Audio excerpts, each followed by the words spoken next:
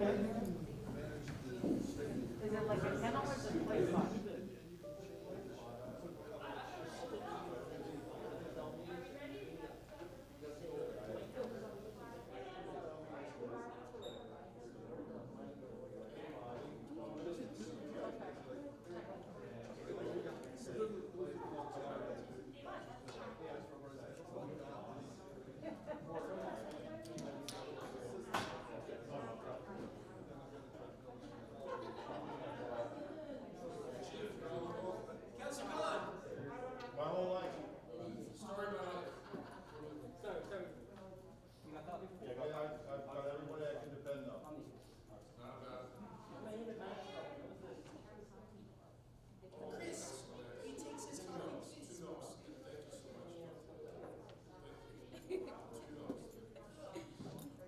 Fresh coffee.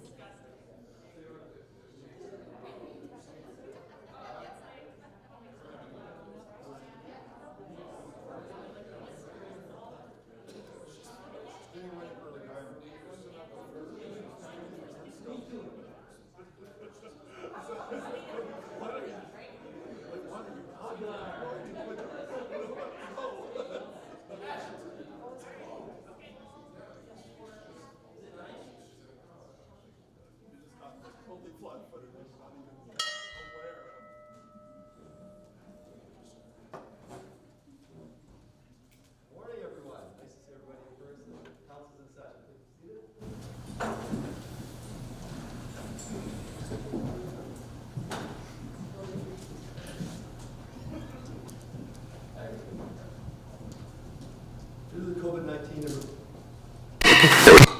Due to the COVID-19 emergency declaration, the special meeting of Ajax Council is being live streamed on the town's website for members of the public watching from home.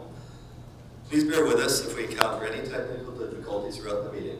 I'll now call this meeting to order. Start with the land acknowledgement. I'd like to begin this meeting by acknowledging that the land on which we gather is situated within the traditional and treaty territory of the Mississaugas, more specifically the Mississaugas of Scugog Island First Nation, signatories of the Gunshot Treaty of 1788 and the Williams Treaties of 1923. This land is and will continue to be home to the Indigenous peoples. Let us acknowledge the mistakes and traumas of the past through authenticity and support, truth and reconciliation. Let us engage and celebrate Indigenous communities by being leaders of action and acknowledging the United Nations Declaration on the Rights of Indigenous Peoples and the Truth and Reconciliation Commission's recommendations towards truth and reconciliation. Let us keep these principles close as we continue towards truth and reconciliation and as we move forward with kindness and respect as a community. Does any member of council have any disclosure of pecuniary interest on the agenda today? Being none, moving on to departmental reports. Item 4.1, CAO 2021-12, Organizational Progress Report, Unlocking Our Potential, CAO Baker. And I understand we are having a technical difficulty with the microphone there, so I'll just ask that the department heads speak a little louder than normal when you're giving your presentations, please.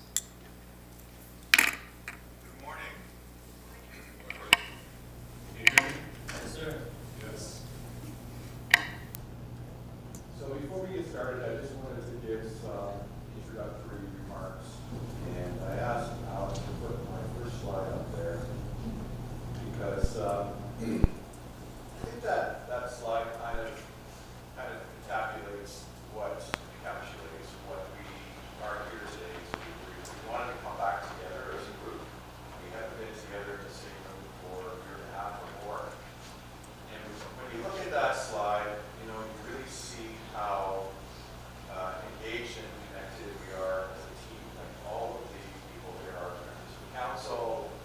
staff. If you recall, that was the food bank challenge that we were in. I can't remember what it was, but it was obviously before COVID. Beautiful sunny day. Everybody's so into it. Great team coming together and accomplishing great things.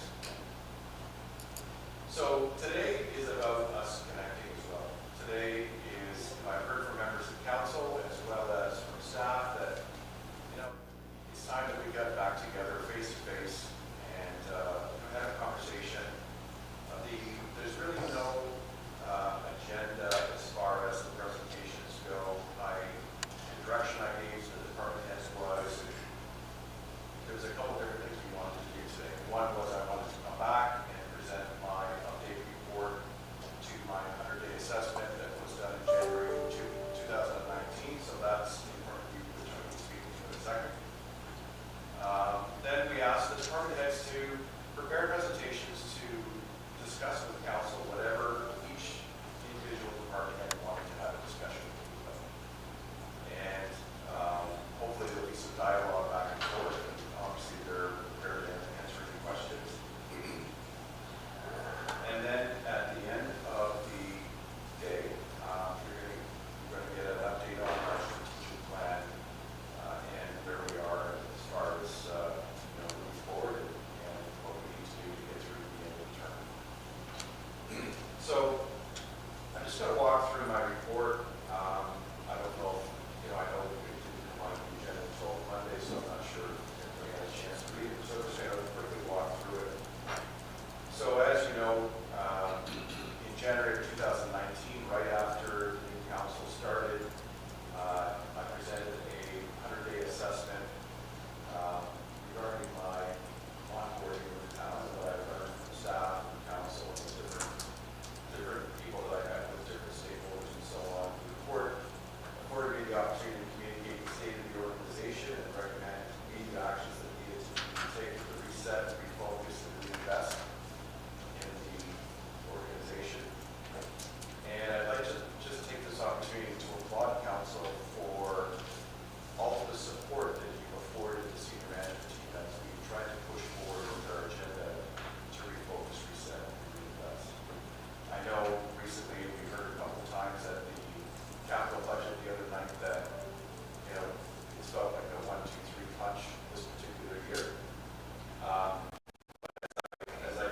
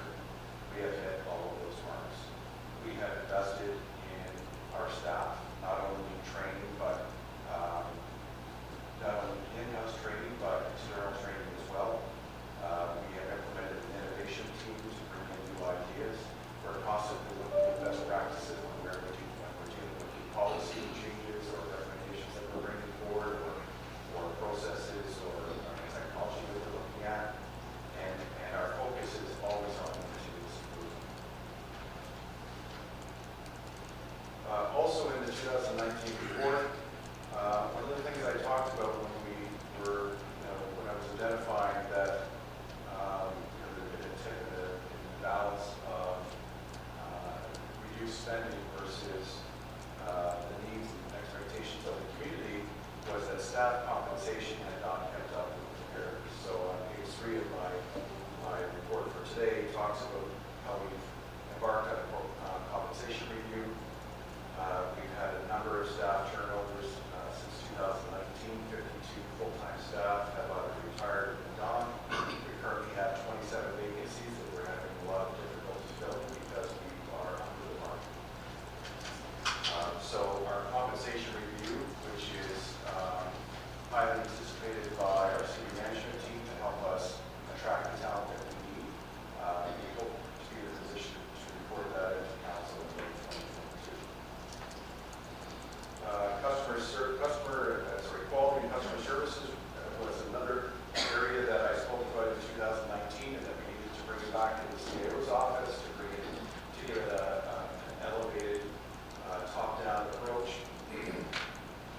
Done some great strides there. I also talked about, re-registering us in the ISO designation. We've had 2 external audits, and we've done a gap analysis and a stage 1 compliance audit. It has been caused a little bit by COVID and our ability to get all of our documents in place, but there's been 114 new documents created since 2020, and we're well on our way to hoping to get that done before the end of the term.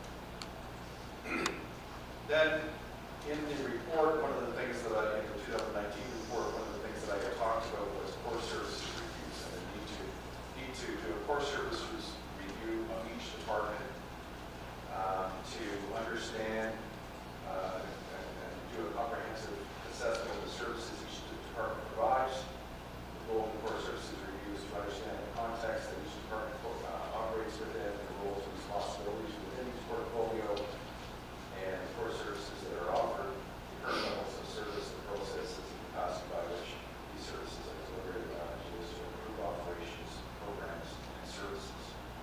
So to date, we just completed the recreation, culture, and community development core services review, and just so you're aware, we really only have capacity to do one department at a time. It's a huge endeavor. It's managed through my office through the Public and Strategic Affairs section. So Christy is the project manager. I'm the sponsor for the project, and we have working groups and steering committees for each one of these. In the recreation, culture, and community development core services review, there are 21 recommendations that came out of that review from the consultant. Pleased to say that there were no major issues or gaps in the services that we were providing. However, they did identify that when looking at the core services review, or the core services that were provided in the community and cultural development section, there were some services that were provided that were kind of blurred lines with other levels of government, specifically the region. And for instance, the community safety and well-being plan we were undertaking ourselves, where in fact it was a regional mandate. We were providing funds through in fact Ajax that were not related to sport or leisure, and we were providing them to community groups in some cases. And we're really taking a little bit more of a social services approach. The consultant recommended that it's fine for us to be helping community groups that have a sports, leisure, or culture aspect to it through the recreation community and sort of recreation culture development department, but that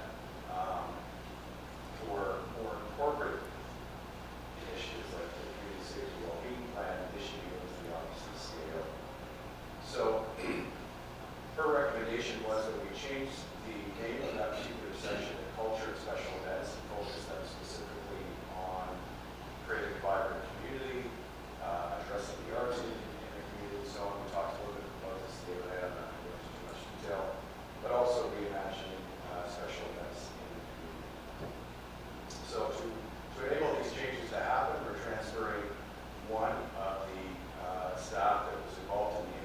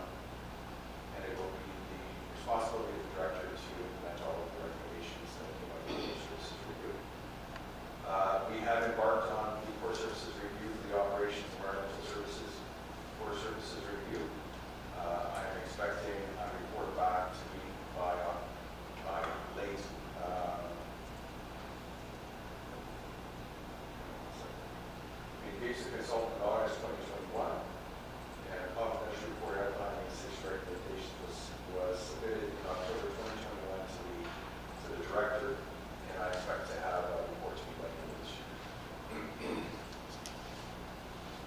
Once these core services reviews, or that particular core services review is complete, the next one up would be the Planning and Development Services Department.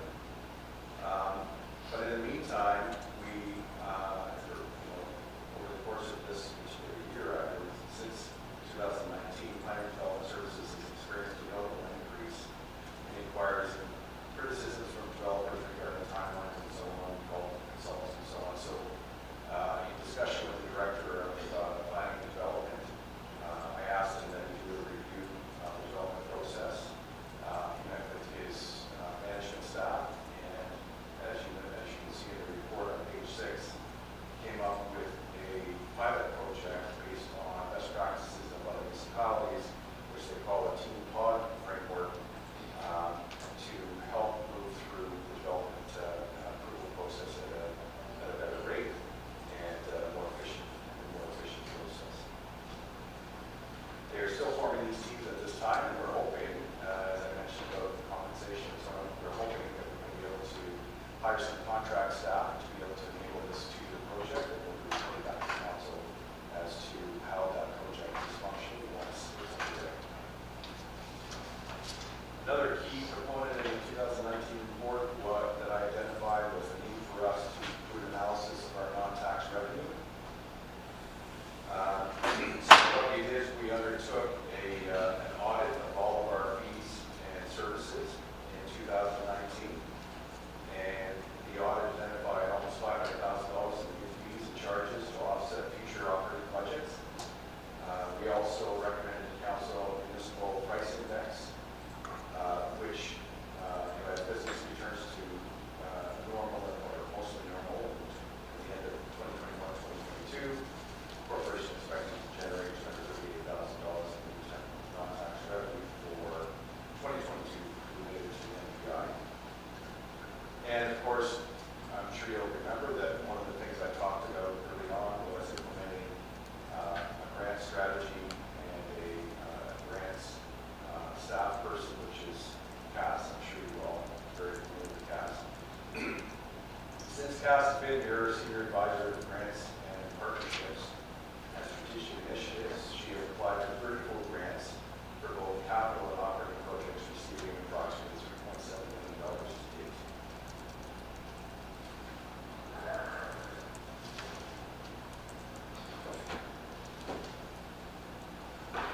As you're also aware, I'll talk about it in my presentation. First, inclusion was moved to my section as well early on.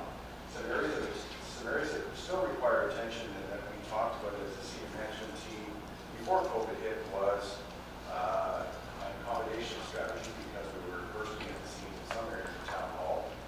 And but as you walk through the building, you can see that not all space was used to its optimum. And we asked Christian Wakefield to come in and do a review of our space needs and how we can reconfigure our space. They came in and we told them to do a presentation and talk to us about whatever is best practices out there from everybody from other municipalities to Amazon, Google, whatever. And they came in with a very interesting presentation about removing people's offices, having people work in mobile offices, a lot more collaboration rooms where people would be meeting and discussing issues. And at that time, it was kind of interesting. At that time, before COVID, we just didn't see that was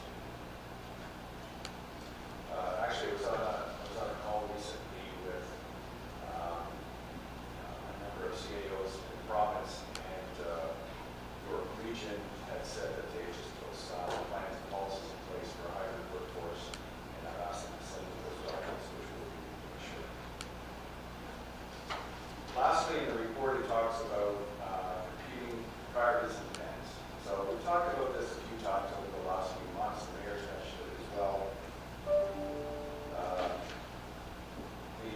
I have to emphasize to council that as we continue to try and push to complete our strategic plan in the timeline that we committed to, as well as get our everyday work done and the work plans that are in place for each department, added priorities and demands that come from council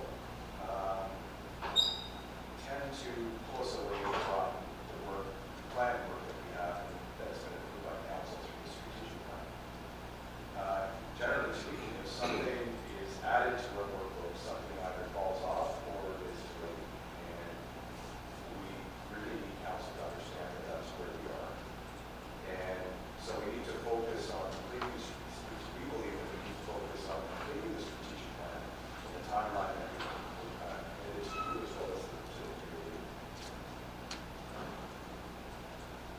And so you're going to hear a little bit about that from some of the directors as you see the presentations and the challenges that they've been under trying to complete their work. So that is my presentation or my overview of my report, and I'm happy to take any questions. Thank you, CAO Baker. And the first hand I saw was Councilor Tyler Moore. Thank you, Your Worship. And thank you, CAO Baker, for your presentation and all the work you do. I have a question in regards to 52 retired or have left and 27 vacancies that are still open. When you say vacancies, is that like senior planners or lifeguards? Or everybody, you know? It's my understanding that there's 27 full-time vacancies within the organization that span right across the organization. Right. But you will hear from the Director of Planning and Development today that his department right now is operating at 75% capacity. So he can give you the details as to where he's short. Other departments are short as well. Finance is short. And please feel free to ask each one of them when they're up here making their presentations where the challenges are as far as staff. Okay. And with that said, if I do, quick math, not to put anybody's business out there, but 27 vacancies, $65,000, it's almost a $2 million pot there. I'm just doing quick math. So are we not having to pay that $2 million? Is there a deficit? Or do we have a surplus of $2 million because we have 27 people that aren't working? But we're not paying those salaries out. So I'm just wondering, how does that work, or is that? So in the operating budget, there is a line item what we call gapping. And gapping is related to when we have staff leave, the time that it takes from when they left until we actually have somebody back in their seat. Right. And there is a savings that is realized from that time when they're away. We obviously want to get them recruited, get the person back in the seat as quickly as possible. But that gapping surplus, that gapping does play into the surplus. Right. So, in the spirit, not telling me anything you don't already know, and sticking to the strategic plan, is always the goal. But seems to be a bit of a void between that, maybe some new ideas and some new wants or new needs, coupled with the fact that there's collateral here, not having those vacancies filled. So it'll be good once we get them up, because I can say that I felt it. I think I can speak for most of my council. Like, you can feel it. You need that manpower. Sorry, that work power. Anyway, I'll be glad when that happens, because there's been some frustration there. So, but I do have to say though, through Mr. Mayor, that even filling those 27 seats, we are stretched. We're stretched. We have, in this term, we received 100 motions from council that have pulled us away from our planned work that council approved with the strategic plan. And we're a very lean organization, which I've said a few times. We've got very flat management and organizational group here. And my concern is that, and I'm hoping that each of the directors we can continue to talk to you about what their challenges are in their departments.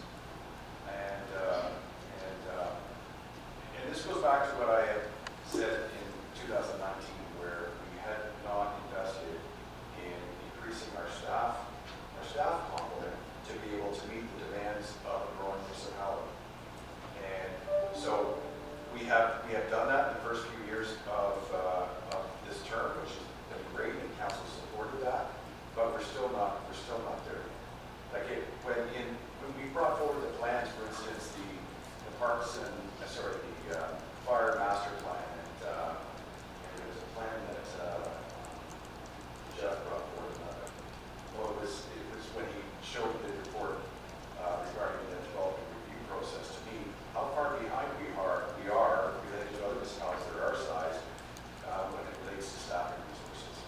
So, there's a lot of work being done by a number of people, and that number of people does not equate to our competitors. Yeah, and point taken on the motions. Point taken. I know that the mayor's spoken to us about that. Okay, I'll just leave it at that. But just like to get more aggressive if we can, especially. Yeah. All right. Thank you. Thank you. Next, Regional Councilor Dice. Thank you, Mr. Baker. Just, there was a reference on page 7 to transfer of a full-time community development coordinator position to customer service, and states for a renewed emphasis on sport development. So I'm just wondering if you can clarify that. What does that mean by sport Page development? 7, you said? Yeah, page 7.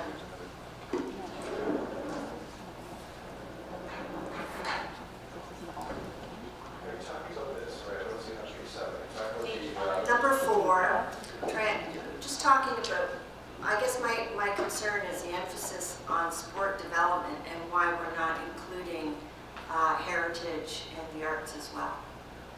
well, I wouldn't say that we're not including the heritage and the arts, but I think that,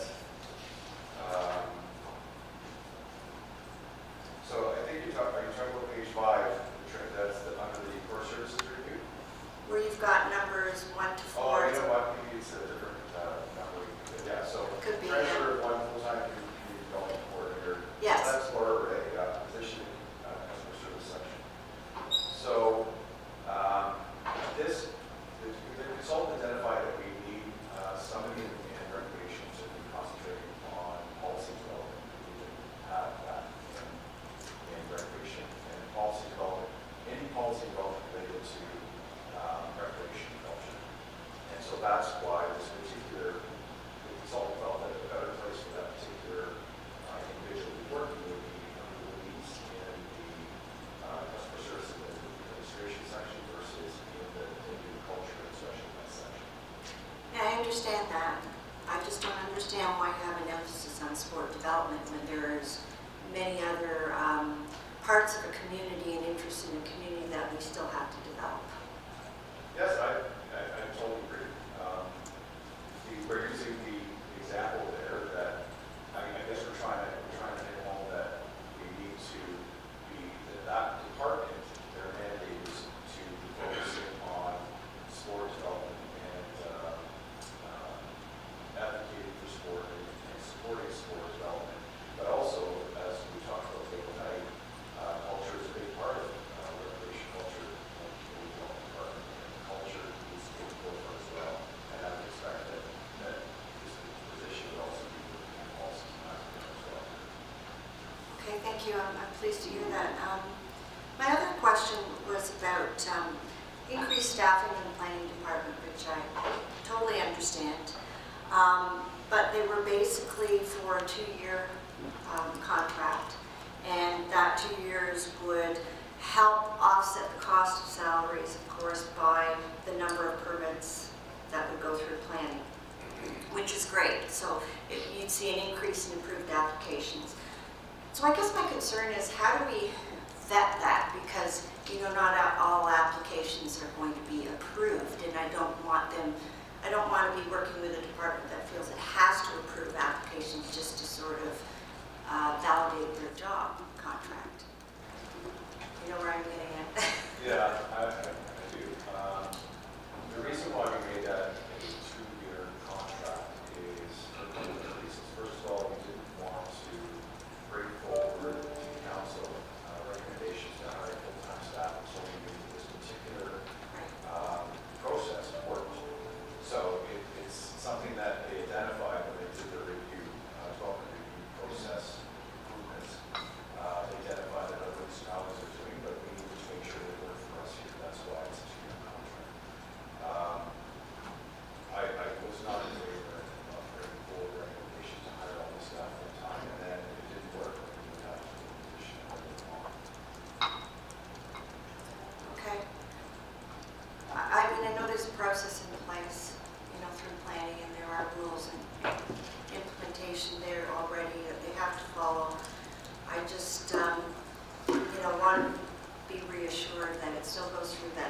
vetting process and that it's not sort of a piecemeal kind of Well, contract. I will encourage Jeff to, Jeff will be here later. Okay, So no problem. If you bring that question back up to Jeff, I'm sure he will be able to speak to your question. Okay, thank you. Those are your questions.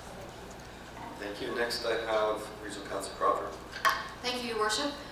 Through you to the CAO Baker, thank you for your report. I was on the interview team when you were interviewed for this position. One of the things that we were most concerned about at that point was our planning department. It was in disrepair due to a few different things that had happened over the previous term.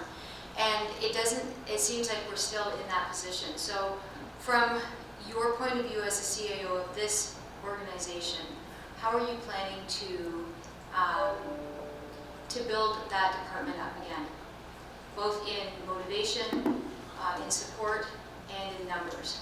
And Ash, can you move that plant? It's like breaking his face. Thank you. It's a lovely plant, but thank you. Thank you. Sorry. Go ahead. So, okay, so to answer your question, yes, the planning and development department was definitely a priority for me when I came into this position. There's a couple different things that happened. If you recall, we had a change in leadership where we had a seasoned director come into the position and then leave to retire. And so then we put Jeff in to see, if he was capable of managing the department. I think Jeff is very well respected by council as well as by the staff. Jeff is very confident, but he's a young guy, so I've been mentoring him. And one of the things that we talked about, we have, I could have run through all of the directors. And one of the things that Jeff's really been trying to do is really trying to get a handle on how to manage his staff in the new era of where we are as far as how staff work and how they think and so on. While at the same time, managing a planning and development department that is always under a lot of pressure. Jeff has brought forward a couple of requests for his staff to build up the planning and development department, but there's a few priorities across the organization. And, my position is that every to the mayor's comments the other night, it's been 1, 2, 3 punch. One of the councilors asked me a little while ago, is there a strategy here that, as to how we're going to be successful with council? Absolutely. It's all based on priority. There's no way that I can provide all of these things to council the first year. It's just very council. All of the cost for IT strategy, all of the staff review and operations, planning staff, fire master plan, there's this in that report. So it's been a slow process in each budget year to try and address the priorities of the day. And I have, while Jeff has had requests for new staff, what I've allowed him to do is instead of hiring full-time staff, because at the time we had the priorities for the IT strategic plan, now we have the fire master plan coming up, I approved and authorized him to hire contract staff to fill those positions, and also to contract out persons to do the work that John Green was doing. So Jeff will tell me what his constraints are, and I will give him the support that he needs to get it done until it's time for us to really bring forward his requests. So my comments around planning was actually from previous term, before you came in. This had nothing to do with the seasoned director that retired. That's not who I was talking about, or Jeff, actually. It's just that it seems like it has been a tough slog through act development and also through planning, and now with I know traffic falls under that. Anyway, the 100 motions that you talked about, I think it's fair to say that not all 100 motions that came forward required a great deal of action. or changing of plans, not all 100 through staff, correct? You'll hear from Jeff today, the 64 developments that were brought forward in his department for the work that he's on with. Then I look forward to listening to what Jeff has to say, because I don't recall that. I mean, I know there was a few that were big ones that would have shifted a few of the plans. Anyway, so thank you, and again, concerning to me that we are down 52 positions, full-time positions. You know, the town doesn't run by itself. It needs to have people to run the town, and it's important that we have the right people in the right place. And much of our retired group take a lot of history with them. So when you can put a body anywhere, doesn't mean they know how the town works. So it's concerning to me that by these people leaving, we lose a lot of, you know, historical value of how our town functions. Thank you. Thank you. Next, I have Councilor Brower.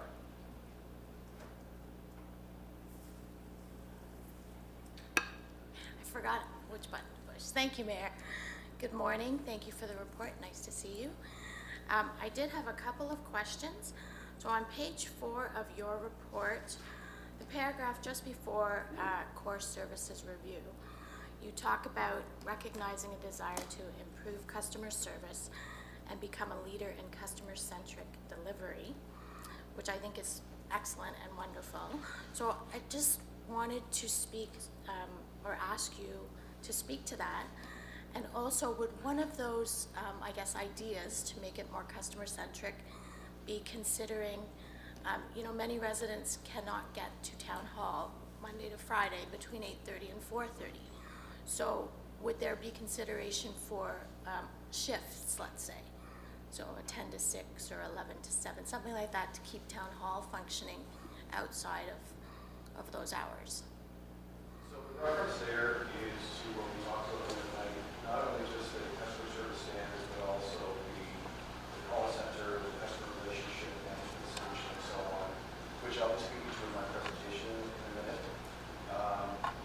I can tell you that when we implemented it when we worked before, the idea was that that call center was a central place that people could call to get their common questions answered. For instance, like people could call in about a pothole or so on, and they weren't transferred then to operations, or if they had a tax question, they weren't transferred then to tax and so on, because that drives people crazy. They want to call in and get an answer. So there's a huge database of information that each department fills into the CRM program, and the call takers can answer the simple questions. If there's a question that comes in, for instance, regarding zoning or something, then they will transfer it.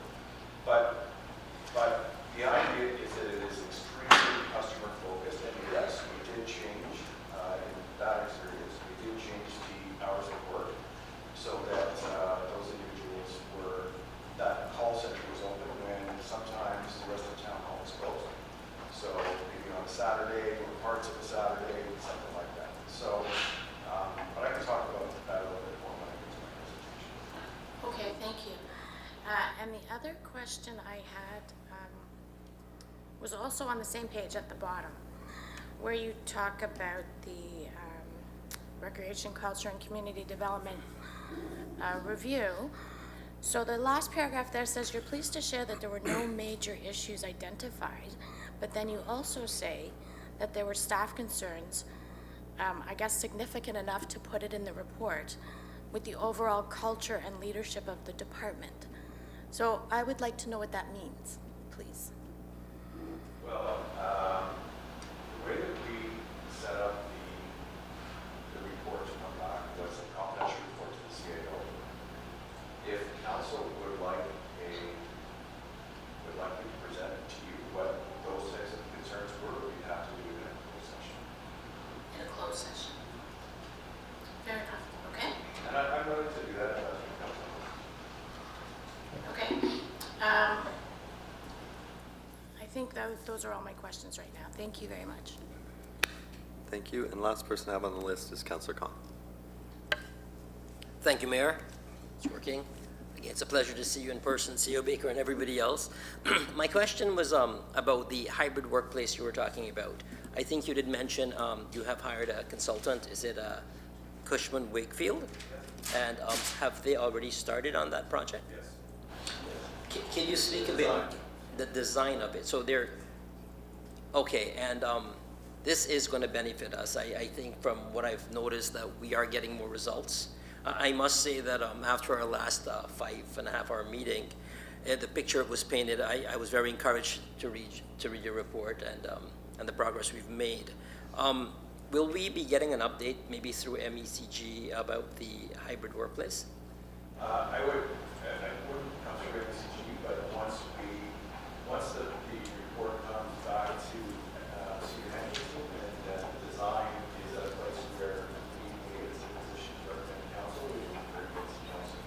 I'll just give you a quick overview of what we're looking at right now. One of the things, when we brought them back, we asked them to give us examples of what other municipalities, because now that we've gone through COVID, give us examples of what other municipalities are doing and what their workspace looks like. And the most impressive one that resonated with me was the city of Toronto, where they had changed their workspace to the point where nobody, including departments, had an office. So there were offices that were set up in the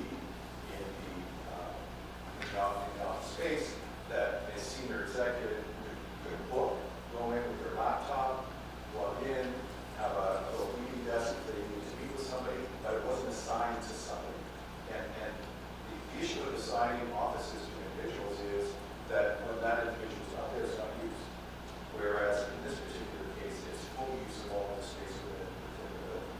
And the same type of thing where we might have, let's say, 2 planning technicians. So one planning technician works from home Tuesday and Thursday, the other one Monday, Wednesday, and Friday, but they will share the same office.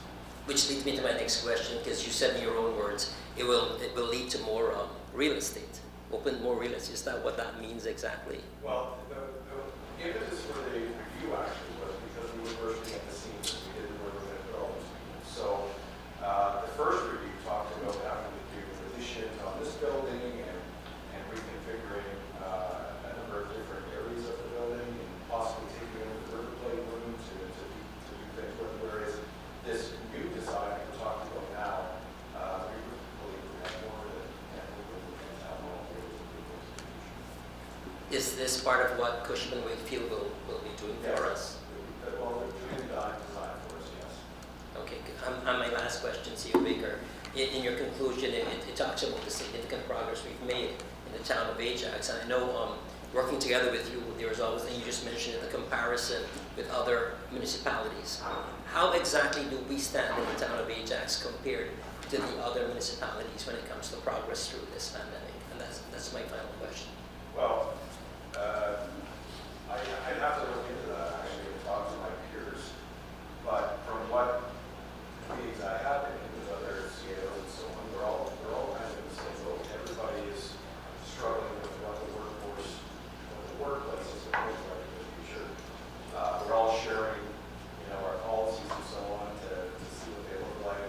We're all doing surveys of our staff to see how, because every organization has a different culture, to see how tolerant they would be of a hybrid workforce. We have done that survey, and our staff absolutely would like us to move forward with a hybrid workplace structure with some caveats that we're probably having for reviews and so on. There's still an activity with staff.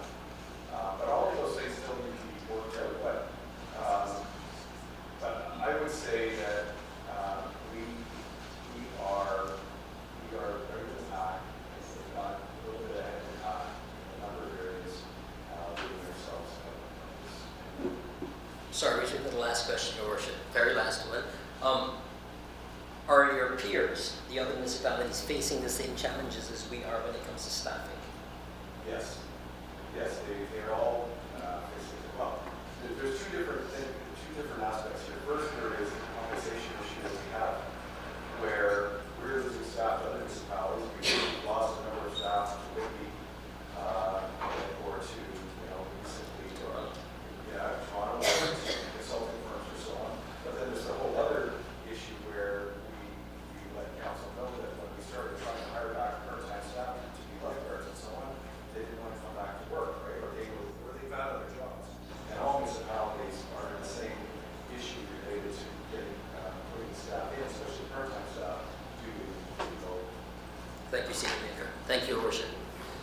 Thank you. Any other members of council have questions or comments?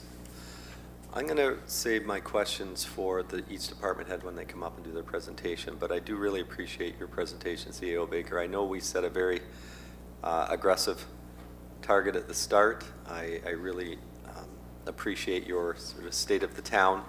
I know we have, even through COVID, really tested staff, and I'm glad you pointed out the 110 motions because we were very aggressive, and I think we've got a lot done. And I hear from other municipalities that Ajax is really, people are taking notice of this town and what is going on here, and they're recognizing the initiatives and the things. Now, I know we're putting a lot of pressure on staff to do that and taking them away from their other jobs, but I think we've made some really good headway under your leadership, and I do appreciate that, and thank you very much for your presentation today.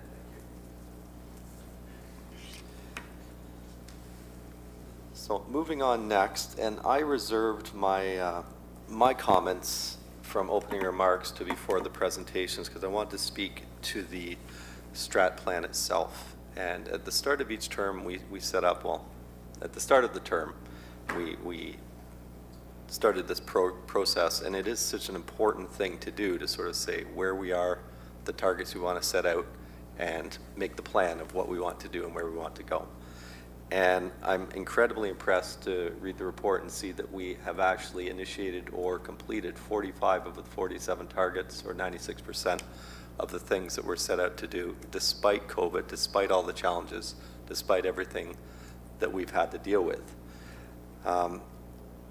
This is also a very different time for the town with the, my 1, 2, 3, 4 punch analogy that CEO Baker's mentioned a couple of times. We've really dove deep into a lot of different things, and a lot of these studies have brought up things that some we did know before, but really brought up the urgency of them, and some are new that we're going to have to deal with, and we're going to have to make some significant changes and pivot quite a bit from the old ways to the new ways to get through this. And I made some of those comments on Monday night at the budget meeting. So I really look forward to hearing from all the directors. I think it's going to be a really, really educational day, and I want council to ask lots and lots of questions and really get a thorough understanding of exactly where we are, and also be pretty proud of the progress that as an organization, with the support of our amazing staff, that we have made. So with that, I will turn it over to the presentations, and again, CEO Baker. But before we start, I wonder, would the microphones in the back bank do work? Would it make sense, because I've got a text here that reminding you to speak up and to presenters to speak up. Would it make more sense to give the presentation from the back corner desk there where the microphone does work? Would that be comfortable? Or what would you prefer? If it works, that's fine. Although we do like seeing you. Just Sorry for now. Mr. Mayor, Yes. I understand we may have a microphone solution later in the day, but I think this will be a good interim solution just for the next couple. Okay. Thank you. Whenever you're ready, Mr. Baker. Sure.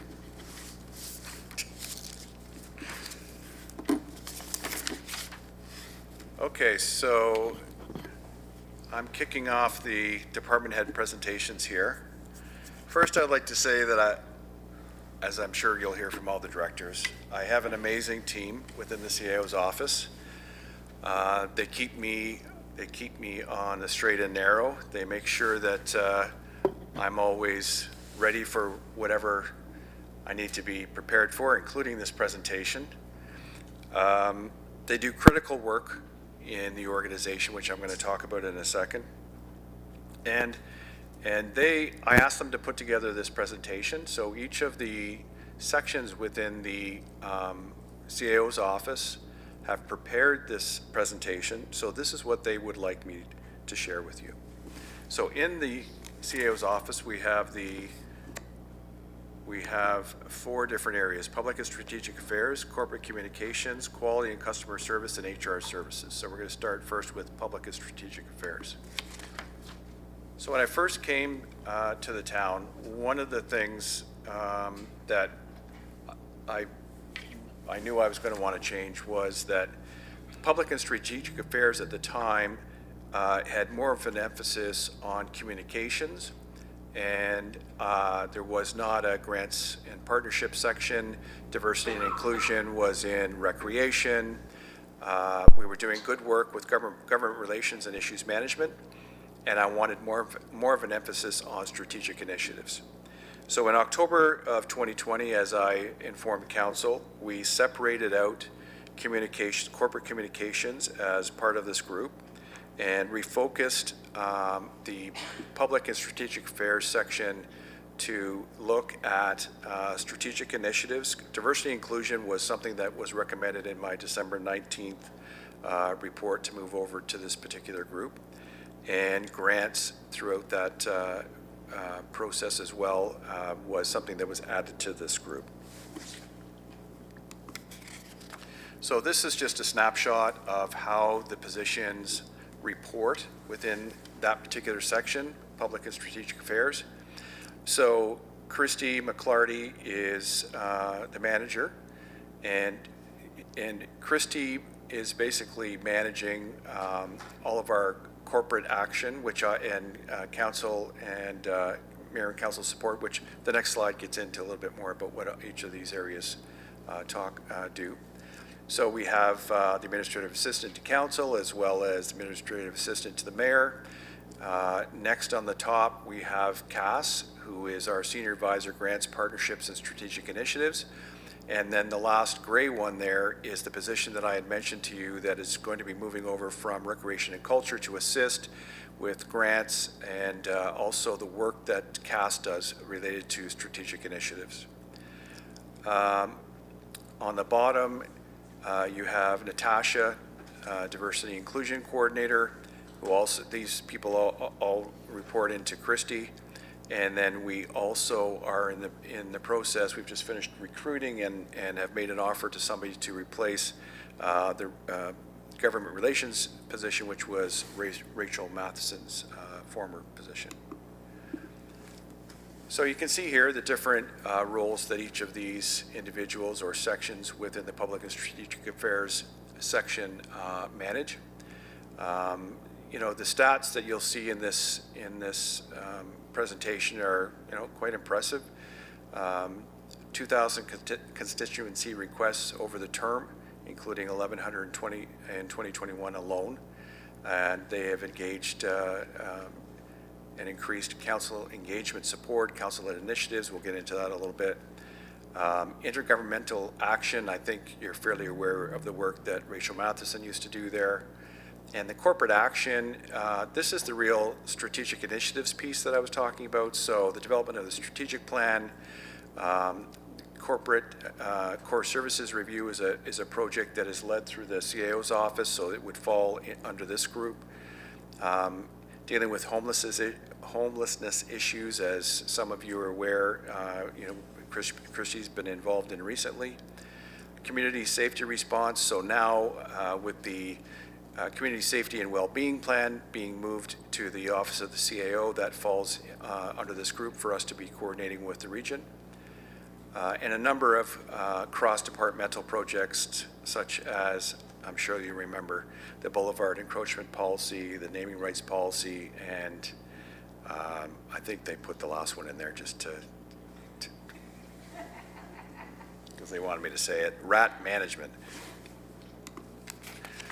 Grants, so as I mentioned before, Cass's role predominantly, well, she is the go-to person within the organization to apply for grants. Any department that she works with the departments to apply for different grants that come up as well. She's applied for 34 grants since she's been here, receiving $3.7 million to date, and you can see the examples there of the different projects that we've been able to fund with our grants. And she also continues to work with staff to identify funding gaps and priority projects, and works on partnerships as well, as you'll see here. We have a number of partnerships that Cass has facilitated, which was also in my report. And then new, as I mentioned, for 2022 is the corporate giving portfolio, which we hope to report out to you in the first quarter of 2022. So human resources services. So human resources, as a rule, manages a number of different key areas. So recruitment and selection, learning and development, employee and labor relations, compensation and benefits, health and safety, workplace investigation, and employee wellness. Also, as you're aware, they are responsible for conducting corporate investigations related to respect in the workplace complaints, harassment complaints, and if we have an injury of staff, specifically a critical injury of staff, Sean would be involved in those investigations as well, with the obviously the premise to assist the employee, make sure the employee has all of the assistance they need through our benefit program, but also create a report so that we have some lessons learned so that it doesn't happen again. Wanted to just talk a little bit about some of the accomplishments that have been brought forward since during this term, especially since the new manager of HR has come on board.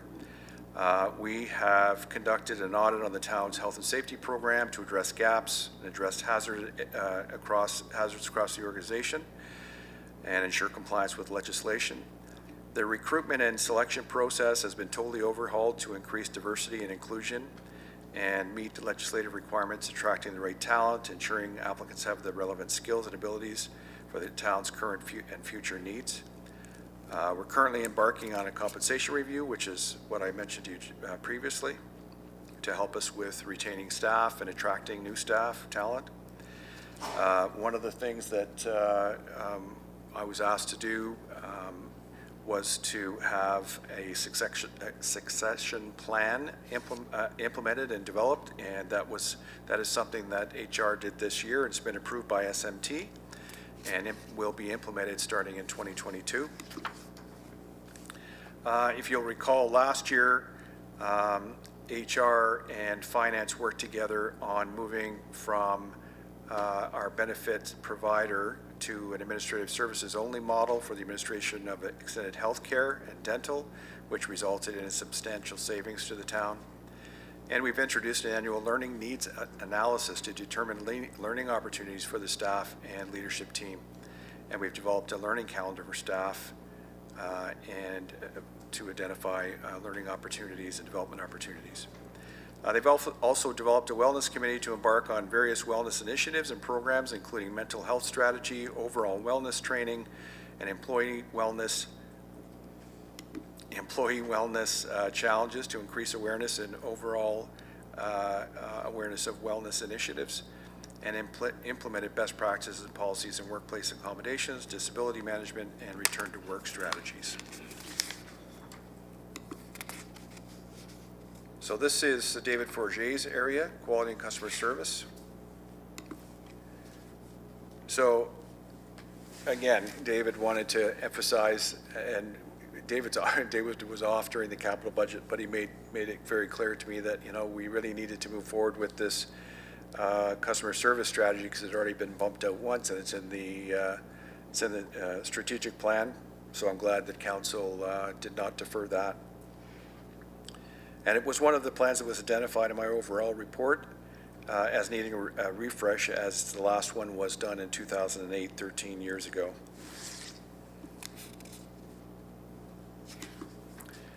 So this speaks to the customer relationship management software. So just, you know, I think it would be a real benefit at some point for council to see how one of these systems works. It's as David has here,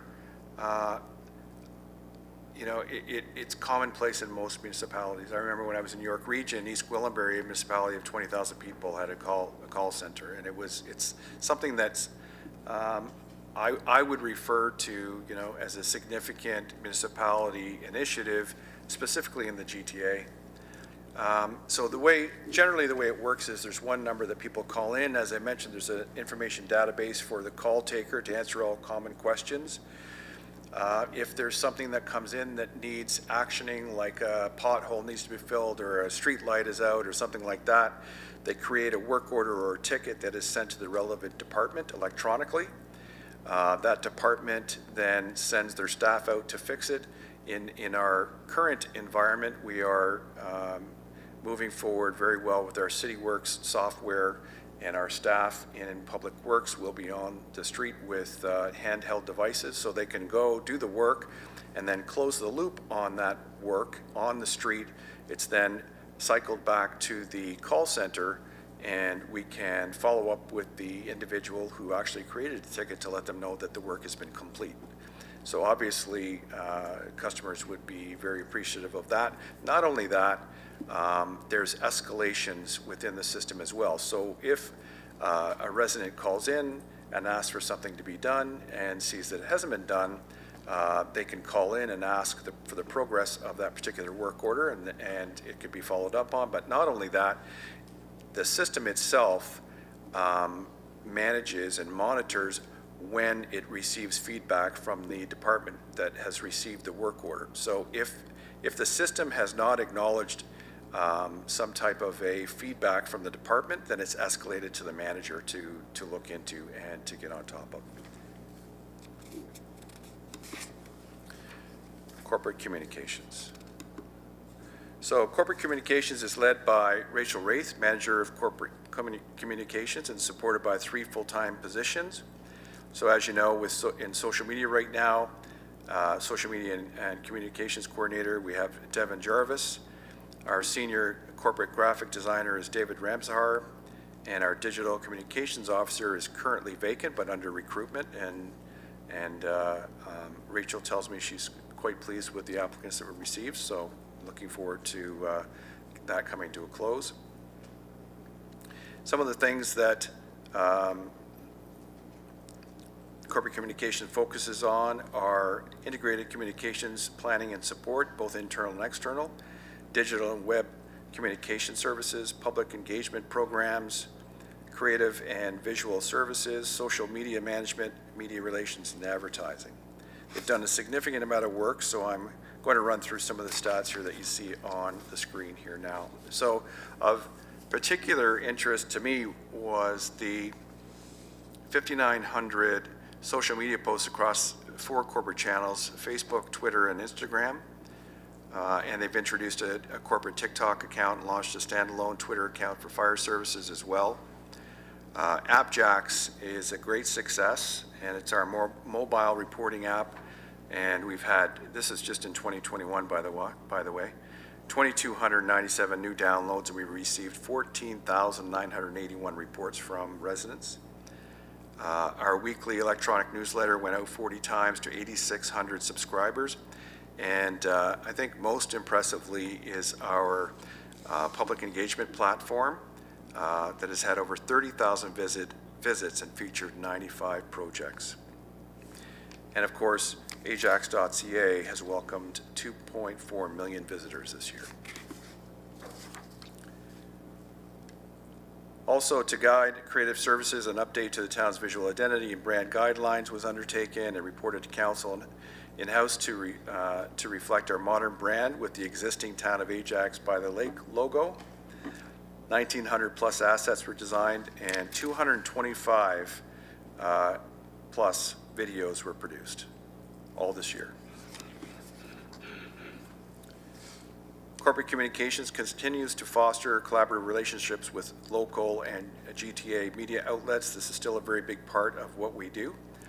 And as you can see there, we've issued 62 news releases and 85 media inquiries, etc.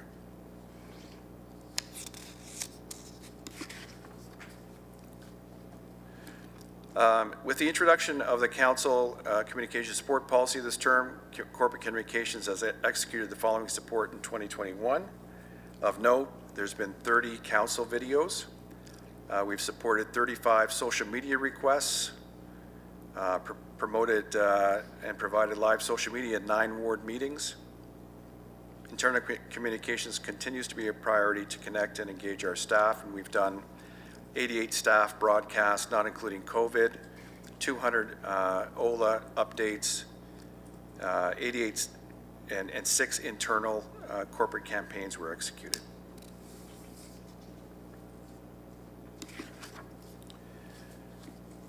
So a critical component of our battle against COVID has been the role that our corporate communications has played. They sit on our MECG.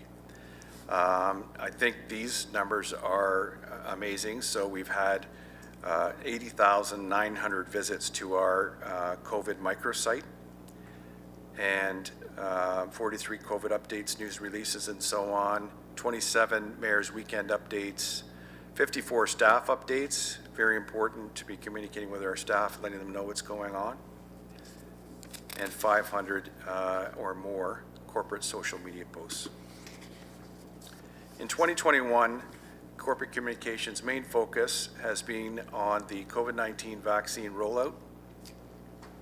And as you can see there, they have shared over 500 updates from Durham Region Public Health on our social media channels, 800 vaccine inquiries responded to on social media, which I think is a great number, and specialty video of mass immunization clinic at ARC, which has received 9,500 views and 30,000 online impressions. So with that, Mr. Mayor, that's my presentation, and I'm happy to take any questions. Thank you. Questions from members of council? Councilor Tyler Moore. Thank you, Your Worship. I don't know, Mr. Baker, if you can expand on this, but I was just wondering about the CRM software as that compares to Ajax, AppJax, which we tell our residents all the time, it's a very good platform. People really seem to like it. Even people that are not, tech hot, they still get it down. So the CRM software, is that something we would be sharing with our residents as well? Is that a deeper, engagement, or can you speak to that? Or maybe, I can wait if somebody else later is coming up. The CRM is a much more complex project that puts somebody at the end of a phone line that people can talk to, rather than just taking a photo of a street light or a pothole and sending it into the town. AppJax has filled a gap for us, but it is antiquated, and it's not something that a sophisticated GTA municipality would be doing. Okay, I can tell you that our residents like it. I'm very, very glad to hear that. Yeah. They're really going to like a one phone number that they can call in and get all their... Yeah, I didn't realize that it was a phone. Okay, great, thank you. Thank you. Next, I have Councilor Brower. Thank you, Mayor. Thank you for the presentation. So also talking about the CRM, that CRM and call center are two separate items, correct? So the CRM, the customer relationship management software, is the software that the call center would use. Okay. So then where would would a call center require hiring of customer service reps, or we would have existing town staff for that? Well, that's a very interesting question. I can tell you that in my previous experience, what we did was the senior management team took the position that, okay, if we're going to have a centralized call center, then the individual receptionists or admin staff that take the phone calls around the organization should be able to come in and work in that particular call center.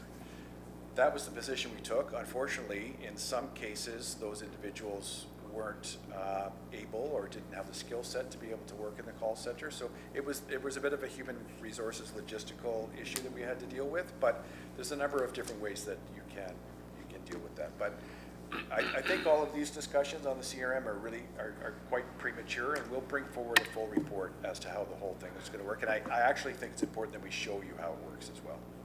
Absolutely. Okay, so then is it too early to ask what the operating hours would be, and where would the call center be located? Yeah, so, we're hoping that the call center would be somewhere in this building, but as far as the operating hours go, we need to do a bunch of research on what other municipalities are doing, what best practices are, and be able to present that to you. Okay, thank you, because I still think that leads to the fact that not all residents can call between 8:30 and 4:30 or come physically into Town Hall between 8:30 and 4:30 on Monday and Friday. So I think that's really important that we remember those other residents, myself included. So thank you. Thank you. No other questions, Mayor, thank you. Thank you, Councillor Bauer. Next, I have Councillor Khan. Thank you, Mr. Mayor. I guess CEO Baker, I know you got my back, but I know all these questions are going to come from your local councillors because ABJAX has been very beneficial to us all. My second question will depend on the answer of my first question. Is the CRM going to replace the ABJAX at all? Are you eliminating the ABJAX and bringing on the CRM? I would suspect that the call center and CRM would replace the ABJAX, but I can't say at this time. I can't say at this time. It might be another layer that we're able to use with the call center. What's the time frame for that replacement if it happens? What is it 2020? The CRM is proposed in the capital budget for 2023. Okay, so we still have another year at least with it. Oh, yes, yes. Sorry. 24. Okay, that's great. This is, well, I can ask my second question now. What's the breakdown of how the ABJAX is handled?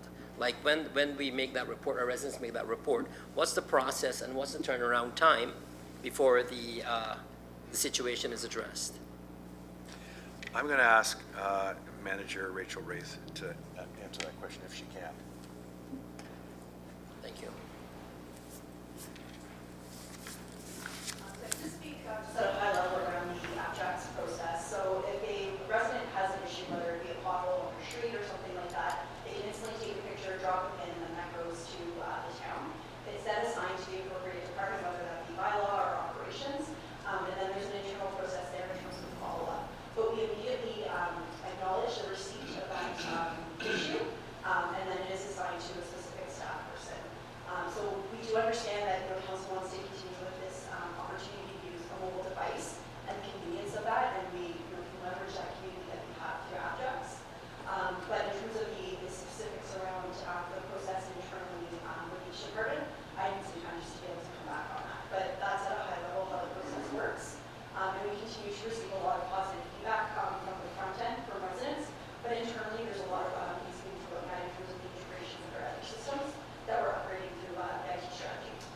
So you can get back to us with the turnaround times then, right? That's all we really asked for. Okay, great, thank you. Thank you, Ms. Wraith.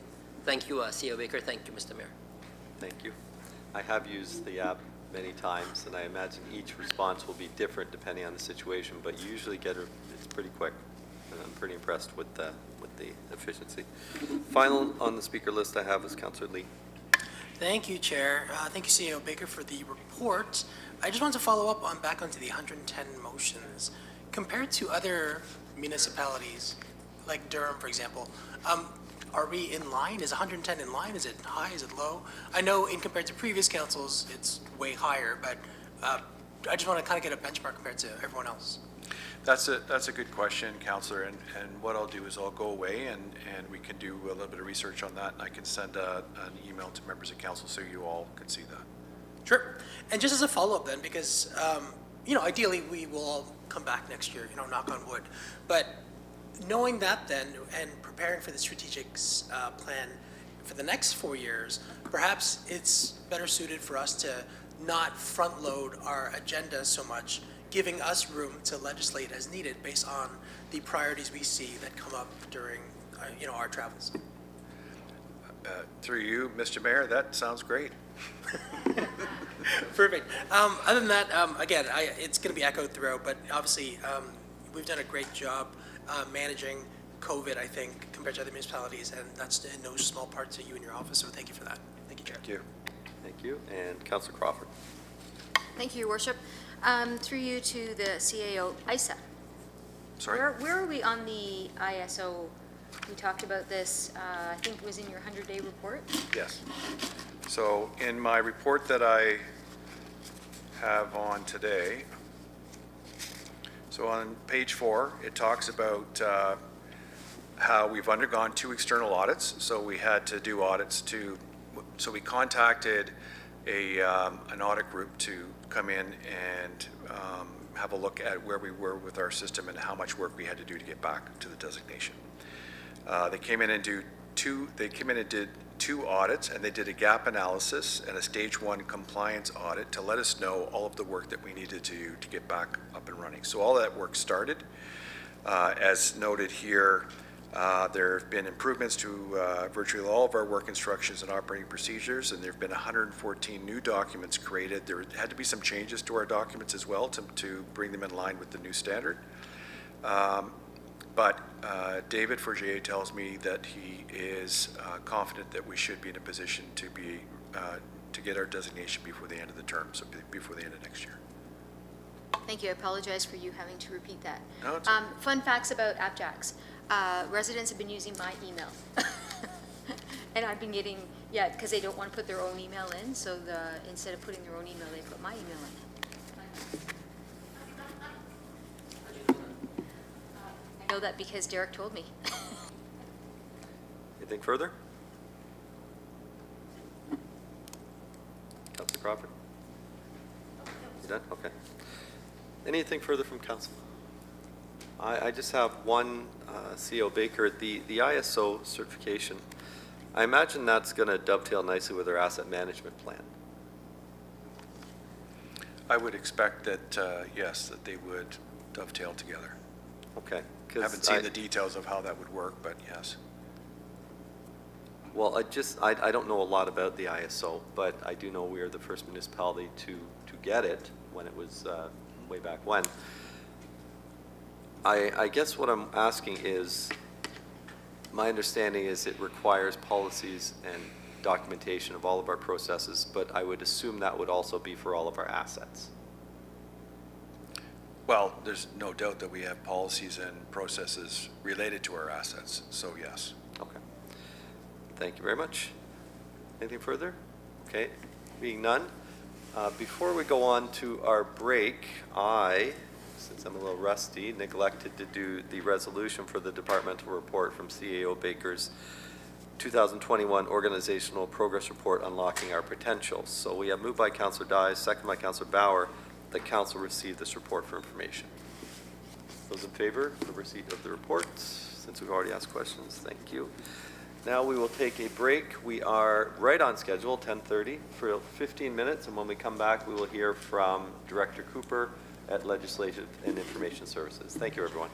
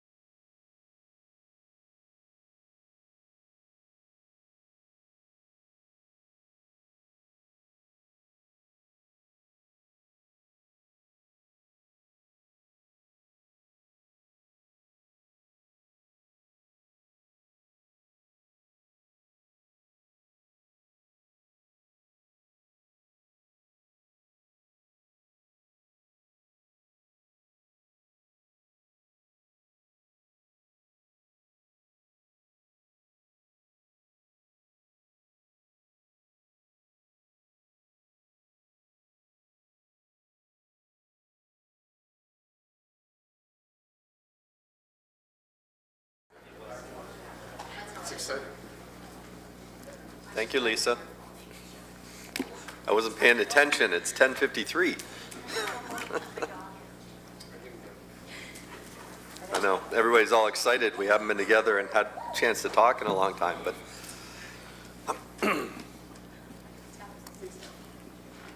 I'll call this meeting back to order. Next speaker we have is Director Cooper, Legislative and Information Services. Ms. Cooper, whenever you're ready, please.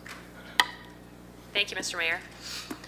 So I have a few slides for you today. I guess I'll start by saying that this term of council has been pretty transformational for the LIS department in a lot of ways. If you know LIS, you know that we're a department that sort of tends to just chug along reliably with our business year over year. But I think we had been, relatively speaking, pretty steady and unchanging for a pretty long time over the last few decades. And I guess I just wanted to start off my remarks by saying that the LIS department has really grown, I think, under the leadership and with the support of this council in more ways than one. And the most obvious way, of course, being that we've added people to our team.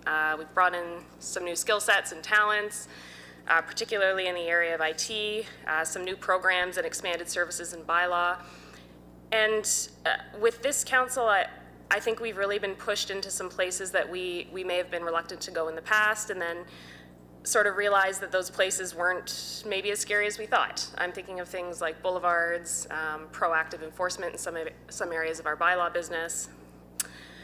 And I just think we've been stretched and challenged to keep pace with a very active council, and that's brought a lot of new ideas to the table. This council, I think, has been eager to understand our business areas better and just, wants to make some positive changes in the way that we do things. And I'd be lying if I said that hasn't come with its frustrations and pressures at times, but I think in sort of developing my remarks today, as I reflected back on this term of council, I think LIS emerges from it more resilient, more productive, a little more flexible and open to change, more customer focused certainly, and just a stronger department overall. So I just wanted to thank you, council, for the ways in which you've helped our department to grow. So that's kind of my cheesy remarks. I'll get into the substance now. So just have a short slide deck for you today. I'd like to highlight some of the thematic areas that LIS's work and accomplishments over this term of council seem to have sort of fallen within. And then I'd like to highlight some of the department's major achievements by section and the projects that we've delivered over the last several years, and then just note some upcoming projects and priorities that I thought would be of greatest interest to council.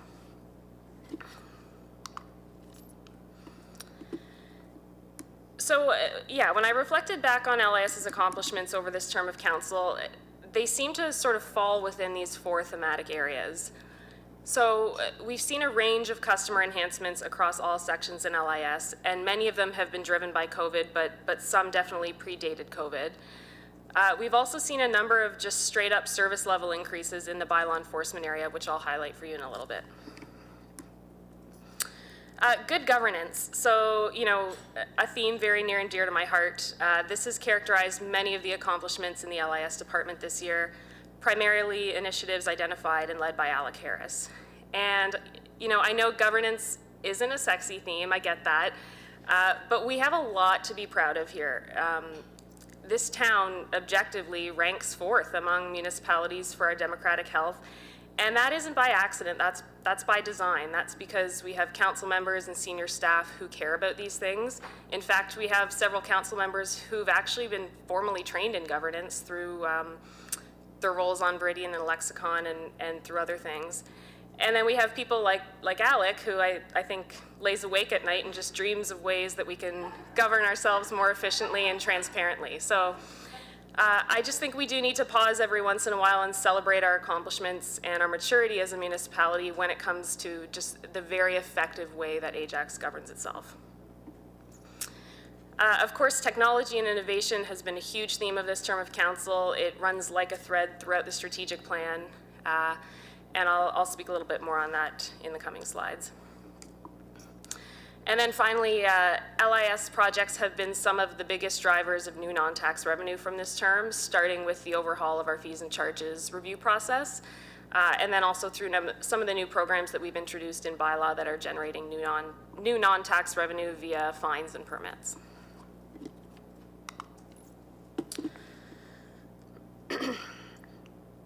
So for those of you that have been around here a while, I think you can probably see that the technology team at the town is pretty well unrecognizable today versus 3 years ago, in terms of how that team operates, the range of skill sets, the way that they approach and deliver projects, and just their ability to sort of move the yardstick in ways that are adding tremendous value to our business and to our customers. And I simply can't say enough about the impact that council and the CAO's commitment to technology has had on this section, on our department, and on the town.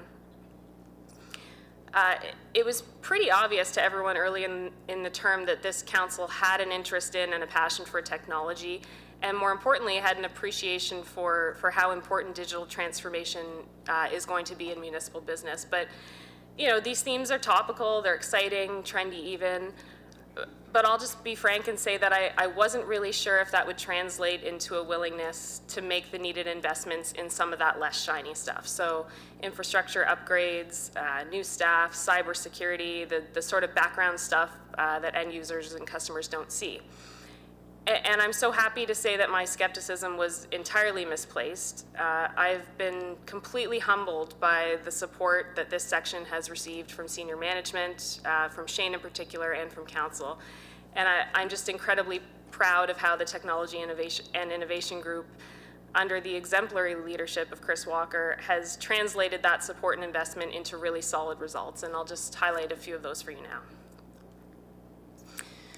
So the IT strategic plan was a game changer for us. It gave us a roadmap for how we would, I guess, dig ourselves out of this sort of hole of chronic underinvestment that we found ourselves in. And I can tell you, it's not a plan that sits on a shelf. We have followed it diligently. We refer back to it constantly. And having this foundation has just made every difference in how this team has transformed itself, and just generally to how we approach technology at the town.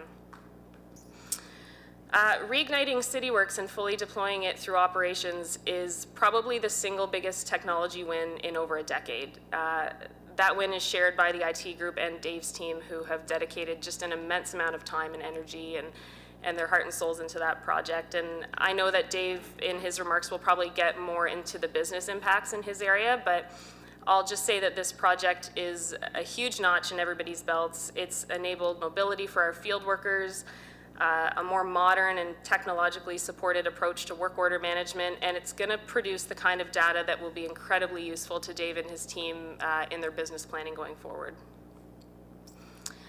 As you've heard, the IT group has done considerable work as it relates to upgrading our infrastructure and protecting the town from cyber threats and preparing for business continuity and disaster recovery in the event of a cyber breach. And yeah, this is thankless work, but it is so very important, and we've really made enormous strides in this area.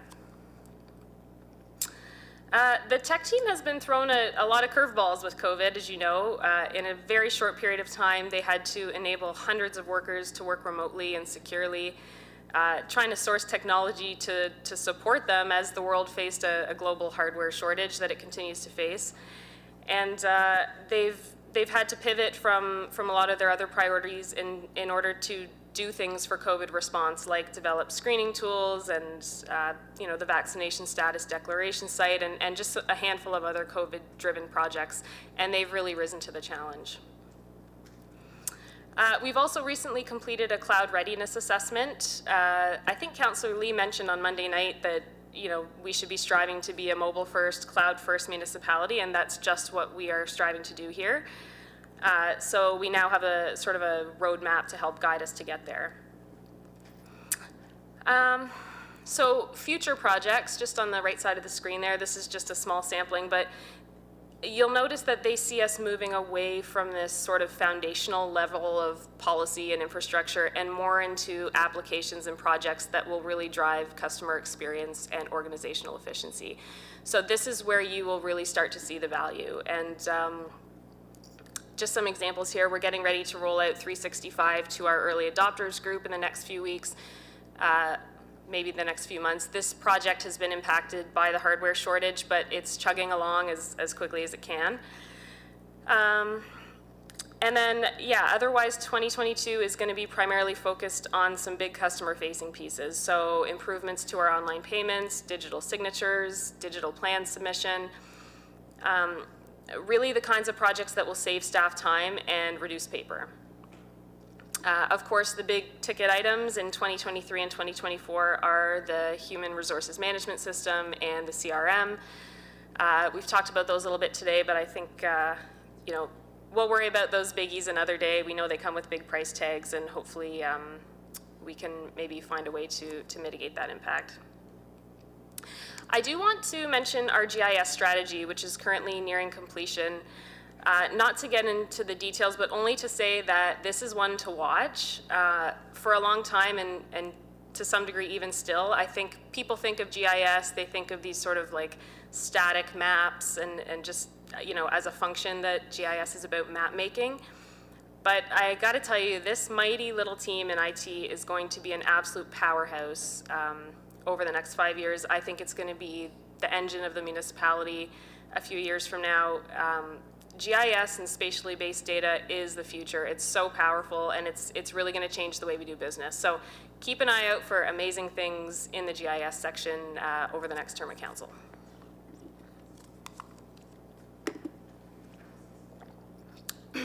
Okay, so legislative services and customer service. These are the teams that are led by Alec Harris and Andrea St. Hill Moore, respectively. And we've had some really solid accomplishments in this area. So I think it was in 2019, we undertook comprehensive reviews and updates of our Code of Conduct and Procedure bylaw, tidying up some weak spots and basically incorporating best practices from right across the province. Alec's team led the development of the town's first corporate-wide public conduct policy, which has established acceptable standards of conduct for users of town facilities and essentially a process for how we manage misconduct. This list is really just a small sampling. We've also seen major overhauls of our public notice policy, our use of corporate resources for elections policy, and a number of others. Alec is a policy writing machine. The extremely thoughtfully done enablement of virtual meetings has, I think, been a huge feather in the cap of this team as well. If you've watched council meetings in other municipalities, some not far from here, I think you will know that Ajax's approach stands separate and apart.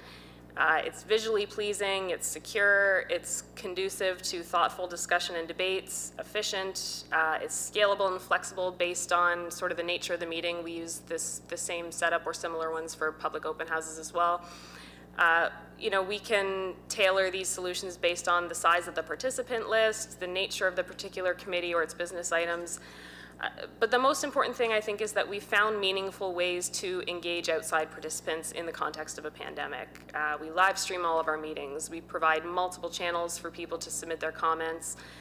We welcome virtual delegations. And all of this is just to say I'm really proud of the care and thought that went into that setup, and I think it's served the town well for the last almost 2 years, although it is nice to see everybody again in person. On the accessibility front, the town has continued to demonstrate exceptional leadership within the region and beyond. We've been able to advance a broad range of accessibility-focused projects through successful grant applications and through other means. I'm going to stay out of the details on that one just because you will see a report on that in the next GGC agenda. So future projects, council chambers upgrade. You might recall this project was pushed out by a year, but I think it ended up being sort of great timing for a pandemic and post-pandemic world. The new solution is going to take into account sort of what our new world looks like. It'll include live streaming for all meetings and the ability for hybrid meetings and virtual participation. Unfortunately, this has been delayed again because of the hardware shortage. It's looking like we won't get the technology that we need to complete that project until March, I think, maybe the April timeframe, which is unfortunate. And probably in the new year, we may need to have some discussions amongst council and staff about this, but I think it's probably staff's preference in the meantime to keep holding virtual meetings until the new council chambers is ready. this room is just not reliable for regular meetings. I think Alec and a few others spent most of yesterday giving CPR to all the different AV components in here. So. The next big one is modernization of our records and information management program. So this is a long game, but we've hired a real dynamo into this area that has made just huge strides and found countless efficiencies already in this area, and just really brought a fresh set of eyes to the program. So the trajectory here involves essentially a shift away from paper, focus on digitization, better, smarter information data management, and an approach that really reprioritizes convenience for the end users. Of course, our big project going into next year is the municipal election. It consumes most of Alec's time and the people that he works with, so planning is well underway. Once again, the focus is primarily on voter convenience, but there's some exciting new improvements that we look forward to as well, and it's shaping up to be another very successful event.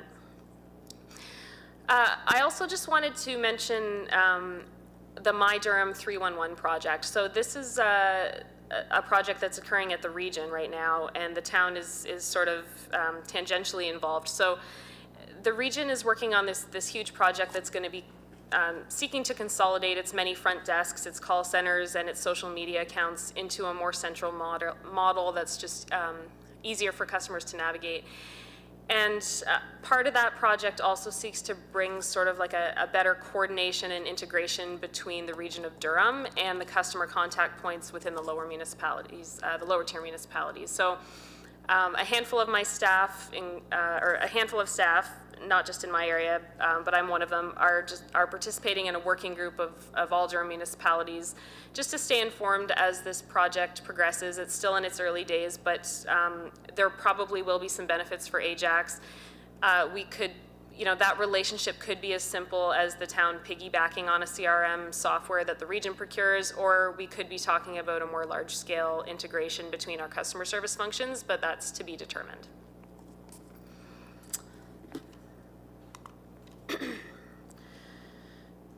Okay, bylaw services. So it's been a challenging year for the bylaw division. It's sort of a running joke among staff here that, most of us say we wouldn't do Derek's job for all the money in the world. Bylaw is a tough gig on the best of days, but this team really has they've withstood an untold amount of abuse and difficult interactions over the last 2 years. And you'll know that when COVID hit, the Ontario government, the Ontario government assigned sweeping responsibilities really onto local enforcement divisions for a broad range of public health measures that our officers were not experienced in enforcing. They seemed to change by the day, and things that were extremely sort of sensitive and controversial for many residents. And our officers stepped up to the plate and handled this new challenge with, I think, the utmost professionalism and resilience, and I'm very proud of that team and the way that they represent the town out in the community and our values. So just looking at some accomplishments, they've undertaken a number of regulatory bylaw reviews and updates, changes to the Boulevard Encroachment Program, also a lot of work from Cassandra Cruciano on that file, but it's really introduced much more flexibility for residents while getting more cars off of our roads, so that's great. Temporary signs and election signs, we've updated those bylaws to provide more controls, and I think they've been successful in greatly reducing sign clutter across the town during elections, but throughout the year as well. Again, there's a handful of more that would fall into this category. We've updated some of our licensing bylaws, pet shops, kennels, our clean community bylaw. Just looking at service level improvements and new programs, you folks are pretty familiar with these programs, so I don't know that I need to get into the weeds, but suffice it to say they are just straight up service enhancements. We've made investments in these areas to increase the level of service for residents, and by and large, we've been able to cover the cost of most of these programs by the new revenues that they generate. Looking into the future, you'll see a report next February, so a couple months from now, on private transportation reform. This really is about deregulating the taxi industry and introducing a set of standards for ride-sharing companies. This also is going to be a source of new non-tax revenue for the town, so that's good. You'll see our waterfront parking program review in January, as well as backyard chickens. And another big priority for the next year is going to be looking at administrative monetary penalties. So this will be essentially a solution to have more of our things like parking tickets handled through an avenue that is not the courts. So you'll see more on that to come next year. So that concludes my presentation. I guess I just want to thank you for your attention this morning and for all of the support you've shown for our department. I've personally found the last few years working with this council to be incredibly rewarding, and I look forward to a great many things to come. And I'm happy to answer your questions.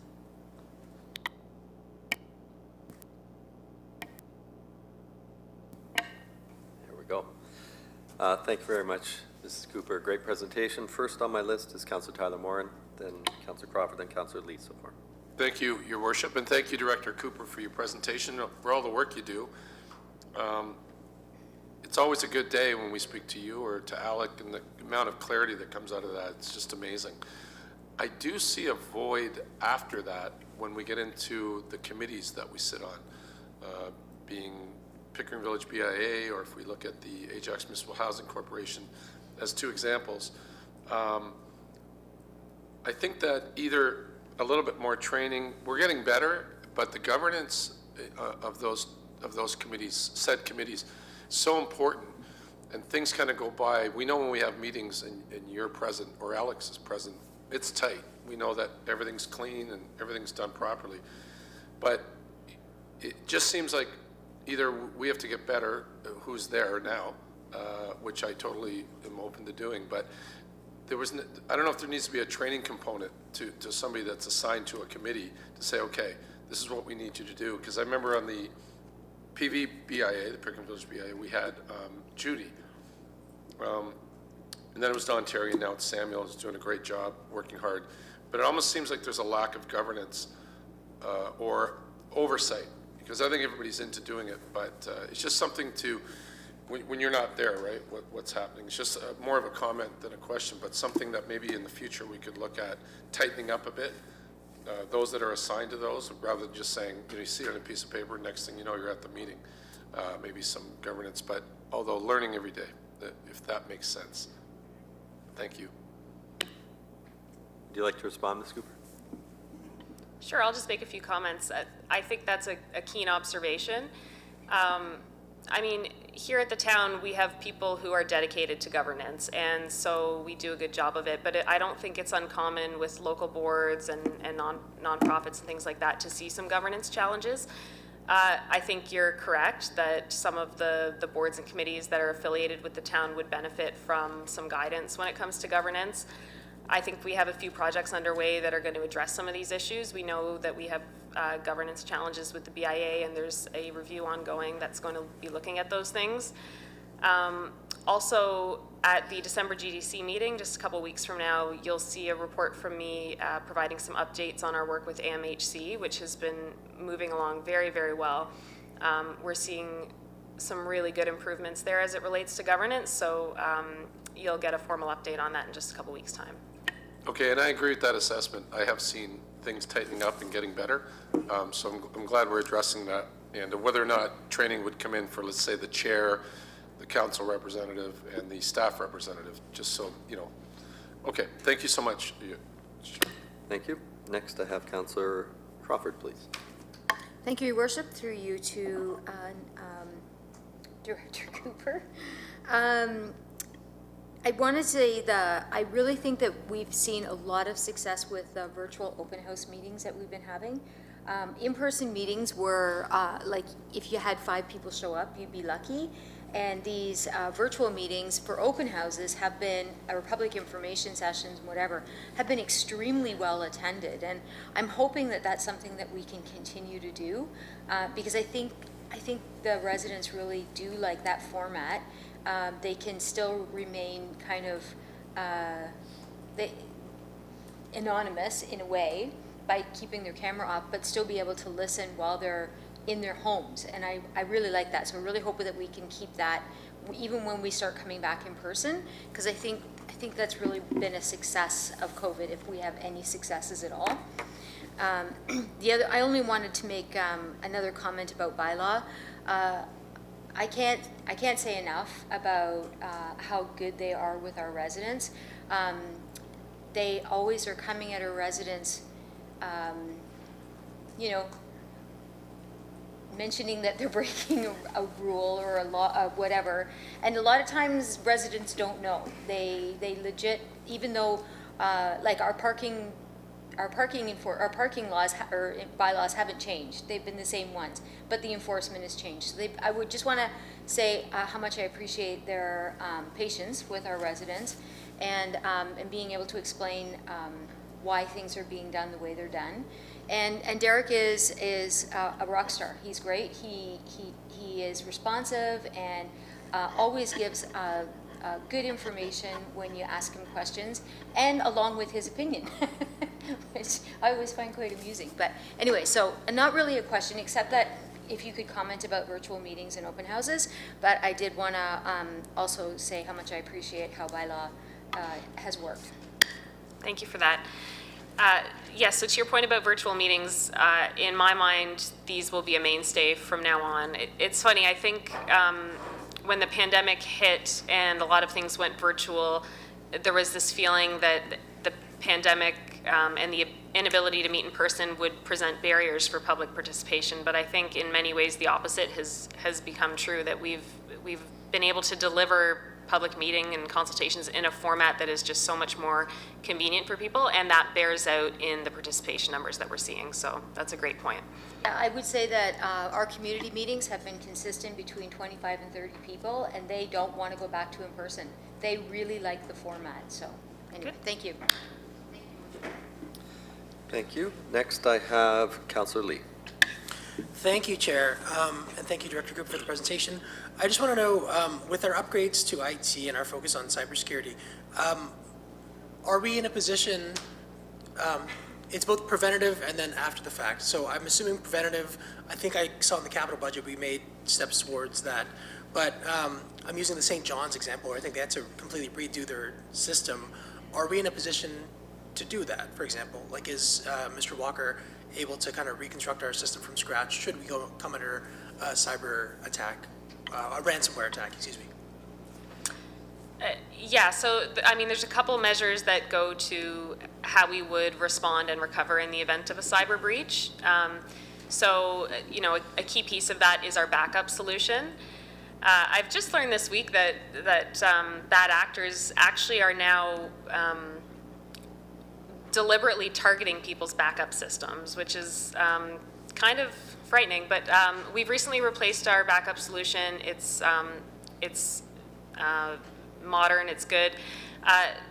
The other piece really goes to sort of like policy and strategic planning for recovery. So you saw on the slide, we recently completed a business continuity and disaster recovery plan. That was a huge exercise and involved work from all departments, where they actually go through and look at all of their service offerings, all of their systems, and identify what is most critical to restore in the event of a cyber breach or some other disaster. So we have now what's called, I hope I get this acronym right, RCOs, recovery time objectives, for each of our business areas. So if we are facing a situation like that, we know exactly in priority order what needs to be recovered first and how we work through that process. Okay, that's very good to know. I think realistically our upgrade to tech is as good as our, you know, preventative measures to avoid these kind of attacks. It's good to know we do have a plan in place. So yeah, thank you. Just those are my questions. Thank you, Chair. Thank you. And last on my speaking list is Councillor Bauer. Thank you, Mayor Collier. Thank you for the presentation, Director Cooper, especially your opening cheesy comments. I appreciate that, you know me. So I know you said we were going to speak, we would hear about it later, but one of the future priorities you mentioned was the administrative monetary policies. Can you tell us a little bit? I think you said it's to avoid time spent in the courts. So I'd love to hear a little bit more, but also how much time and money currently is being spent in the court system? Oh, well, so I'm not sure I have exact dollar figures for you right now. We, the town engages a contract prosecutor who we've had a relationship for some time who does our prosecutions in court. By and large, we haven't had too difficult a time over the years of getting court time. So it's not that the current system isn't working for us, but there's certainly a trend across the sector in moving to these administrative monetary penalty systems, particularly for things like parking fines and some of our more simple offenses. So what it involves is essentially setting up a tribunal. This could take a number of forms. It could be something that's specific to Ajax, where we set up like our own little tribunal to hear appeals of parking tickets and things like that. Or more preferably, what we're interested in is pursuing something like that on a regional basis with some of the other lower tiers and ideally the region. So it's really just a more efficient process that will get some of these lower level things out of the courts and handle them at a more local level. I hope that helps. Yeah, it does. Thank you. That's very interesting. And I just wanted to echo Regional Councillor Crawford's remarks about the success of the virtual meeting process, both how it was administered by staff, excellent job, and how it's been received by council and residents. It's a fantastic resource. And that bylaw, I don't know how they are able to do their job. I could not do it. So kudos to Mr. Hannon and all of that team for the work that they do. So thank you. Thank you. Does any other member of council have questions or comments? I just have a couple, and I do appreciate the report and everything that bylaw does. And I know bylaw has had a lot of pressure. We started very quickly at the gates with identifying problems with our on-street parking and boulevard encroachments and driveway widening and on-street parking, and we've done our waterfront parking, and we've done our sign bylaws, which I think is probably one of the best things that we've done, and as well as proactive enforcement of on-street parking. Like, there's been a lot of things that bylaw have been tasked to do, and LIS as well, with all the online stuff that we've been doing and everything else, and I think your department has handled it really, really well. My only question is, when we talk about some of these more punitive complaints where we'll go into a bylaw officer will go to a residence and with we'll call it, maybe they've widened their driveway or something like that, that's not in conformity, and the resident will say, well, what about them, and what about them, and what about them, and what about them, and next thing you know, we've got a whole street we've got to deal with. Has there been any thought to maybe setting a distance where a resident can complain rather than line of sight, or perhaps making it abutting properties or immediately adjacent properties off the road or something like that? So if I understand your question correctly, hopefully this goes to your question. I know that when we do receive complaints, bylaw does consider, when considering the validity of that complaint, whether the nature of the complaint would legitimately be bothersome to the person complaining. So if you have somebody at the north end who's filed a complaint about a driveway widening in the south end, that does factor into the bylaw team's consideration of like how they address that complaint. Is this really bothering you, and why? Does that help? Well, it leaves it open for interpretation and judgment. I'm wondering if it might take the pressure off the officer just to make it a fixed type thing. I don't want to say like 100 feet, because things, each, if you go south versus north, that might be more applicable to one than the other, depending on the lot sizes and that. But I mean, if you made it a completely, a directly abutting residence, or within two residences, or something like that, I think that would make a more, just a suggestion, just wondering if you would be willing to look at that, because we have had some of those, and Councillor Khan and I were dealing with one on Orwell, right at the start of the term that we've managed to get through, but that was the type of situation. One sort of sprouted 10 more, and it just became a real problem on the street. I'm just wondering if that might be a solution that Sure, potentially yeah. you could look at. Yeah, that's an interesting thought. We'll take that back and give it some consideration. Thank you. Okay, thank you. Otherwise, amazing job, and please, our compliments to your bylaw staff, to your legislative staff, and to everybody else. Amazing job throughout this. Thank you. If there's nothing else, we are slightly behind schedule. Our next one is Ajax Public Library, Sarah Vissler. Please come ahead.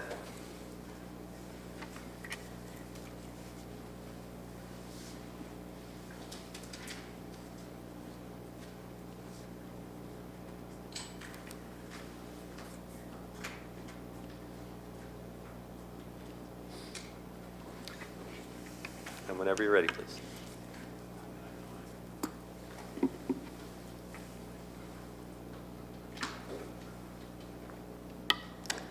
Good morning, and thank you for having me here today to present a review on library services.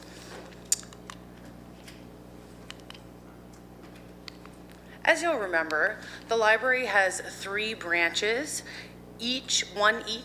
one in each ward. And while the library's bricks and mortar drives most of our business, these locations are supplemented by our virtual branch, which offers ebooks, virtual programs, and even streaming movie content online 24/7.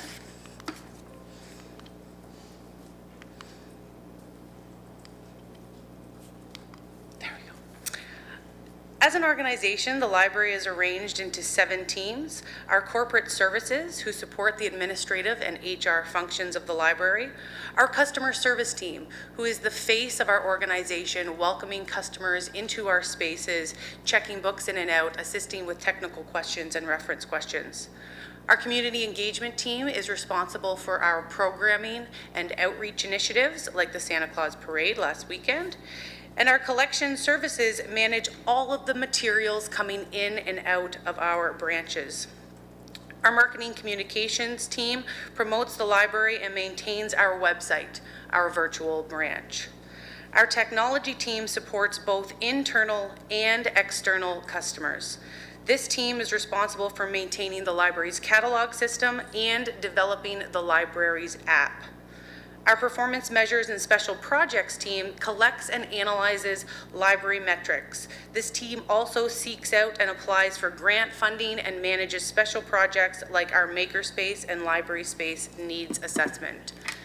In total, when the library organization is at full capacity, we have 91 personnel, the majority of which are part-time. The library exists for the purpose of serving Ajax residents. This is best demonstrated by examining our usage statistics. The pandemic forced closures and/or restricted access over the last 18 months. In July 2021, the library reopened again for browsing and in-person use. Our customers are back. Since August, we've had over 58,000 in-person visitors, which is the equivalent of 21 sold-out shows at Massey Hall. With the exception of 1 week, library visitors are equal to or greater than a sold-out Massey Hall show each and every week. During the present to council last week, we mentioned that our over 500,000 items circulated would be the equivalent of 250 CN towers if they were all hardcover books stacked end to end. That's a lot of books. On screen, you'll see the most popular items circulated in 2021. Using these items as a baseline, we can estimate a value that the library delivers the community just based on our collections. That value is nearly $9 million added to Ajax's share economy just through library collections. Pandemic closures drove more customers towards online platforms. E-resource use has increased an average of 90% compared to pre-pandemic levels.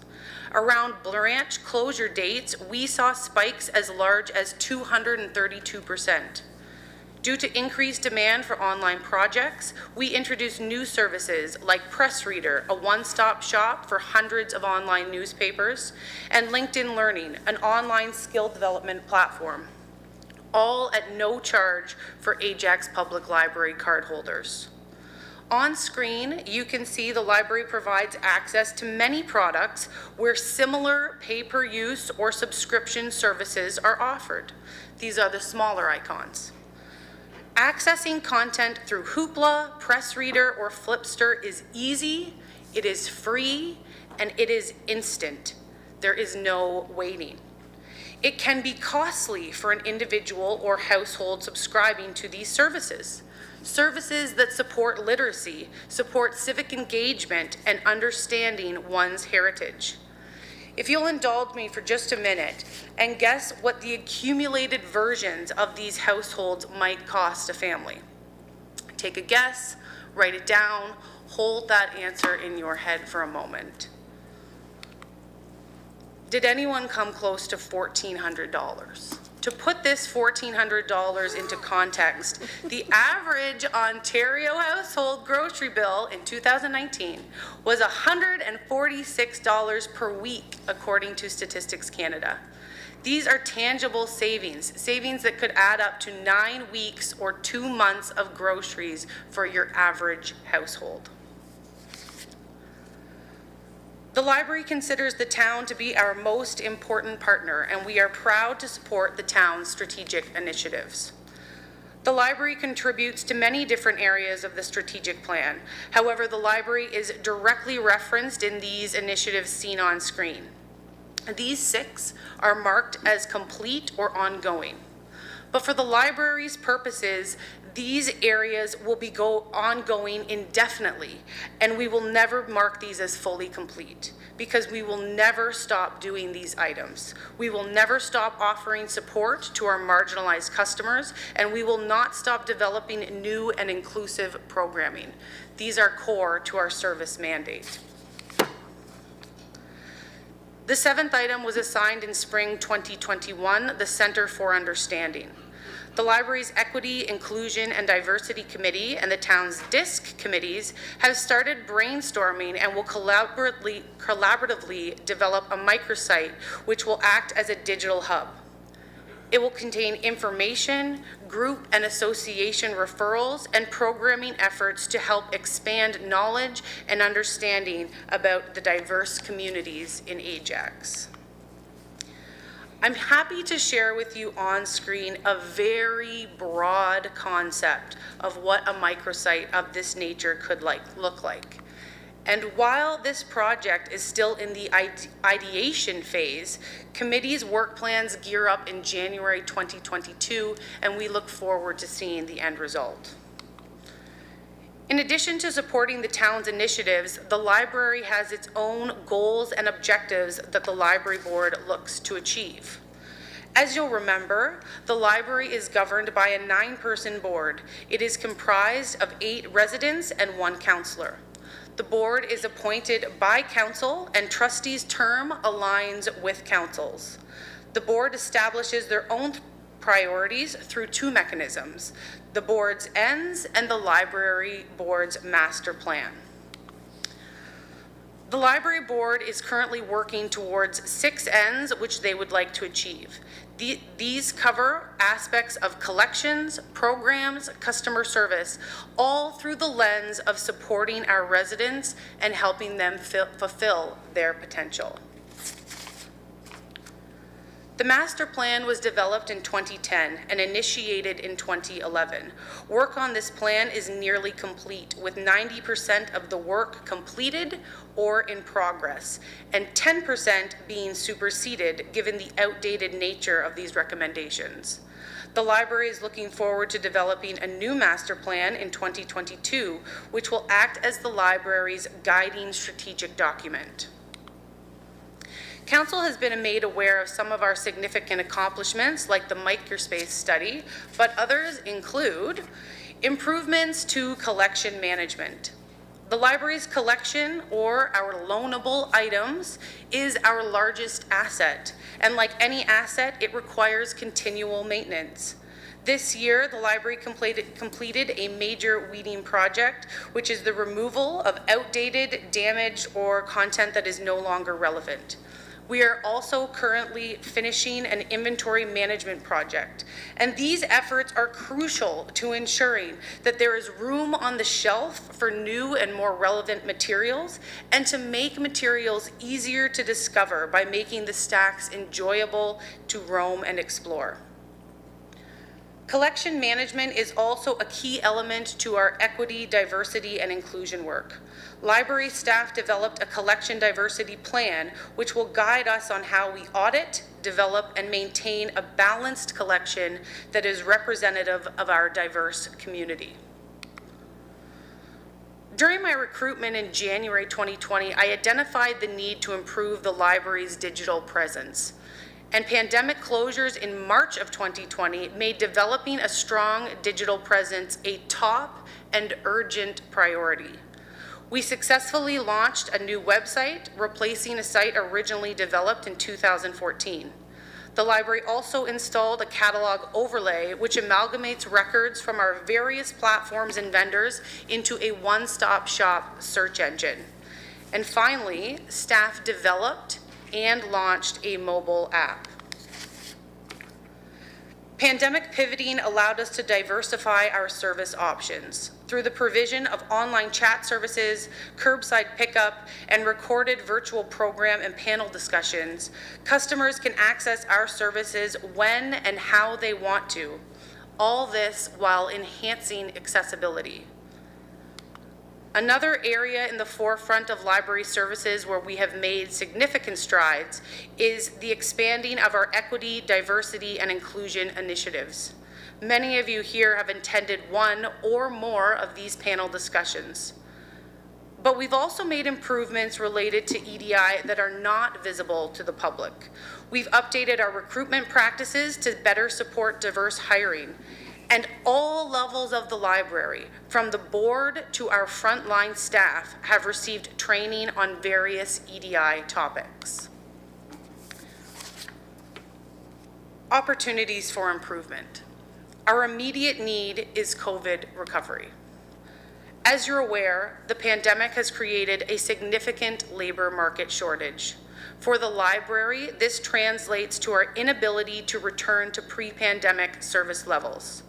We are currently providing 52.5 hours per week of service, and we need to return to 71 hours per week, opening Mondays and evenings until 9 p.m.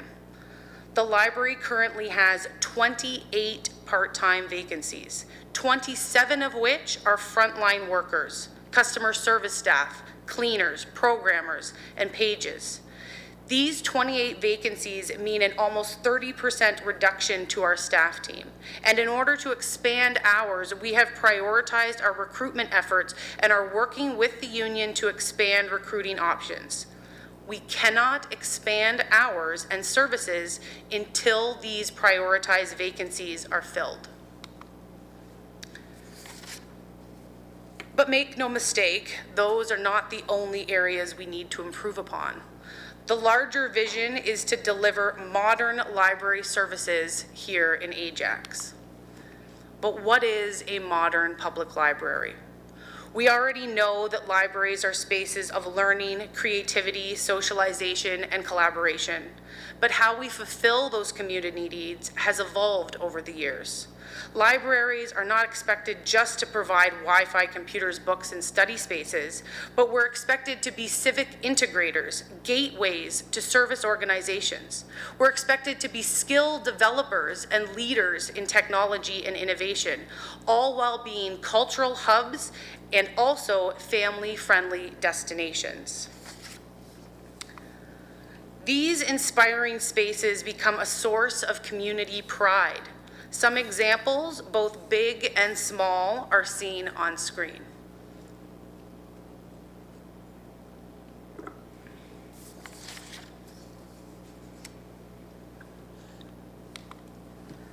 A I'm excited to be a part of the Ajax Public Library team and to help redefine what library services look like in Ajax. There are 3 objectives to put us on the path toward achieving this vision. The first is to invest in and install a makerspace. At this point, I hope you share the passion the community and I have for this project. The second is to deliver excellent customer service by creating memorable experiences. What do I mean by this? Think about the last time you went to Starbucks. You paid a premium for that cup of coffee. If you were a regular, they remembered your name, they remembered your order, and at the very least, they welcomed you friendly and wrote your name on the cup. These small gestures create memorable experiences for you and is the reason you continue to visit again. And these are the types of customer experiences we need to be having at the library. The third is to become a family destination.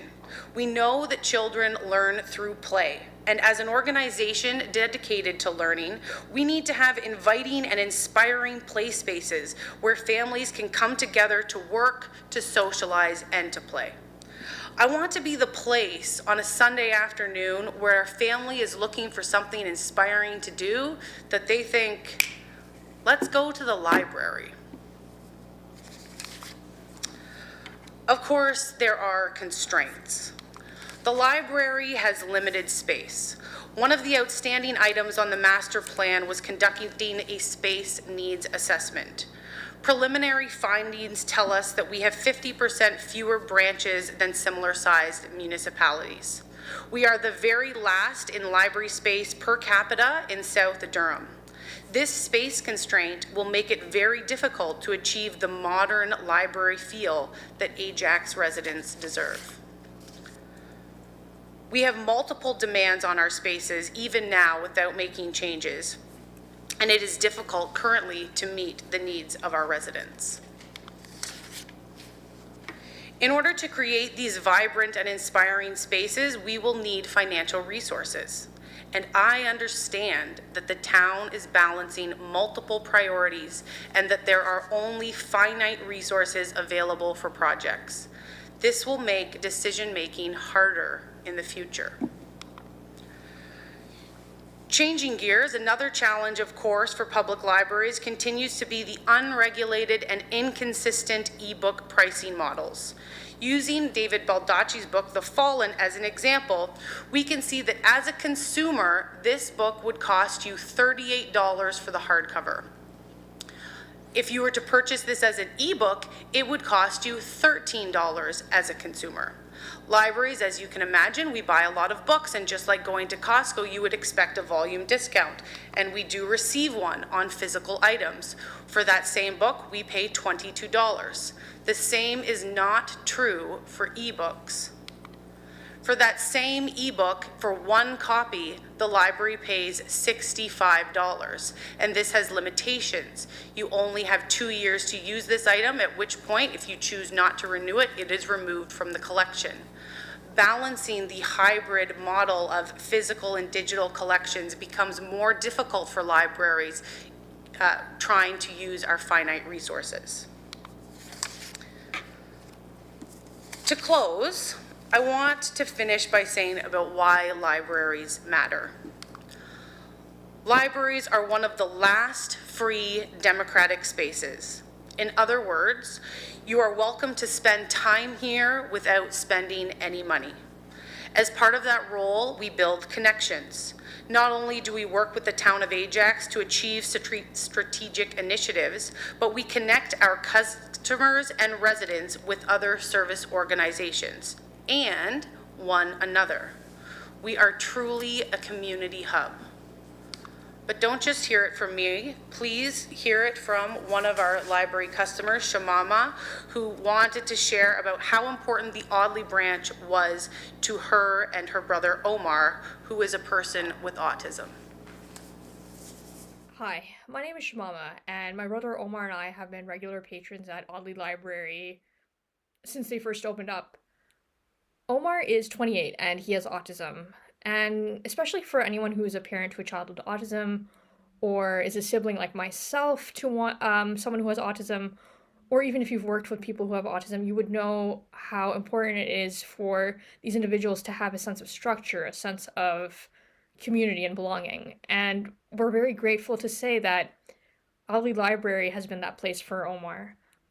Anytime he walks through those doors, he's greeted like he's a celebrity.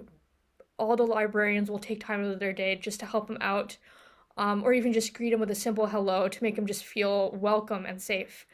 And Tracy, who is his favorite librarian, she will, without... Thank you, Chair, and thank you for the presentation. My first question is regarding fine-free. So the library went fine-free as of last year. Would you have any kind of statistics or anecdotal stories of lapsed users who came back as a result of the decision to go fine-free? Thank you. Through the chair to Councillor Lee. Yes, we have many users who have come back to the library as a result of us going fine-free. Generally speaking, the response has been very positive. In terms of statistics, it is difficult to analyze the return rate as our circulation is much different than pre-pandemic times. Also, 1 year has just passed since the library went fine-free, so we will be doing a deeper dive on those analytics. Great. My second question is regarding your master plan. So the last master plan, like you said, was done 10 years ago. And I'm assuming, and I know the answer, just for everyone else, we're not doing 10-year master plans anymore, I'm assuming, right? That is correct. 10 years is far too long. That plan was actually scheduled to be a 15-year master plan. And for some context, in 2010, when that plan was first developed, that was when Netflix had stopped loaning DVDs. They hadn't even started streaming yet. And things like streaming of content does impact library services. So a 15-year window is far too long. I couldn't agree more. So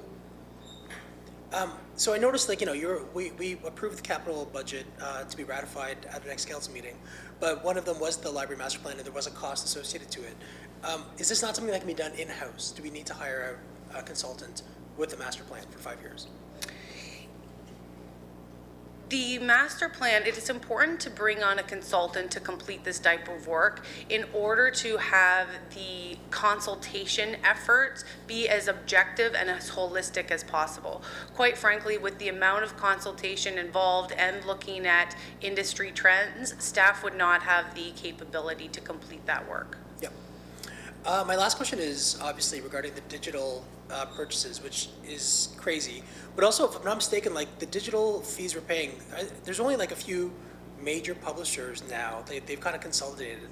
Have the libraries, in a sense, banded together? And I know the answer, but have the libraries, whether Ontario, North America, banded together to get some sort of advocacy in place for libraries to get some sort of reduced cost? And has Ajax Library been part of those advocacy efforts?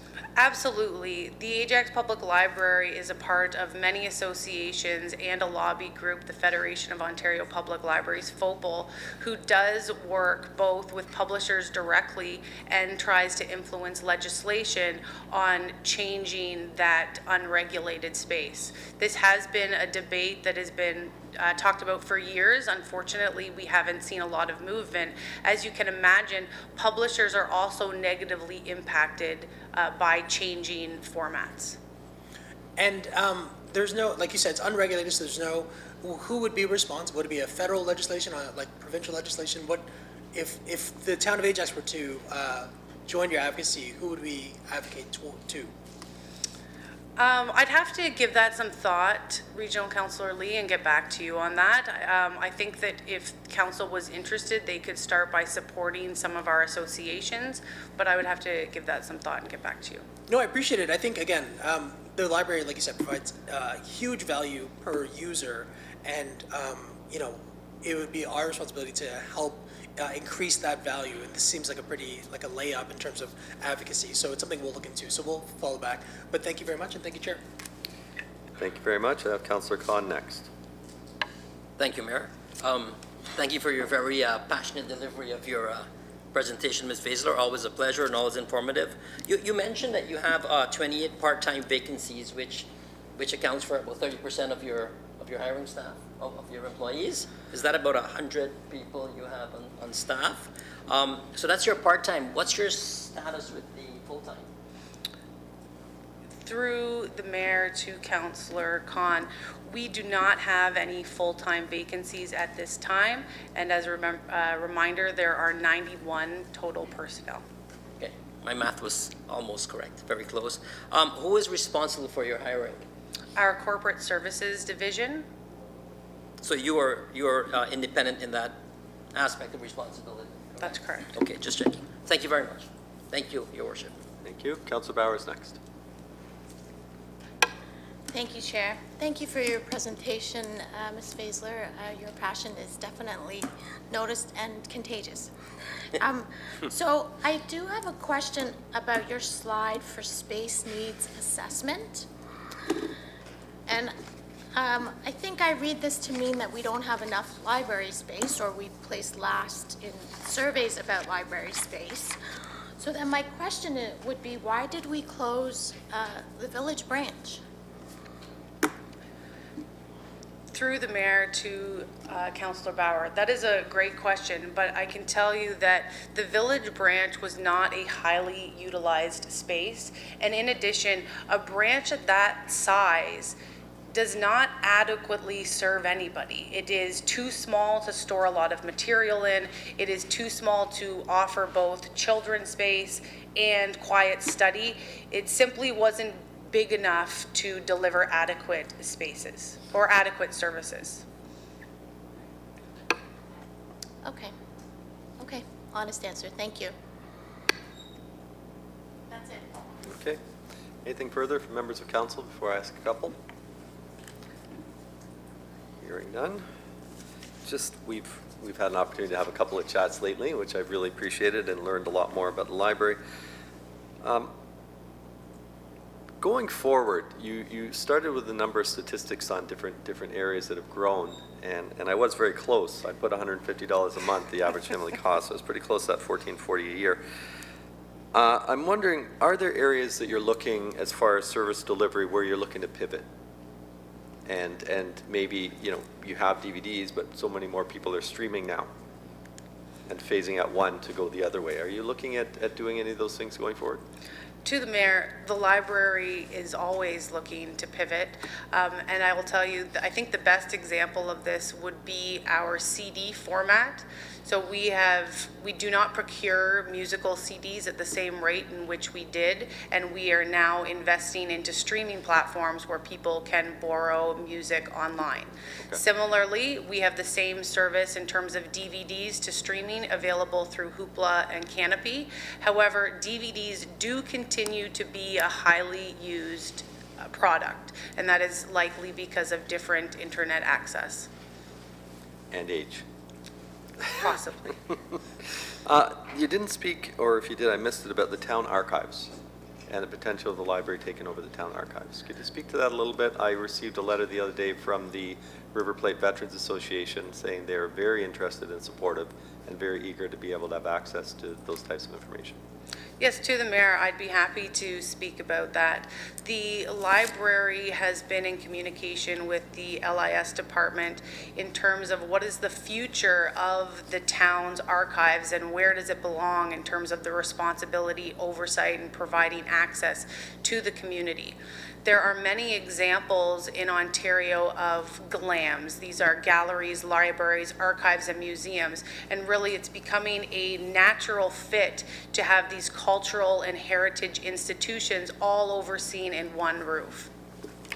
So the library is putting forward a business case to be presented through the 2022 operating budget to have the ownership of the archives transferred to the library.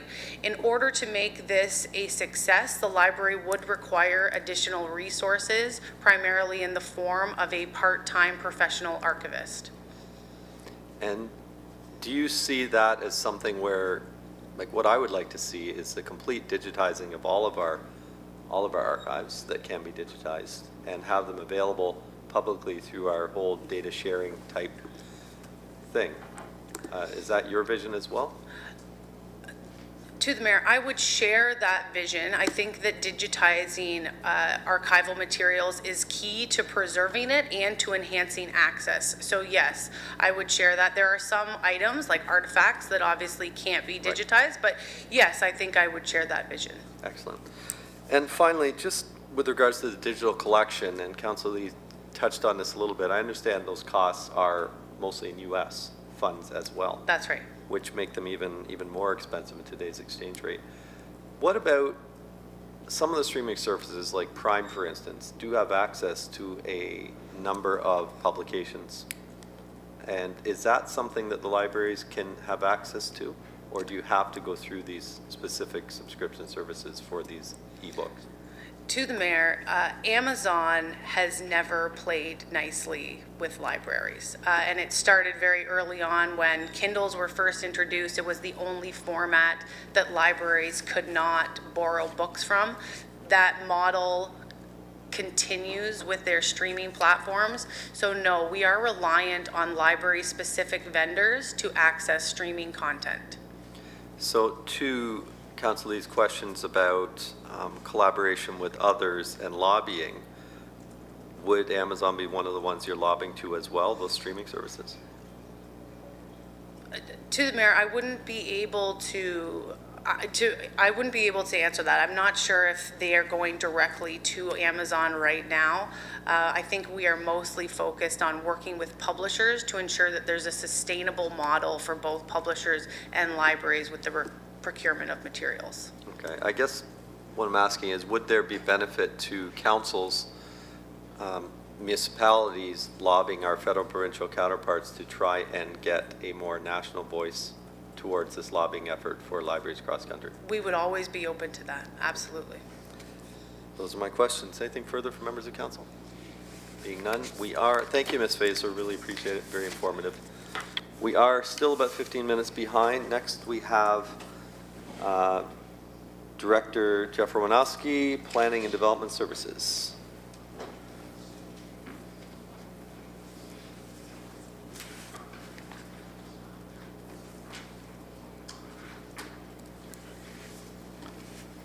So I think I see a motion coming. So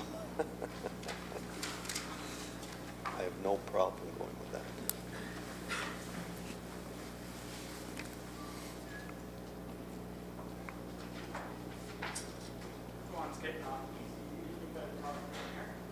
That microphone's not working.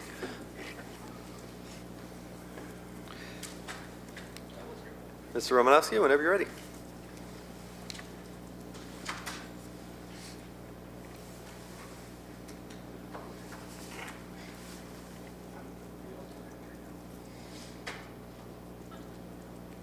Thank you. Mayor, members of council, fellow department heads, staff, and any residents out there that are listening or watching this live stream meeting. My name is Jeff Romanowski. I'm the Director of Planning and Development Services here at the town of Ajax. I've been here with the town for 15 years. I've seen it grow in a number of ways. And frankly, I like it so much, I now live here. I can call it home for me and my family. I've only been in the director's seat for the last 2 years, with 20 months of those, almost 28 months in a global pandemic, but I believe I have a lot to offer within this, that we have a lot to offer within this department, both from economic development, see, I didn't need the microphone, both from an economic development perspective, but also from a placemaking perspective.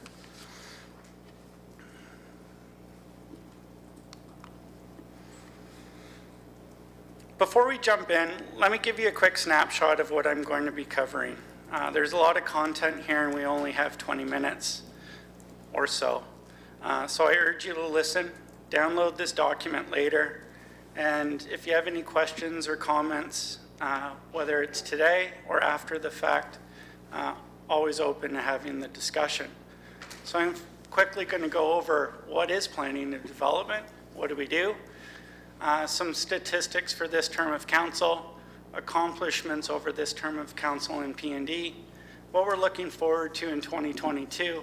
I'm going to give some statistics in relation to our Stronger Together strategic plan, some P&D work plan statistics, some council motion statistics, P&D now and in the future, as well as P&D's potential.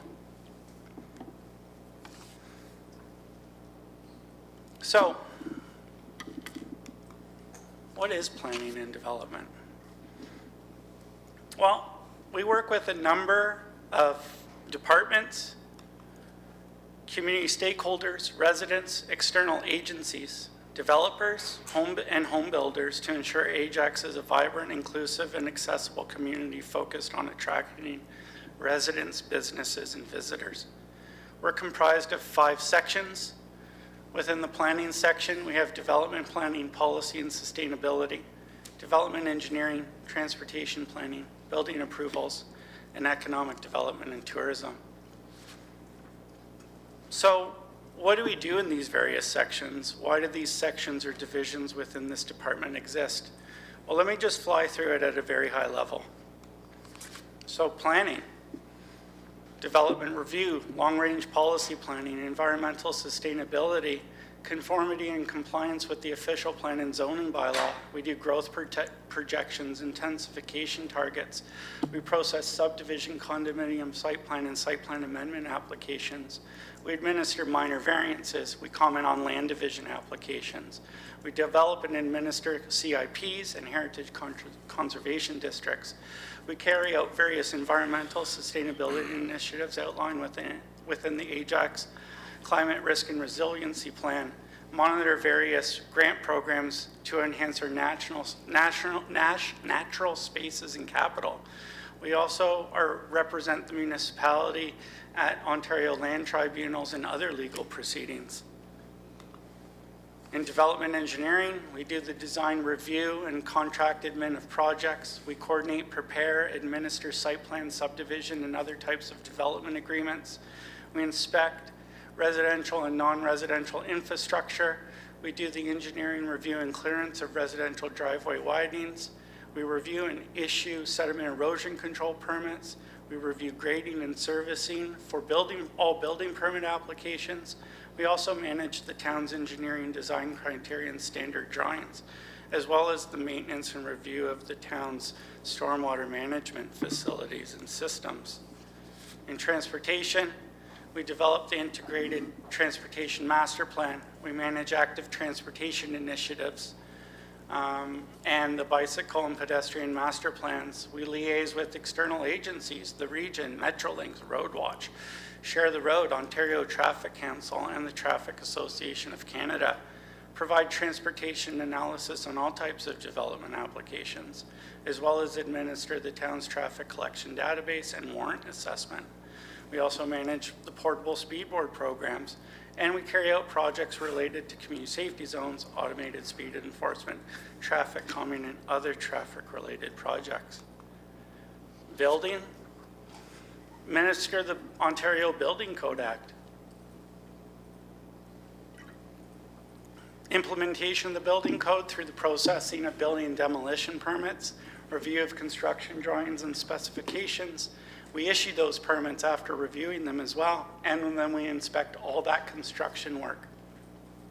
We also enforce the Building Code Act and the Building Code through investigation, inspection, and issuance of orders, which may have legal implications to them. We also provide to residents and the development community support on building and demolition permit process.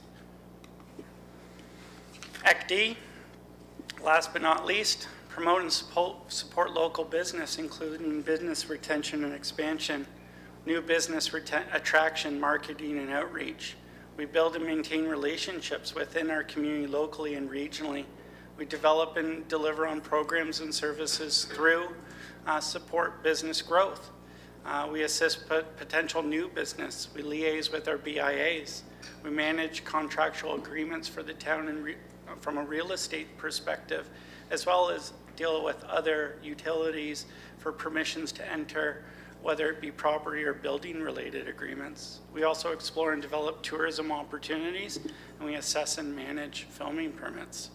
So that's just what we do before any strategic plans, work plans, motions, or anything else is delivered to us to also take on a daily basis. So now we know what we do. Let's flash some numbers quickly.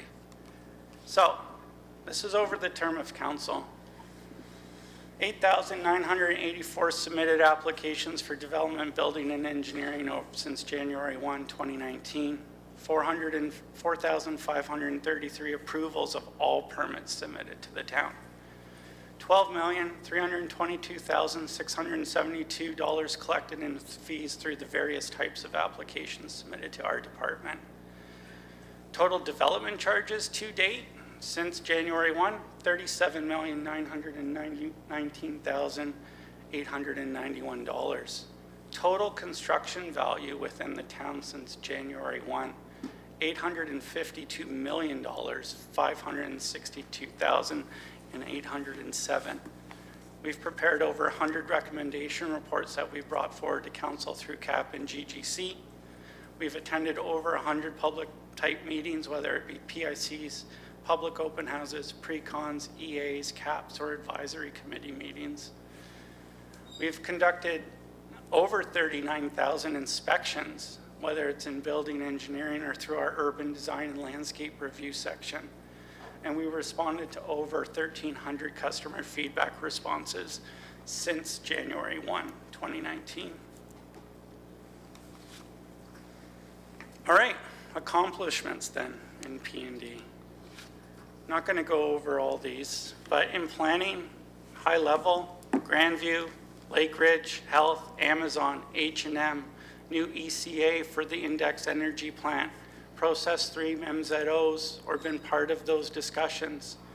We've also dealt with the Central Ajax Servicing and Intensification Study, Boulevard and Driveway amendments, various CIP reviews, MCR reviews, reviews of provincial and legislated decision-making. From a sustainability point of view, the Ajax Climate Risk and Resiliency Plan, Green Development Design Guidelines, Textile Diversion Program, also the constant monitoring of the Dufferins Creek water pollution control plant matters, and secured a number of grants to improve and enhance Ajax natural environments. ECD, through COVID, we had the recovery support, hosted many business network events. We've done the recruitment for the inaugural ECD Roundtable. We've developed the Up Next Ajax Online Academy, achieved council endorsement for Economic Development's 5-year action plan. And we've also dealt with youth sporting events, bicycle-oriented outings to support our bike-friendly design designation. And we've developed tourism strategies as well as reports in relation to the Hunt Street acquisition and Hunt Street acquisition and the needs and utilization of town facilities. I missed some numbers here in the development engineering section, but stormwater feasibility study, 6 major stormwater pond cleanouts, 6 assumed subdivisions, as that's kind of a declining dinosaur type of development within the town at this point in our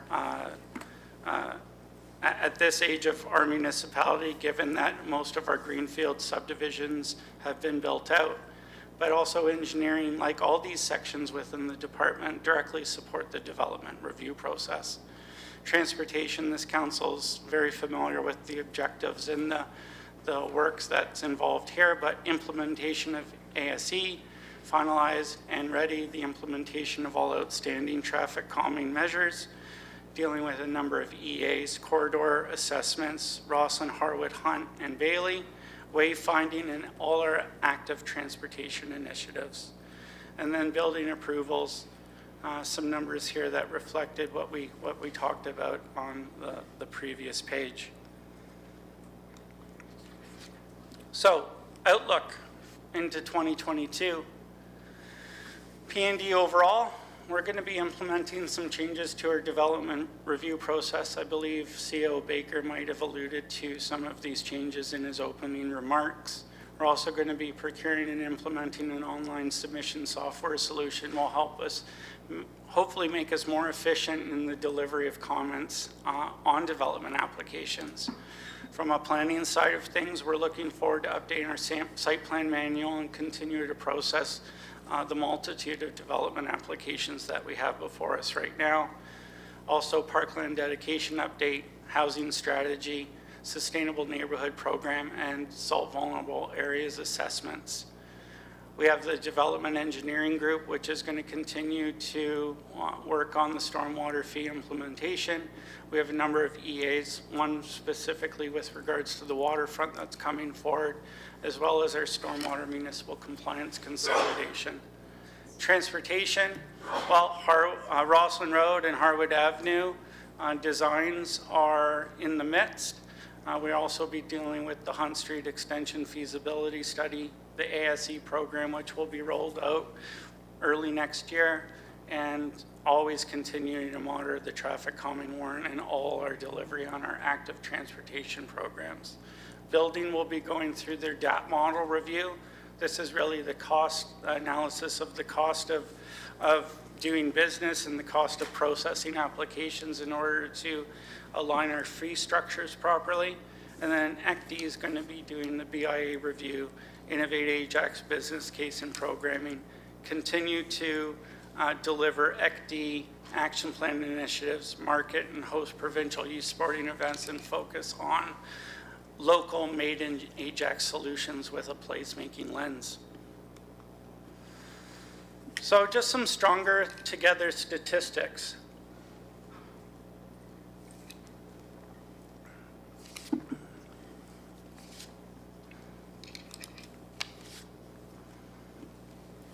So charts on the screen. So here we have a comparison between the total number of strategic plan actions in blue and in orange the total number of that P&D are involved in. Some quick stats here. P&D is involved in 45 of the 126 actions that's been laid out by this council, or 36% of all actions.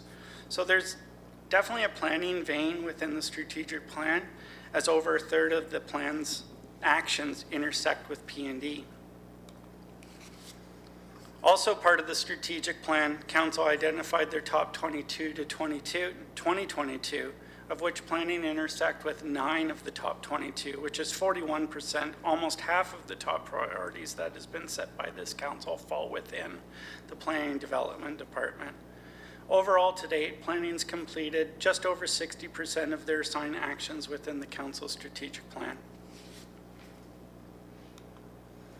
Now that we have an understanding of how P&D sizes up with the strategic plan, let's see how P&D's work plan intersects and builds around the strategic plan and their other mandated core responsibilities and legislated obligations.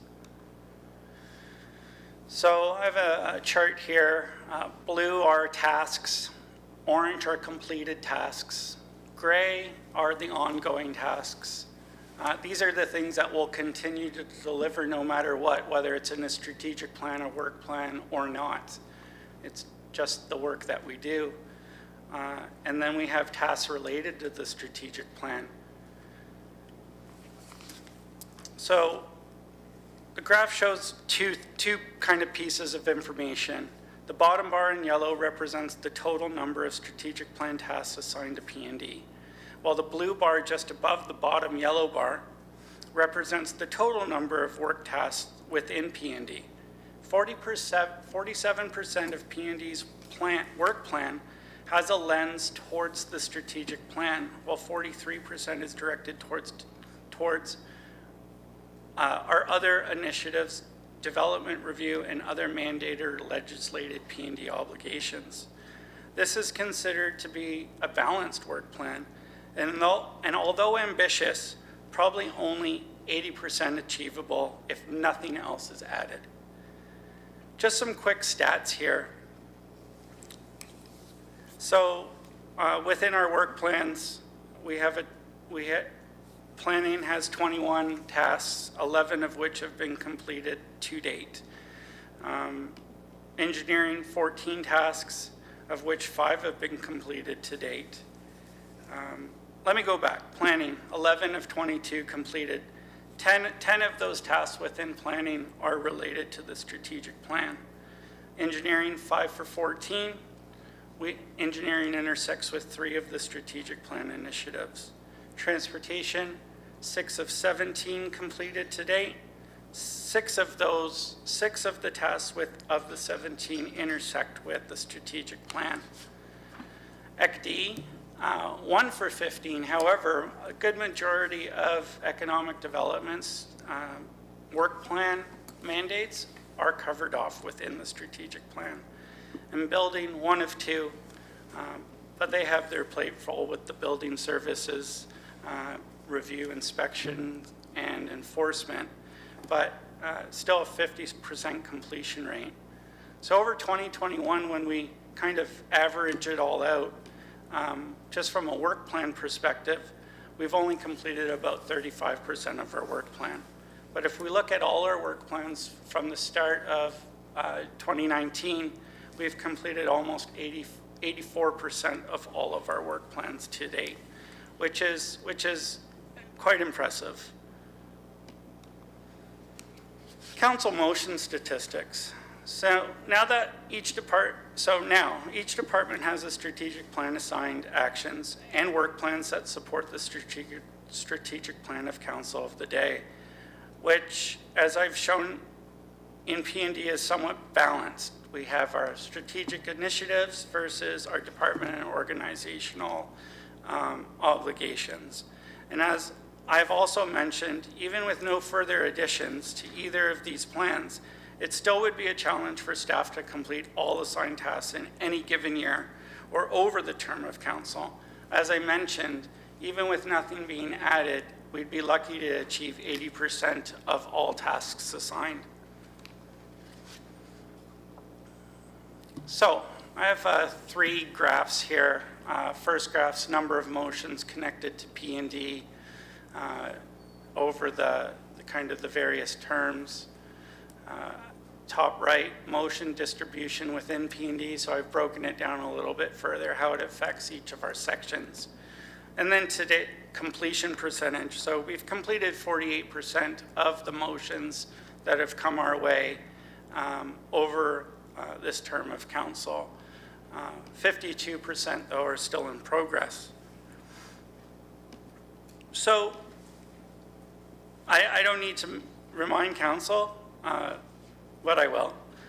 There have been numerous motions or amendments to motions, notices of motions. Council supported staff recommendations from regular legislated or core mandated business. And since 2019, council has made 64 decisions that have directly affected P&D. These decisions create additional tasks that were not contemplated within departmental work plans when they were created at the beginning of each fiscal year or at the beginning of the term of council, which means that they have to be weaved into each year's work plan, which includes strategic plan initiatives and just our regular work, which is extremely difficult given the work plan only really has an 80% chance of probability of success if nothing else is added. Of the 64 council decisions that have come P&D's way, we've completed 48% of that. That's 34 for 64. It's pretty good.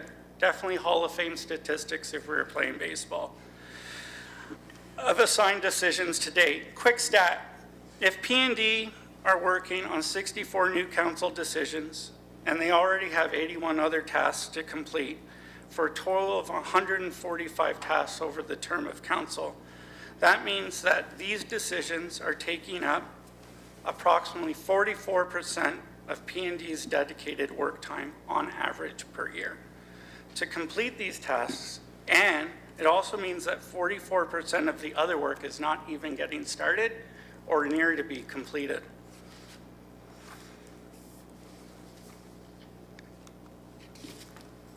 So, what does this all mean? What am I trying to say? We understand the roles and responsibilities in P&D. We've seen how this department contributes to the town and the corporation. We also understand how P&D is a big part of the achievement of the various strategic plan actions, department work plan goals and objectives, which is almost 50% of the department's work plan and is usually devoted to the strategic plan, and how council relies on staff to carry out decisions, for the community at large, for the betterment of the town, all of which is very ambitious and very exciting. And that's why we need to rely on being balanced and together.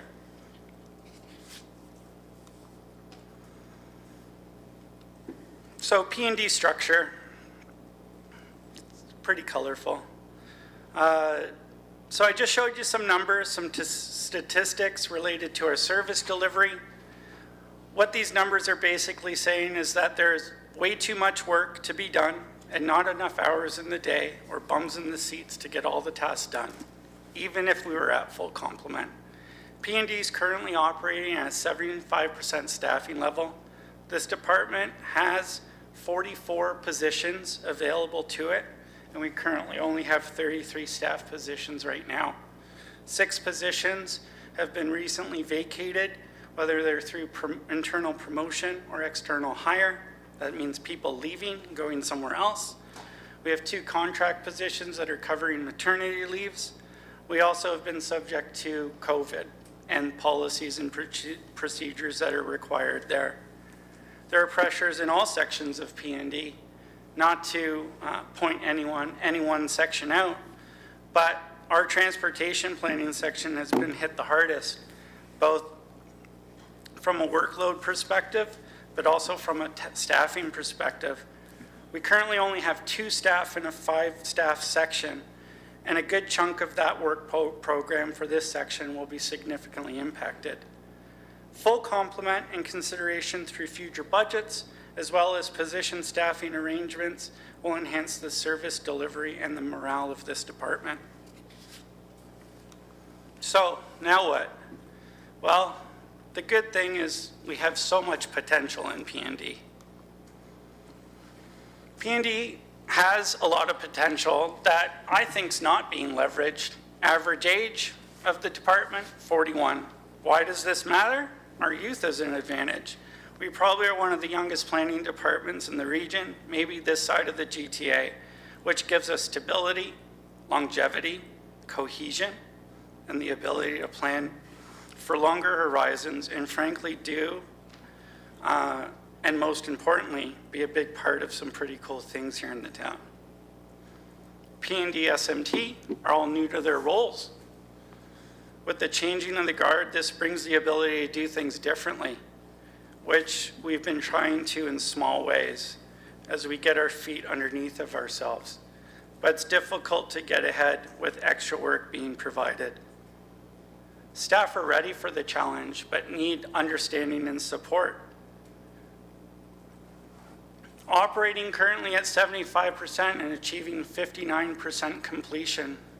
So when you do the mad math with all the tasks, what we've achieved over the strat plan, our work plan, and council motions, even with 75% staffing bodies in the seats, we've almost achieved 60% of all those tasks with it, which is quite impressive. But 44% of P&D's attention has been diverted away from the strategic plan and the department work plan initiatives. So if we're operating at 75%, it gives us an average completion rate of 59 over all of our set out goals, objectives, and work tasks, and mandated legislated work. Imagine what we could do if we're operating at 100%. Also imagine what we could do if we're able to focus on the task at hand, being our stronger together goals and actions and our departmental work plans that are designed in part around the fulfillment of these goals, actions, and tasks. Motions to date, as I mentioned, have diverted our attention about 44% away from these goals and objectives and our core mandated services in order to support those. And that's our job. But by no means is this a criticism. But P&D and other departments can only deliver if there's a balanced approach and a concerted effort to understand the impacts that all decisions have and how they intersect with each other, and how other decisions outside of the strategic plan and work plans, they can sometimes move us away from our ultimate goals and objectives we set out to achieve at the beginning of a term or a year. That concludes my presentation. I'd be happy to answer any questions that you may have for me today. Thank you. Thank you, Mr. Romanowski. We are a little bit behind, so I have a suggestion. I suggest we take a break now. Everybody get their lunch, come back, and we move to questions perhaps in about 15 minutes after people have had a quick bite and a quick chat, and we can continue lunch throughout the question period, and that might get us back a little bit on track if that's acceptable. Sure. Council okay with that? Okay. So let's break for 15 minutes. Everybody grab yourself something to eat because it looks like it's ready, and we'll convene back here at 12:45 for questions. Thank you.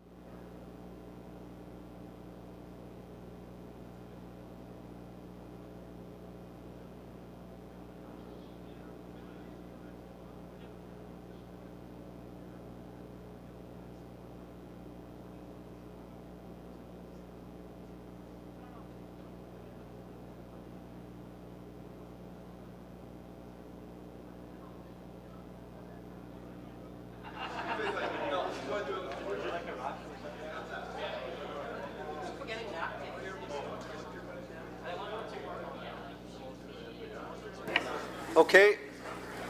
Can we get everybody to take your seats, please, and we'll get back to it.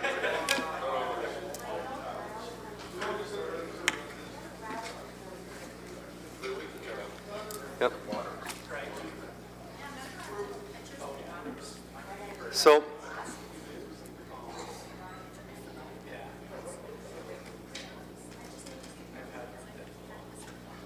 psst.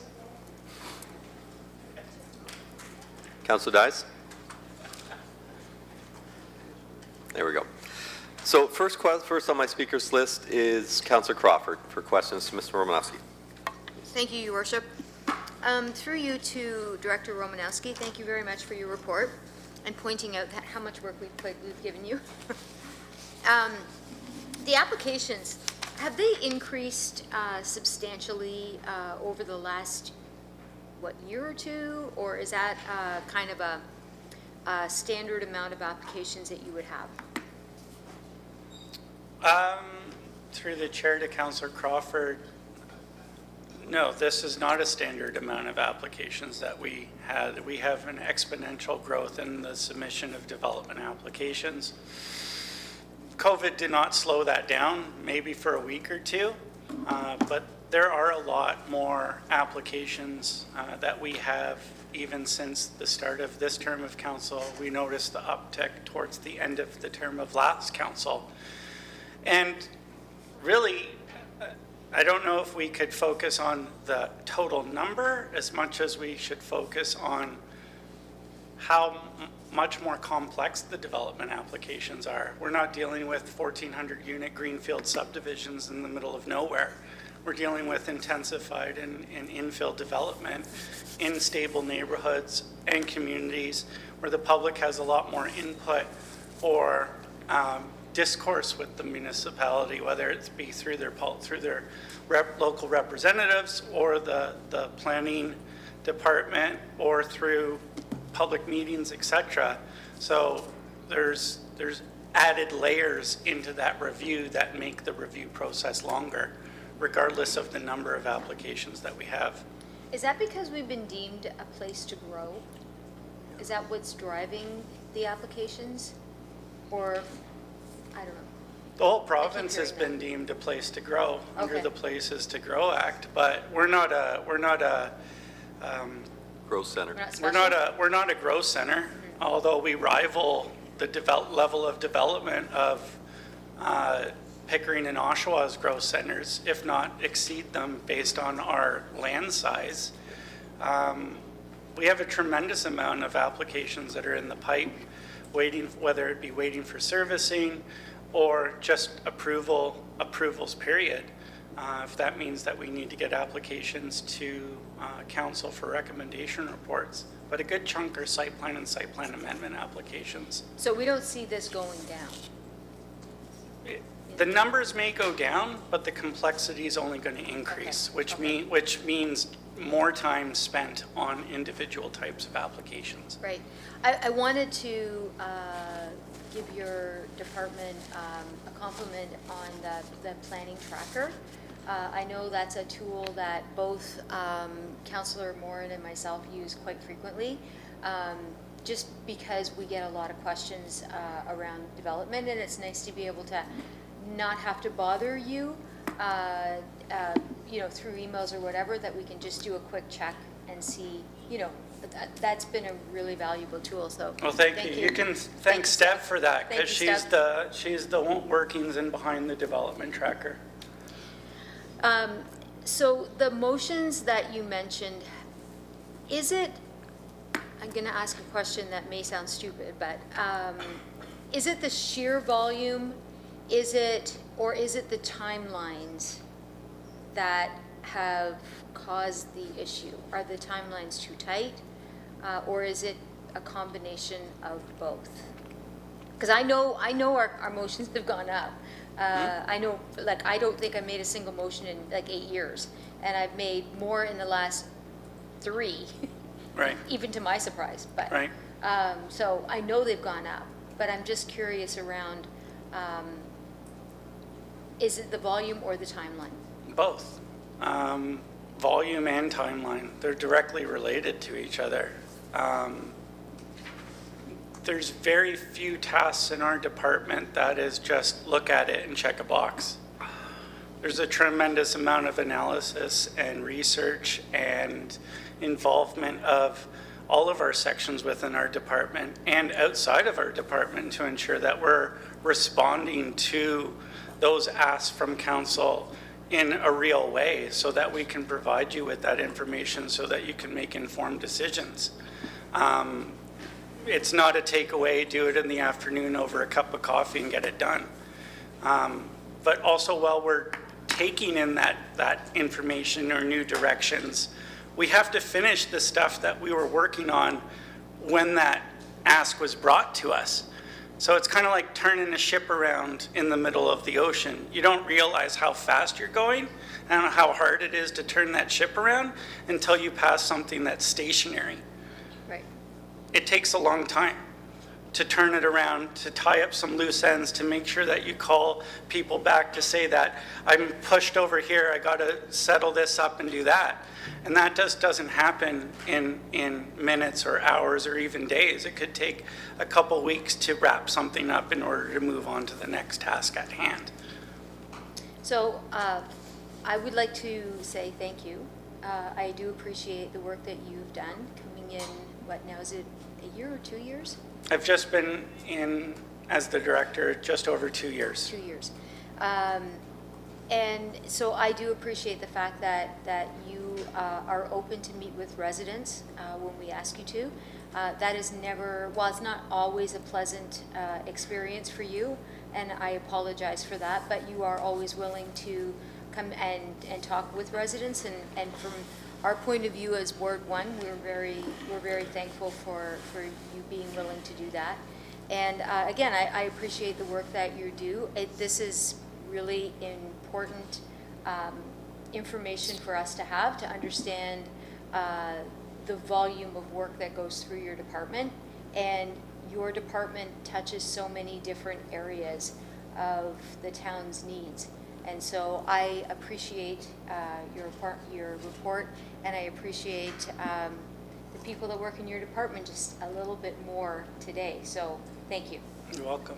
I guess one thing I would say to that, thank you, Councillor Crawford, is like, I think the reason why most of us in the planning and development department are there is because we like dealing with people, right? It was funny because I missed the first part of this because I was hosting another forum, and the topic I was talking about today was a day in the life of a municipal planner. And one of the questions they asked is, well, why do you do that job? And I said, because I like people. That's what we do. Thank you. Thank you. Next on the list is Councillor Tyler Moore. Thank you, Your Worship. And thank you, Director Romanowski, for your patience. I know that we've knocked on your door and called your phone and sent you emails pretty much consistently.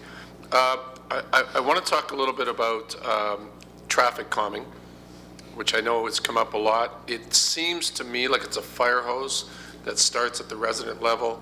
You know, anybody you talk to, that's sort of their de facto, can we slow the traffic down? And it's not always accurate. We understand that. But with all the words that have been said and all the emails that have been sent, could you kind of give us a quick, you know, where we're at with that and where we were and why there's been some delays, and just a little summation for the people listening. And I guess it falls under transportation planning task. I see those bars like 6 and 3 and 6 and 17. So I'll leave it up to you to maybe just give us a quick update on where we're at and what's coming up, because I know there's a lot of work coming up. Yep. But why it's taken quite a bit of time to get there. Thank you. Well, it's taken time to get there because we only have 2 transportation staff right now. But also other objectives and other priorities have taken precedent or taken the driver's seat. With traffic calming, I believe we have all the tender documents ready to go to deploy, I believe, 13 traffic calming projects in the spring of 2022. And that's going to take care of all the backlog traffic calming initiatives that I think we had outstanding since 2017, maybe 2016 if I'm not mistaken. And then we'll start through our new warrant process again and start tracking any new traffic calming initiatives as need be going forward after the deployment of those 13 initiatives in 2022. Okay, So that's coming. That's good to hear, if I may. So is there an overhaul coming to the traffic warrant system? Did we hear that? Is there something coming? This council's approved a new traffic warrant system through this term of council. Mr. Grieve brought a new warrant system, I believe, to this council last year, if I'm not mistaken. And this council's approved that warrant, and that's the warrant that we'll be using to measure traffic calming requests through the municipality. Excellent. Okay, I just want you to speak to that. Okay. That's it for now. Thank you. Thank you. Next is Councilor Bauer. Thank you, Chair. Thank you for this presentation. I echo Regional Councillor Crawford's. Can you hear? I'm too far away. Thank you. I echo Marilyn's comments about how hard that you work, your department, all the work that you do, how much we appreciate it. I love the tracker. I love how accessible everyone is, and I appreciate your frankness, and you are always direct and honest, Director. So my question is, earlier you were talking about the overall design of your work plan, outside of strategic plan, I believe, and you said you plan, but it's only really about 80% achievable. So why is it designed that way? Because or why is it done that way? Because it seems like it would always feel like you were falling behind or never getting to 100%. So I'm just curious why it's designed like that. Why is our work plan designed the way it's designed? I think you made a comment that at any given time, it's only it's an 80% achievable rate for your work plan. Sure. Yeah, I can speak to that through the chair to Councillor Bauer. I mean, the people. But I'm sorry. I should preface that with, of course, I do not mean to disregard 80% is amazing, but I mean, if that is, why is the plan designed knowing we will only achieve 80%? Is that a better way to put it? Sure. I'll answer the question the way I'm going to answer the question. It's not an apples to apples level of effort versus task. Level of effort's not always going to be at 100%. So how can you expect 100% to always be given all the time, especially when there's so many things to do? So I don't think anyone sets out, I think we do ambitiously set out at the beginning of a term or the beginning of a year to say we're going to check all the boxes and get them all done. But there's other things that come in. You know, people take vacation, people have family emergencies, people just maybe only feel like working at 65% or have had lots of meetings that week and things just do fall behind. Plus there's just the sheer volume of the work that needs to be done. Right now, we're at 75% staff and we're achieving 59% of all our tasks. That's pretty good. But when you do the cross multiplication, and I had to go back to grade 7 math to figure this out, even if we were at 100%, we would only achieve 80%. It's never going to be 100% equals 100% ever, right? I mean, you'll see it in a lot of larger municipalities where they may be, as someone might put it, overstaffed. But I would argue that they're probably staffed perfectly, because you want to be able to not drop the ball on the things that are always happening and be able to react to those things that get dropped on your plate. And we don't have any leeway there at all. So we try to just do the best that we can do with what we got. And, you know, that 75% staffing level versus the completion of all the tasks, you know, this is just a snapshot in time, right? Plus, there's a good chunk of our work plan, good chunk of the strategic plan. It's always going to be a strategic initiative for any version of council. We're always going to have, and I think Sarah, the librarian, identified a handful of tasks that are always going to be done, no matter what. And frankly, the Planning and Development Department doesn't necessarily need a strategic plan or a work plan. We have a whole bunch of stuff that people bring into us every single day through phone and email and development applications and minor variances and building permits and all that stuff that we actually were hired to do as part of our job, right? And then the strategic plan and the work plan, those are the layers that get added on top to add the color to everything else.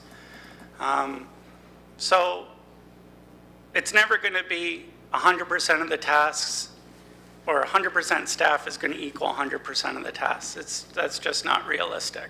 So I'm just trying to paint a picture that we can only do so much with what we have, but at the same time, we're not always going to be operating at 100%, if you understand what I'm saying. Yes, thank you. I think that I do. And again, no disrespect was meant with my question. I just was trying to understand the comment that you made in your presentation. For sure. Thank you very much. You're welcome. Thank you, Mayor. Thank you. Next, I have Councillor Dice. Thank you, Mr. Chair. I just had a question, and I asked it previously of the CAO about the 5 contract positions, a 2-year contract, because it says basically that staffing resources would be offset by the increase in approved applications. And we're working under kind of a different scenario in the province right now, where it's very pro-development. There's been a lot of changes to the Planning Act, a lot of promises made to reduce the red tape, that kind of thing.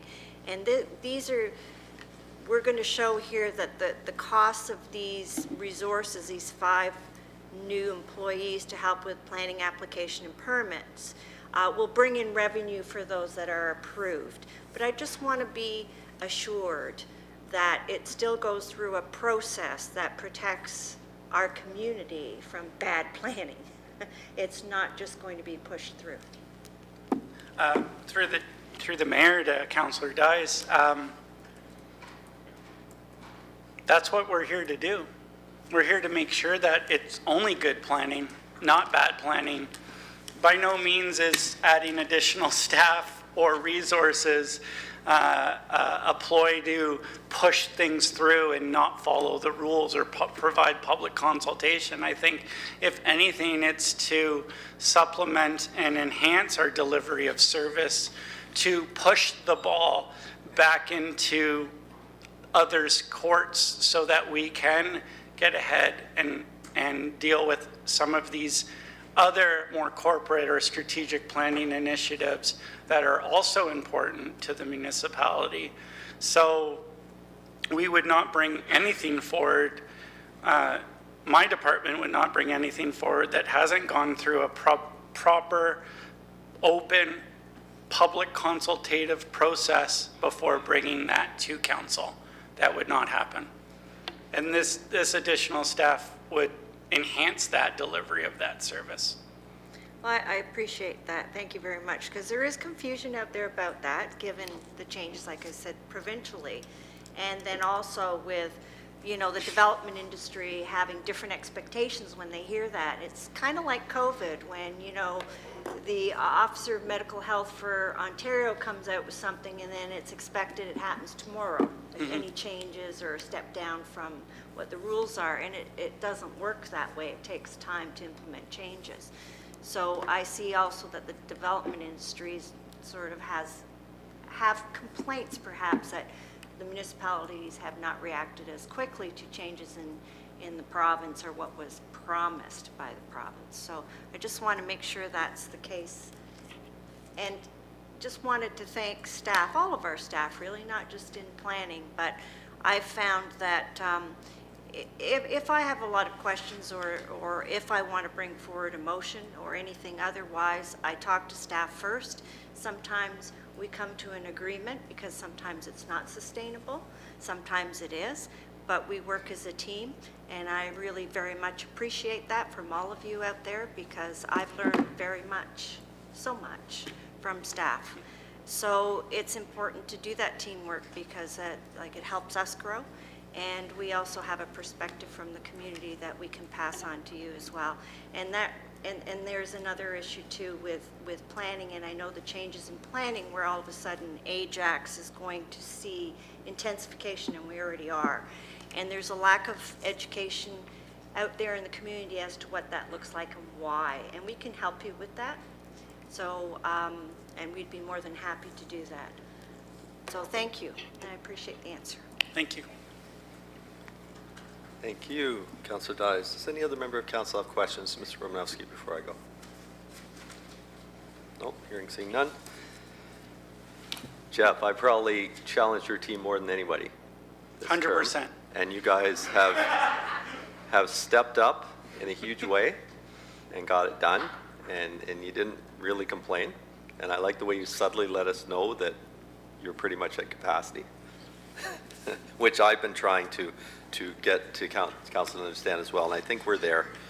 And the good news is, I think even though we front-ended a lot of this stuff, front-loaded it, I think we are well ahead of the curve, and I think we probably got most of the things that were on our minds out there. So the last year of this term should probably be a catch-up for you guys and be able to get ahead of the game. I want to ask about, because I think this new, and we've talked about things like the development tracker, which is an amazing step. It's an awesome tool, and I really appreciate that. But great way for us to see where things are. The development review process is amazing. We've done a lot of work with Sean and the Envision Durham exercise. So a lot of the decisions that we've made this term and that we're making are going to affect the growth of the town for the next decade and onwards, which is great. For the team pod proposal under the development review process, I know it's difficult to get staff now. Yes. How are we going to be able to go ahead with this given those restrictions and the difficulties? And I understand being contract positions, they are not as attractive. Is there an opportunity to give some sort of incentive, because these are short-term positions, well, a couple of years, to get us over the hump, where the big backlog right now, but being contract, I don't think we'll be paying pension or things like that. Is there a chance to incent on these to get those people we need? And I think those fees will be paid back through additional planning fees, accelerating our DC collection, taxes, and eventually shovels in the ground and jobs. I know it's probably an HR question. Maybe are there incentives? Sure, I guess. I don't know what they would be. We'd have to get positions first, and I think the positions have all just closed recently through our postings, and we're going to be going through interviews and doing that type of thing. Yeah, if there's incentives that could be provided, I would definitely be in favor of that in order to make those positions more attractive. I don't know what they would be or what we could offer. It's definitely not my department that would decide on the incentives that could or may be considered to be provided. Okay, I'll speak with our CAO and with Mayor Liu perhaps. Absolutely what Councillor Dyes said, correct. We need to do this properly. We need to do this following all the rules correctly, and protecting and respecting the environment.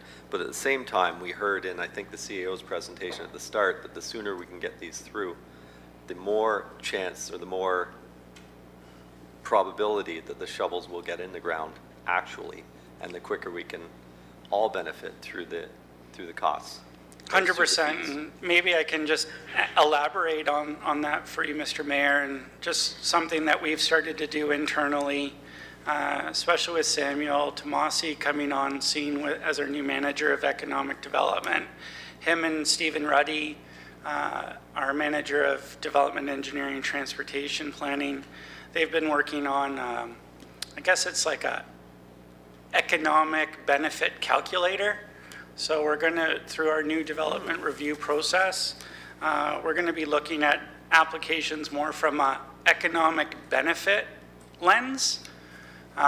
Numbers of jobs, floor areas, DCs, taxes, you know, are they connected to services? Are they close to other types of services? A whole matrix of information to help us kind of reprioritize the applications in a more meaningful way that helps move our objectives forward corporately, not just from a planning and development perspective. And building off a lot of the breadcrumbs that are within the strategic plan, and maybe going forward in future strategic plans as being a useful tool that'll help us kind of weed through the large number of applications and put all those applications in kind of a more priority sequence, for lack of a better term. Very good. I'm just going back in my slide deck here to your slide about how P&D has contributed to the town. Yep. I think that was probably your most impactful slide that you had. And when we talked about being a growth center and the fact that we are not a growth center, I know we have exceeded the growth centers in Durham. It doesn't matter about our size, just in the sheer numbers, which is very, very impressive. And I have been getting a lot of, as I mentioned earlier with CEO Baker, great feedback on the things that we're doing, and especially in the planning, and also from the development industry. I don't know if you were at the groundbreaking for the new H&M up No, here, I wasn't. but the CEO there, Kevin Leon, spoke in great length about how great an experience it was dealing with the Ajax planning staff, and how they've done business in so many other municipalities, but they're going to look and do more work here because they've had such a positive experience. So I think that really speaks to the professionalism of your team. Yeah, I thank you for that comment. And I mean, it's great that we can provide that service, and we do, and we jump at those opportunities. But, you know, assembling a team, given that we only have a finite amount of resources, that means other things fall off the plate in order to deliver that exceptional level of service. So for all the people that say we're doing a great job, there's going to be an equal amount that say that we're not giving them enough attention on their applications. So it's a great compliment, and I appreciate that. And yeah, the team that we put together to work on those expedited things, whether it's Gordon Foods, Amazon, H&M, any of the other types of development applications where we work with the other departments. Yeah, I mean, it's a lot of work that goes into that, and that's just not 8:30 to 4:30. There's work beyond the hours of what we're required to be here to deliver on projects like that. Well, I think if we're at 852 million now in total construction value, I would fully expect us to be over $1 billion by the end of this term. 100%. And I don't know too many municipalities that can say that, which is outside of Toronto, for instance. But that's very much appreciated. Just one last thing. We've in the past had sort of a year in review report, which outlines the projects and what has happened. Is that something that you will be continuing and that you will be doing this year? Yeah, I'd love to be able to do that once I can find time to put something together. Sure, I'd love to do that. It won't be at the end of this year, maybe early in the new year, and I can bring something forward to council. I want to work with my staff to put something together for you. But yeah, we can provide that for sure. I just think there's so many good news stories that are happening right now, and we could all use a little bit of good news. So for sure. That's great. I appreciate everything. Thank you very much. Thank you. We are about half an hour behind right now. It is 12:45 in the agenda, but 1:15. So our next is Diane Valentin, Director of Finance, please.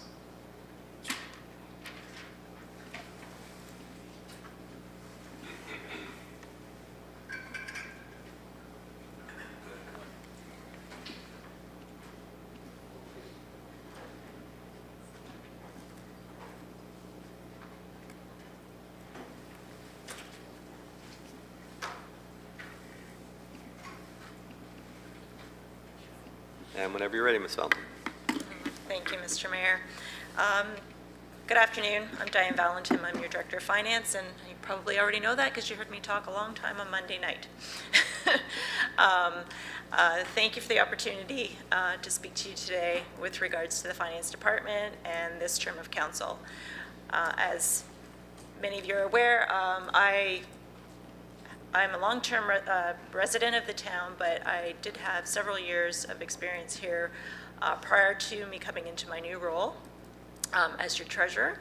I've been here for 15 months so far, and I must say that since my return to the town, I continue to be very proud of all the work and dedication of the Finance Department, especially through this pandemic, as there has been continuous pivoting and reworking of various things within our department to maintain the status quo and move things forward.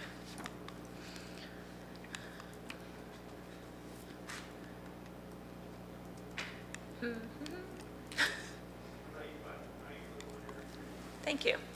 The Finance Department has four main sections: the administration section, which includes risk and insurance claims management, budgets and accounting, procurement, as well as taxation.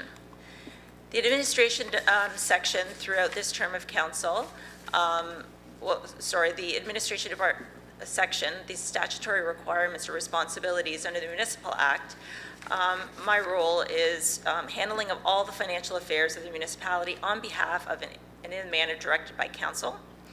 And the treasurer is appointed through bylaw, approved by council, and as well there's a deputy treasurer.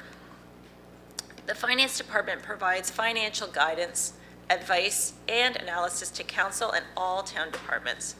And this includes guiding the short and long-term financial strategies of the corporation and managing the financial assets, coordinating budgets and forecasts for presentation to council, levying and collecting taxes. So this is not only our municipal share, but it includes the regional and education share.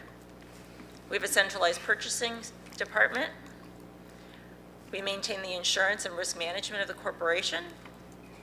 We have financial reporting and internal audit obligations, our banking, cash management, investments, debentures, and departmental records management, as well as our departmental website management. Throughout this last term of council, there have been some significant projects that have been undertaken through this department, notably the Alexicon merger between Verde and Whitby Hydro. There was a memorandum of understanding that was completed with the Durham Community Foundation. We've begun the financial sustainability plan update, where we have updated our debt management policy, capital expenditure control policy, and implemented a new Canada Community Build Fund policy, previously or formerly known as our federal gas tax. We continue to work on various appeals that are brought forward through the town, property tax appeals, as well as you'll see later in the slide deck, appeals from our development charge. Administration also looks after the insurance and risk management for the corporation. So we manage the corporate insurance certificates and renewals. It's important that we review wording on certificates that we receive from construction projects, development projects, and as well as recreation programming, to ensure that they're in compliance with town requirements. So we review all the department insurance certificates. We receive and triage insurance claims. We liaise with the Durham Municipal Insurance Pool on those various claims, as well as risk management seminars that are offered throughout the town. Work with departments to collect evidence and support and defend claims against the town. Some of the new things that we're looking forward as far as insurance and risk management, we are working with the Durham Municipal Insurance Pool on a new comprehensive insurance claims management system. This is through, it's called Clear Risk. This will be a new system where any claimant will actually submit a claim online directly to the insurance pool. So currently right now, all claims come forward to our insurance and risk management associate, in the finance department, who then forwards all the information to the Durham Municipal Insurance Pool. So this is an efficiency that will be recognized. So there are time requirements that must be followed when claims are initiated. So this will help to ensure that the claims go through expeditedly. Also, that has been done in this term of council was additional templates that were provided, and they're online right now for individuals or companies that want to work or need permits from the town. So we do have specific templates and requirements for various things as far as insurance values and the types of insurance. In the past, what has happened is a company would submit an insurance certificate, we would look at it to make sure it's compliant and realize, well, it doesn't match our amount. There's a lot of back and forth. So what has been done as an enhancement is we now have standard templates on our website, which we would direct those individuals or those companies to look at so that they can submit their insurance certificate knowing the requirements up front.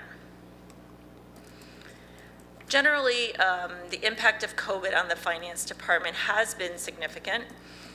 Finance traditionally has been a very paper-based department, looking for authentic signatures on things. This has caused a lot of pivoting and rework on various things to ensure that we have proper authorization to issue payments on various things. So this transition from paper-based to digital format has had many challenges, but we are working through it, and I think that we're making strides in that area. We've initiated transactions to credit card payment, where in the past, I believe it was parking and recreation facilities that only took credit card payments. Through COVID and the requirement to close our doors, we've had to pivot as well and offer this service to our clients, the credit card, EFT, and online payments. This is not without its challenges. As a frontline facing individual it's great, convenient. However, on the other side of it, the accounting system, they do not integrate smoothly. There's a lot of extensive manual manipulation when we receive those payments on where the coding is and where it actually lands. Some of the statistics that I have as far as the planning and development was one of the areas where Director Romanowski had mentioned that there's been significant increase in volume of applications. We're now taking credit card payments for those applications as well. But they all come into one big pot, and then it's finance's responsibility to figure out what that money is for and allocate it appropriately. We have some process limitations, often additional steps, sometimes significant additional steps for finance staff. We used to take an accounts payable invoice. It would be signed off by a department head. With everyone working from home, we've now had to digitally send it off, get proper approval. It gets rerouted multiple times. Takes considerable storage on our emails, so we are working with IT to look for other solutions, but we have been able to make these modifications work. There are additionally software limitations. As I mentioned, no integration with online payment tools to our own accounting system. We have additional reporting requirements through COVID. Our audit, which would typically be in-person audit to review all of our documentation, was shifted to digital or online as a requirement. The auditors, we could typically give them a file of documents. Now all of those things had to be scanned, placed in their portal. So it was a lot more time and effort on the accounting staff to get this done. We were successful. We continued to shift to this manner, but it is not without its limitations. Next section, budgets and accounting. There are several areas within budgets and accounting: accounts payable, receivable, so paying bills, receiving funds, payroll, or capital and operating budget forecast. We look at accounting standards, and our annual financial statements, financial audits, and as well several special projects. Throughout this term of council, more specifically, as you noted from Monday night, we had updated our budget software to accommodate a 10-year capital budget and forecast. What was also implemented this year through this term of council was a change in user fee and charges policy from looking at the consumer price index to a municipal price index. Finance department, where budget contacts deal with each department, and we're financial partners on several different special projects, notably asset management plan, the community improvement plan, surety bonds, fleet utilization study, core services reviews, and several master plans. There's always a finance lens that looks at all of these, and significant staff time is required to ensure that all of these projects move forward successfully. Again, I mentioned, notably one of our accomplishments was to move to this credit card payment or online payment alternatives through the 3 notice of motions that I believe came in all of this year, one of them being the investment strategy. That's another accomplishment that we've moved forward with. And we've established some new reserves, a health benefit reserve, an insurance and risk mitigation reserve, and a cash in lieu parking reserve. Sorry, that should say of parking. Many of the ongoing projects, the continuation of our FMW budget software updates and enhancements, we're continuing to look at our budget, not only the capital, but the operating, and looking to bring enhancements and a fresh look to how we present the budget to council and to the public. Again, we're a financial partner with various department groups to work on, we're continuing to work on the asset management plan, the stormwater feasibility study, as well as various other master plans. We have some financial standards, some accounting standards through PSAB that are required, our asset retirement obligations, as well as our financial instrument standards. So this is legislated requirements that will be required for our financial statements that staff are currently working on. We are continuing to look at our online payment gateway. The current credit card facility that we have in place, as mentioned, is very manual. So we're looking for other options that perhaps would integrate more so with our accounting system. And as a finance group, we work with the CAO's office with regards to grants, the grant funding support to look at the reports, the claims management, as well as audits. One of the large projects that happens, this development charge background study is required. It's a legislative requirement that happens every 5 years. The last one that was approved was in 2018. However, there's a 40-day appeal period, and it was appealed by the Durham Region Home Builders Association. Due to COVID, though, the appeal had been postponed. We're currently working with legal and our consultants through this appeal, and we expect to go to the Ontario Land Tribunal effective February 7th of 2022. So there has been significant amount of work with our consultations and staff to defend this study as well as this charge. An amendment to our DC background study was done in 2020. I believe it was December of 2020.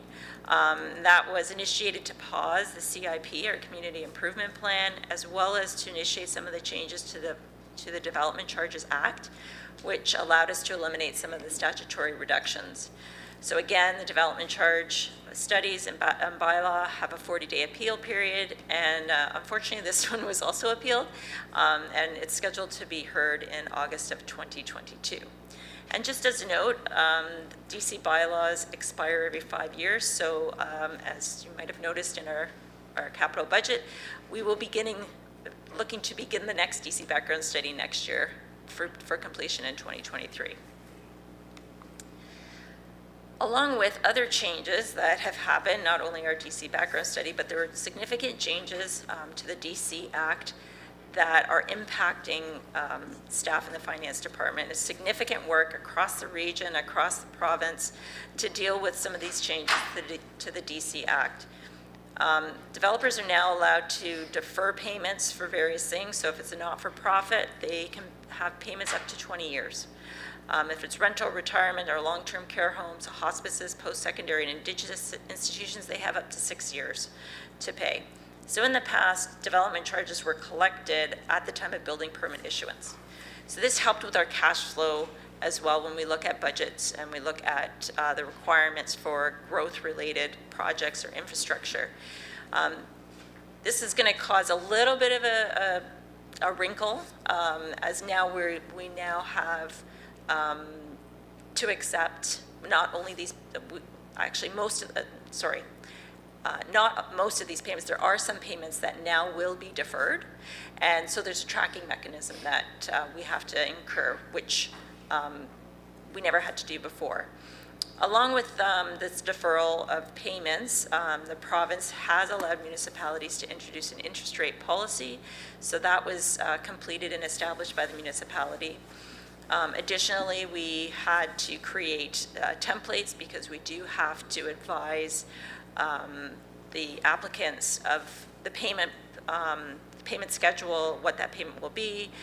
There have been some that have come forward that didn't really want to pay the interest rate, so they've opted to do an early payment agreement. But again, all of these things are more administrative and time consuming, which in the past, the funds would just be collected at building permit issuance. We are looking to digitize the DC calculation and process and tracking. Currently, this is all manually completed and done in an Excel spreadsheet. As part of this as well, the town does collect development charges for the region on behalf of the region as well and the school board. And so this deferral of payment also pertains to the region's payment. So the municipality will be responsible for collecting the region's payments of DCs over these scheduled times as well. Finance staff worked with the development. There's significant, as Director Romanowski had alluded to, significant developments that have come online and large and complex developments.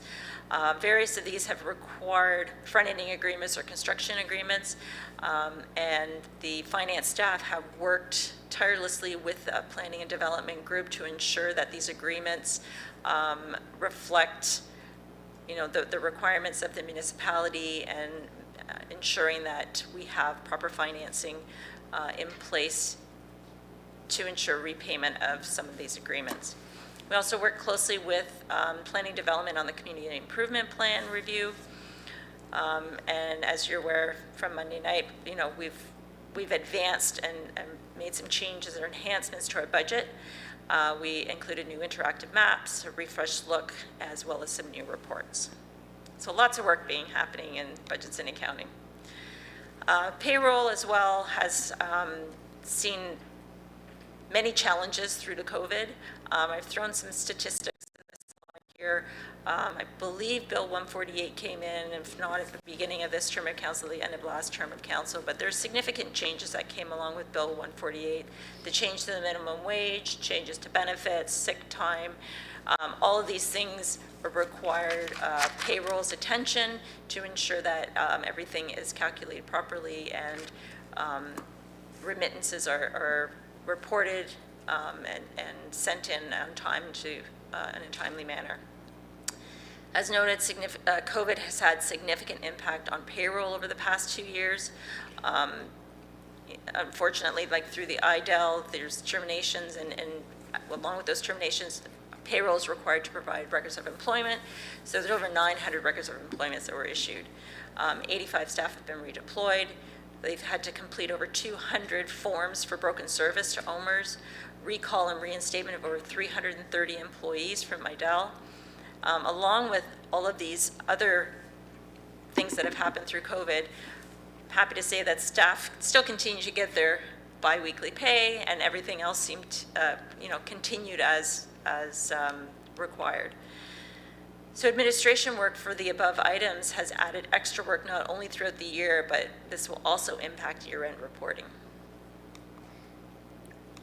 Procurement. So the procurement section, they procure goods and services for the entire corporation for items greater than the competitive threshold of $5,000. Just a few statistics here as well. Post bids on our e-bidding platform, there were over 270 bids issued in 2019 for a value of about $45 million. 215 bids issued in 2020 with value of over 39 million, and currently we're at about 206 bids that are issued in 2021, and that's about a value of $21 million. So the purchasing department ensures that the corporation is in compliance with all the purchasing bylaw, policies, procedures, as well as national and international trade treaties. They look at contract renewals, and they ensure that the collection of project bonding, insurance, and WSIB certificates are all collected. Some of the enhancements that have been had as a result of COVID, but looking at trying to make more efficiencies in the department, are a temporary electronic approvals process. Through COVID, they had to amend some of the contracts to address the Ministry of Labor requirements. And as well, they've actually worked and completed an upgrade to our e-bidding platform. So they've created new templates for staff, offered training to staff on the new platform, and created work instructions for staff.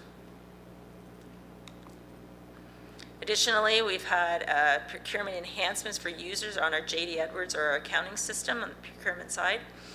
2019, the purchasing bylaw was updated to increase the approval limits.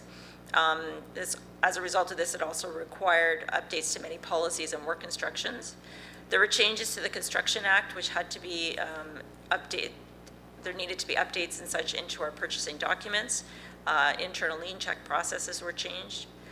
And then we tried to, and we successfully made some improvements to our P-card process improvements in coordination with budgets and accounting. That is purely to assist departments across the organization that have P-cards. Our taxation group, we issue the property tax bills for the municipal, region, and school board. We issue over 37,000 property tax bills annually. We collect property taxes and remit to the school board and the region. Notably, through the pandemic, there was an increase in applications for pre-authorized payment. See the figures there. The taxation department also maintains the assessment role in coordination with MPAC and responds to customer and tax inquiries. So through the pandemic, you'll see with our doors closed, our emails from taxpayers increased significantly from about 5,600 in 2019 to over 12,000 to date in 2021. And as you may know yourselves, speaking to someone takes a lot less time than actually forming a formal response in an email. Additionally, the tax department takes about 1,500 to 1,900 calls a month from our residents. Some of the accomplishments in the area, we have upgraded our tax system to the most up-to-date version of 12C. With all the significant call volume increases, it was suggested and successfully implemented a new automated attendant for tax calls. There were limitations in prior years because we needed to have a phone upgrade before this was achievable, and that was also completed, I believe, last year or the beginning of this year. We are looking at some projects moving forward to help streamline some of our processes, including tax certificates online, reviewing our pre-authorized payment applications. But just as a note, again, some things that are taking a significant amount of staff time are large property tax appeals that are ongoing. So looking forward in our finance department, as I said, I'm very proud of the work that we've been doing. We continue to work on process improvements in all of our sections. We continue to partner with departments to move the corporation forward. We're looking to leverage municipal best practices where we can. We're looking for opportunities to extend and reach across municipalities through various working groups and associations. We continue to transition to digital format where practical and safe. We are continuing to look to mitigate risk, safeguard our town assets, and our finances. Mr. Mayor, that is my presentation. I'm happy to take any questions you may have. Thank you very much.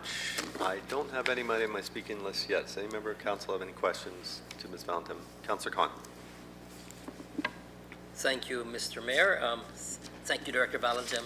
I listened to everybody's presentation, and I didn't see a staffing issue with yours. I'm sorry? A staffing? Yeah. Well, I just didn't highlight it, but. Okay, all right, so. I can tell you Yeah, if you'd please, like. please. We do have vacancies in all of our sections right now. it is a challenge. Obviously, we have an upcoming retirement as well, but in each of our sections, we are down staff members. We've lost some to other organizations. I thought there was some light there. I thought this is one department that did not have that challenge, but I was just almost being happy there. Well, thank you for the great presentation, Director. Thanks. Much appreciated. Thank you, Mr. Mayor. Thank you. Any further questions from members of council? Councilor Bauer? Thank you, Mayor. Thank you for the presentation, Director Valentin. Lots of great information. You mentioned credit card payments, phase 1 of a credit card payment. That we're not allowing residents to pay their property tax, their taxes by credit card, are we? Through the mayor, I believe that we are now through COVID. Yes, this is one of the changes. Oh, okay. All right, thank you. Further? No, that's all. Anybody else? Just quickly, I want to talk about the change to the DC Act and the deferral payments. And I know we don't always spend DCs as soon as we get them, so I don't see this holding us up too much in that respect. But how do we protect? It also kind of explains to me why some of our developers are really pushing towards rental now, giving them an opportunity to defer their DCs. But how do we protect the town in that respect? Somebody could build, sell, move on, and now we've got to try and collect from another owner, or somebody could just not pay.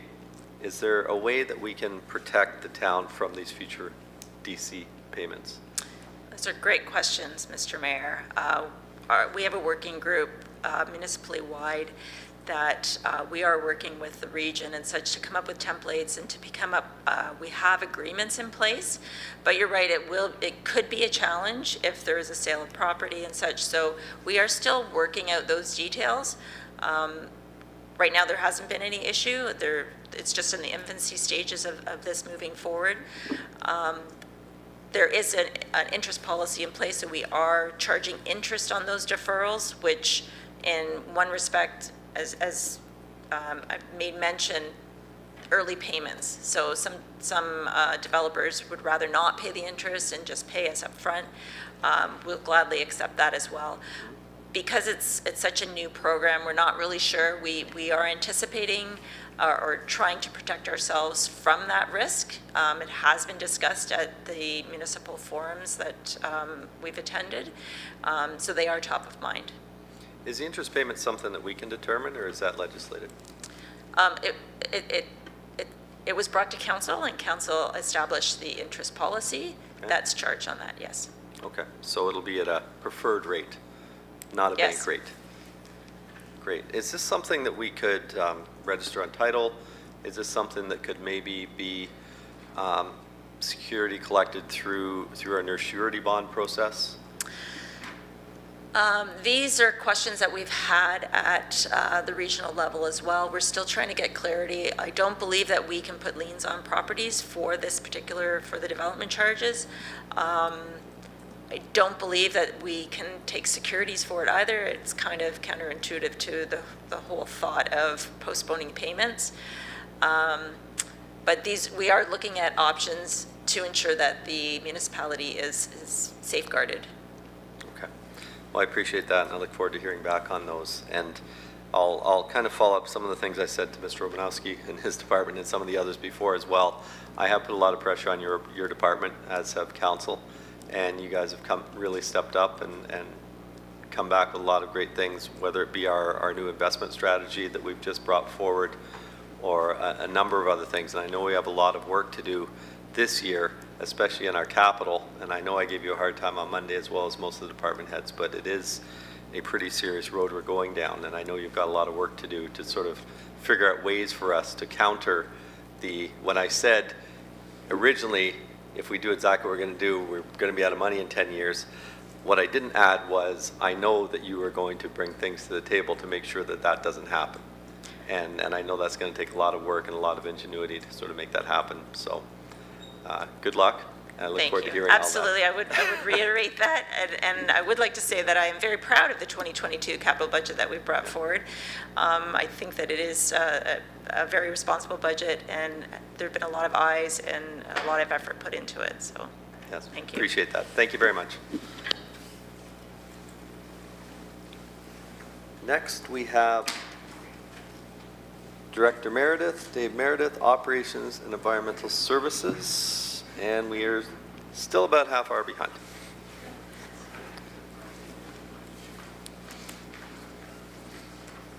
Mr. Meredith, whenever you're ready.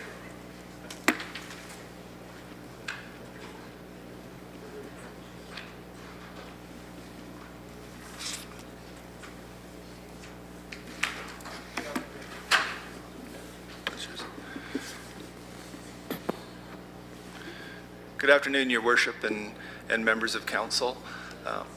Is that better? This afternoon's presentation is really intended to present a snapshot of where Operations and Environmental Services is currently as a department, what some of our key accomplishments have been in 21, and some of our key priorities in 2022.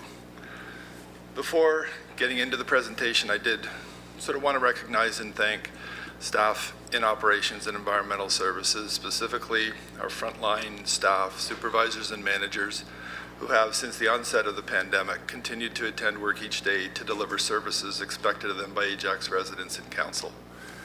In delivering many of these services, I did want to recognize the support that has been provided by council in recent years relating to their investment in staff to support the delivery of services, manage risk, and meet legislative requirements facing the department. Specifically, significant investments have been made with respect to our winter control services in terms of hiring full-time staff and extending contracted services, investments in our horticultural group and urban forestry group to deal with many of the challenges that we had been facing, and on the asset management front from a resource and a contracted services perspective. So I did want to recognize and thank some of the contributions that have been made over the last couple of years in enhancing and enabling the department to meet the expected service level obligations. I've got only about 8 or 9 slides, and the first 3 are really focused on some foundational investments that have been made sort of this past couple of years, which will provide long-term benefits. Obviously, this has consumed a lot of staff time and will guide future business planning and decision-making within the department that will hopefully benefit the town long-term.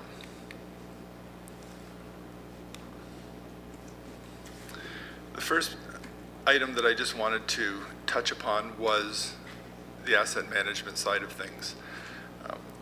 Council obviously had a workshop last week, at which time a picture was painted as far as the municipality's core assets, sort of where we currently stand, and what some of the future obligations and requirements are in the next couple of years. In addition to the core assets, as we mentioned, there's other assets that are in the process of being collected, or information and data is being collected. In this past year, asset examples include acoustical barriers and entrance features within new subdivisions, walkway and parkway lighting, all of which are going through the process and being completed from a conditional assessment perspective. But I did want to point out that from an asset management side of things and looking long-term and the sustainability perspective, there is a lot of in-house work that we are doing from an asset management perspective with respect to our staffing. We've got qualified and certified playground inspectors, trail inspections, our fleet, and then other departments, whether it relates to fire, recreation, IT, feed the asset management plan directly at a staff level. So not everything is external, not everything requires consultants. The work that consultants are engaged with are much more technical in terms of the equipment that we use or are required to use for pavement management or structural assessments where there is specialization required. So I do think it is important to recognize as we go forward that we are contemplating and looking to provide support for the asset management plan long-term in-house. And as part of that, there was a new position that we are in the process of hiring relating to our facilities on the building maintenance side of things, which will help feed the asset management planning perspective from a facility standpoint. The second, I guess, fundamental investment that's been made it's really been within the last 4 to 6 months working with the Office of the CAO is a core services review that Mr. Baker referenced this morning in his presentation. And really the focus of the core services review is really trying to look at the creation of efficiencies, the alignment of responsibilities within the department, and service delivery considerations. And by that, it's examining every service that we deliver, understanding the value in terms of the contract, the existing contracts that we currently have, and then assessing our distribution of staff, whether it's full-time versus seasonal versus students, looking who does what, is it being delivered in the best and most cost-effective manner, and are there efficiencies that we can gain? So I think from our perspective, our next phase will be for myself to meet with the CAO to review some of the key findings once the report is submitted, and then look at an implementation plan and hopefully creating some efficiencies as a result of this service delivery review that will allow us to make and enhance some of our service delivery options. The third item that I wanted to reference that will fundamentally change the way we do business and gather information is with respect to the implementation of CityWorks. And Ms. Cooper earlier today made reference to the coordinated effort between IT and operations with respect to the implementation of this initiative. This will probably be one of the most fundamental changes that is being made from an operational perspective. Again, this is something that is, although it is mostly internal, there will be benefits that will be seen externally by members of the community, members of council, and other departments. So essentially, CityWorks is a maintenance management system. It will now us, utilizing technology, have the ability to capture costs, resources, materials relating to every work order that gets distributed within the department. So we'll be tracking labor, equipment, and material for all work that we complete. So all of our, whether it's our forestry staff, our sports fields, our operators, and what that will allow us is information that will help inform making business decisions and budgets as we move forward. So for example, you know, this past Monday night at council, references made to the replacement of a specific fleet vehicle. CityWorks will provide the detailed information where I'll be able to run a report, see every work order that related during the history of the vehicle and the details and the costs associated with every work order for every fleet vehicle. That's one example. Similarly, with a particular park, I would be able to make reference and tell you the cost to maintain on a park-by-park basis the staff resources that were spent maintaining that park in a given year. So it really gives us a good understanding of the costs to maintain assets within the organization. And this will be in all areas of our business. It'll include facilities, it includes fleet, and it includes our parks and open space system. And that's within the department, and longer term, there could be spin-off benefits that CityWorks could be leveraged in other areas. One of the other components that I think council will find helpful, and I've heard your reference to the support and the information that P&D is providing with respect to the development activity tracker. I do believe there's something similar that CityWorks will be able to provide each member of council, and that will be a summary of service requests that we get, whether it's through constituency requests that are provided by council or those that come in directly to operations from members of the public that you would not necessarily be aware of. So, for example, if we receive 700 or 800 service requests in a given month, they would all have the ability to be tracked, logged, mapped. The one part of CityWorks is that it is integrated with GIS, so everything that we get can be mapped so it can be presented in a more visual way. And sort of as we move forward and start to gather and collect the information, my hope and expectation is working with each member of council and producing on whether it's a ward-by-ward basis, there's different ways that we can do it, but producing monthly, quarterly reports or what have you, providing summaries of activity, issues, that we are seeing and being reported to the department on a frequent basis. So I think that's information that council will find valuable and informative, and is something that we will be moving to implement in 2022. Just at a bit of a higher level, sort of looking at staffing, there's really, and these aren't additional requests or needs, it's sort of the existing state of staffing within our department. There are a couple that we've identified and will try and achieve through an annual budget process. But with respect to staffing, the first and foremost, again, not a service that you would see directly, relates to sort of our fleet services currently. The supervisor recently was promoted into another position outside of the organization, and the lead hand in that area is off on a leave of absence at this point in time. So the oversight from a fleet perspective is still being dealt with at a management level, but we are short on resources, and that's something that will be filled out in the relative short order. The next couple of items were and have been identified from a department perspective as it relates to corporate security, and the security assessment that was presented to council earlier this year is an identified need and gap that we have within the organization that is not currently filled from a corporate perspective. It sits on multiple individuals' plates and really needs a coordinated and consolidated effort. When we talk about staff training and policy development and coordination with IT, managing contracted services, capital project implementation, there are a number of facets to the corporate security program that is somewhat fragmented or unserved at this point in time. With respect to crossing guards, I know there's been some inquiries made recently about unmanned crossing guards, and that is the case in certain areas. We're currently 16 crossing guards short of our full complement.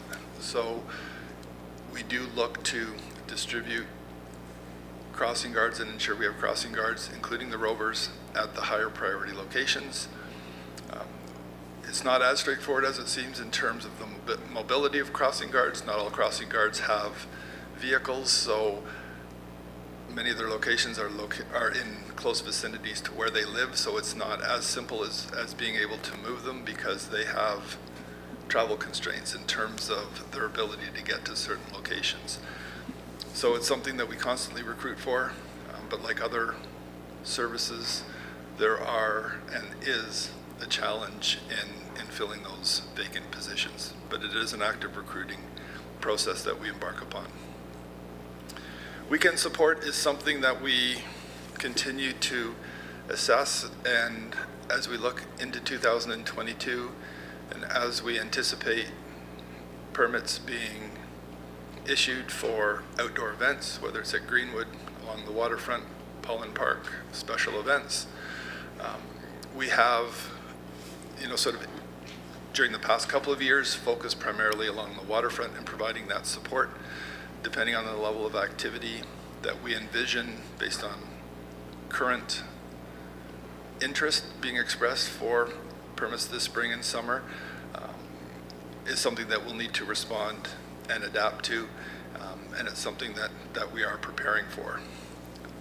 As we talk about a lot of the initiatives that are being implemented and sort of through our core services review, again, sort of the backbone to a lot of departments that doesn't really get talked about is the administrative support that gets provided. That is an identified gap that has come up and been identified through the draft core services review, and again, it's something that we'll look to address sort of within the efficiencies that we're hoping to identify through that process. And then my last comment was really just with respect to seasonal staff and the difficulty we had in filling our full complement of seasonal staff this past year. So we do have 35 seasonal staff positions. We ran about 10 short this summer. We were not able to we didn't have a full need because we weren't running full baseball tournaments and we didn't have a full weekend activity slate, so it didn't impact service delivery. But as we return in 2022, we expect the need to be at the full complement, and there has been a noticeable challenge with respect to the recruitment and the hiring of seasonal staff, qualified seasonal staff. And the only last point that I want to make, and it's not for now, but from a building maintenance perspective, we do have two very seasoned supervisor and manager in building maintenance. I don't think they'll mind me saying, but there's a strong chance that in 2022 at some point in time could be both facing retirement. So there's an internal succession plan that we are working towards to see if we can ease that transition, working with a few internal candidates and trying to prepare and anticipate what we think will be a loss of a lot of knowledge on the facility side of things within the next year. So they both take about 30 years, 30 plus years, 35 years of experience with them both. They've both been here since '87 and in Ajax the entire time. And yeah, unfortunately they're the same age and they've got the same retirement date within 6 months of each other. So whether that happens, I don't know, but we're aware and we're planning, and I just wanted to share that with council. I know there's been reference made, and on December 13th, our plan is to bring and present, the consultant is attending the December 13th General Government Committee meeting. And just, again, an overview, the intent is this is a draft master plan that would be presented to council. At this point in time, there's just a covering report that's been prepared. Council will receive electronically a digital copy of the draft master plan prior to the meeting so that you've got an opportunity to review it. We did not attach it to the staff report. We didn't want necessarily the public to be reviewing it or seeing it in advance of members of council. So our plan is to distribute it via email to council, present the draft master plan, receive council's initial feedback and comments, and then we will go through the public consultation process in the January-February time frame. So early in the new year would be our plan to release it to the public, solicit comments, update the plan as required, and present it back to council in all likelihood the April time frame. So I just wanted to sort of provide that general, that's essentially what the staff report says. This sort of lays out that timing and process moving forward. And just as an overview, this Recreation and Parks Master Plan is fundamentally different from some of the others in the past where historically there's been, and Mr. Romanowski has referenced, greenfield development which would feature new community and neighborhood parks within those greenfield areas. There's a fair bit of emphasis on intensification, in particular within the downtown area. What that means from a parkland distribution standpoint in terms of how we move forward, and the potential repurposing of existing parks in other parts of town to meet the needs that are identified within the Recreation and Parks Master Plan. So it'll also look at the 3 community centers, provide a long-term vision for each of those facilities, and provide a framework of services and amenities within each of those. So that will be on December 13th General Government Committee meeting. Just an overview as it relates to 2021 and the capital projects. Just some of the key ones. The actual capital projects were a little bit lighter in 2021. I think that was in recognition sort of a year ago, sort of where we were at from a COVID perspective, and the number of capital projects that were in the hopper. The focus has really been on finalizing the design of Roslyn Road, completing the Rotary Park pedestrian bridge and the Paradise Washroom, the Admiral Road reconstruction, the announcement for the Ajax Cricket Club and the Ajax Community Tennis Courts, and advancing and starting to work on the design, the replacement of the Roland Michener Playground, the temporary repairs to the Annie Bridge, and EV charging stations, placed at Town Hall and the Operations Center. There are 4, I guess I've referenced them as intergovernmental initiatives that are front and center and will be continuing into 2022, which I think would be of council's interest. We provided a report earlier in the year regarding road rationalization and the potential transfer of Roslyn Road in exchange for Westney Road south of Bailey Street. I would envision sort of the first half of 22, advancing discussions relating to this subject and having a report come to council.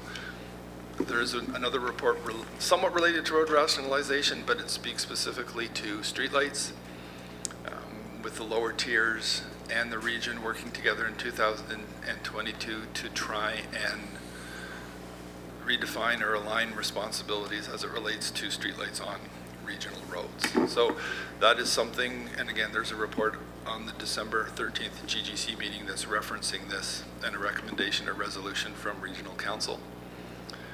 Some members of council are aware that the town has been working with TRCA with respect to a memorandum of understanding and service level agreements as it relates to works improvements, management agreements within TRCA's jurisdiction.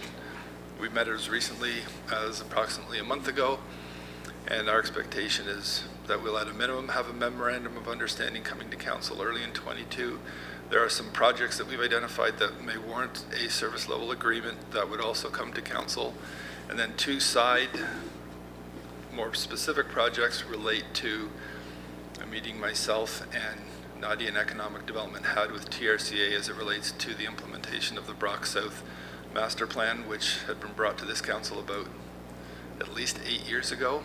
So there's some things that we're trying to work with TRCA in terms of advancing that, and then bringing up to date our management agreement, which is primarily along the waterfront as well as the Greenwood management plan that we currently have in place. So it's updating those agreements as well. And then 2 other initiatives, one which came up again on Monday evening was the BRT on Kingston Road. The region, and we had a meeting yesterday with respect to the design elements from Westney Road all the way to Durham 23, and ourselves being operations and environmental services as well as planning and development services will participate in those meetings to ensure that the design along Kingston Road meets with the town's long-term interests. And the last item that I have on this particular subject was there's a blue box transition report that we're currently just starting to work with the region, and that is, it's tied to the Resource Recovery and Circular Economy Act, and there's a deadline of July 1st, 2024, where information and data and the implementation of an Ontario regulation with respect to blue box collection and how that impacts municipalities as it relates to park waste from a recycling perspective, long-term care facilities, multi-unit residential, and it's putting a lot of the onus back on the supplier and provider. So it's fundamentally changing the blue box program. So the region has just reached out in October to engage the lower tiers, and we're providing the data and the information as it relates to our town-related blue box program. So I don't have a whole lot of information. That's just starting to roll out. But again, as we go into 2022, there will be information that I'm sure you will receive at Regional Council, but we will pass on, or I will pass on to Ajax Council as well. And my last slide is really just with respect to what we've identified as some of the key 2022 priorities. Obviously, Roslyn Road that we've talked about. We are, again, on December 13th, bringing forward the report to recommend the contract award for Roslyn Road. Some of the undergrounds and utilities will start, but the majority of the work will probably start in the April timeframe. The Recreation and Parks Master Plan approval, again, in that March-April timeframe, ultimately when we're hoping for final approval from council. Cricket Clubhouse and the Field of Play. We are in the process of engaging a lead consultant, go through the design process, engage the cricket community, allow for the field of play to be used during the current year with the hopes of breaking ground in September. St. Andrews improvements, there's a number of projects that were identified sort of in the long range, or sorry, in the 2022 capital budget relating to St. Andrews. The Mulberry Meadows, so this is a new neighborhood park on Audley Road, just south of Roslyn on the west side. The Rangeline Road reconstruction, we completed the design in 21, held public meetings, and we'll be moving forward with that project in 2022. And some of the next 5 are ones that I have just previously referenced that will all be actively worked on throughout the 2022 season. That concludes my presentations, and I'd be pleased to answer any questions you may have. Thank you very much for your presentation. The first member of council I have on the speaker list is Councillor Khan. Thank you, Mr. Mayor. It really helps when, in the interest of time, when your mayor is on top of things. So I've been bugging him with questions throughout your presentation, so he's been answering it. One thing, Director Meredith, about CityWorks, have we been using that already? CityWorks has gone live in 2 or 3 different phases starting in September of this year. So what that has done is that has enabled our staff, for the most part, with mobile technology. There's still supply issues as it relates to iPads and phones and so forth as we roll out the implementation. There's still some templates and reporting that we are still fine-tuning, but staff are using CityWorks as of September of this year. What were we using currently, or probably still, we still are using it, right? What system? Paper. It's paper. Wow. Well, I'm sure Regional Council Lee will be very impressed with that, yeah. Yes, there you go. Well, thank you. How long does that take to get into full implementation, CityWorks? Is it in there? Yeah, it's going to be, CityWorks will be part of our life forever. It'll continue to evolve and will continue to roll out.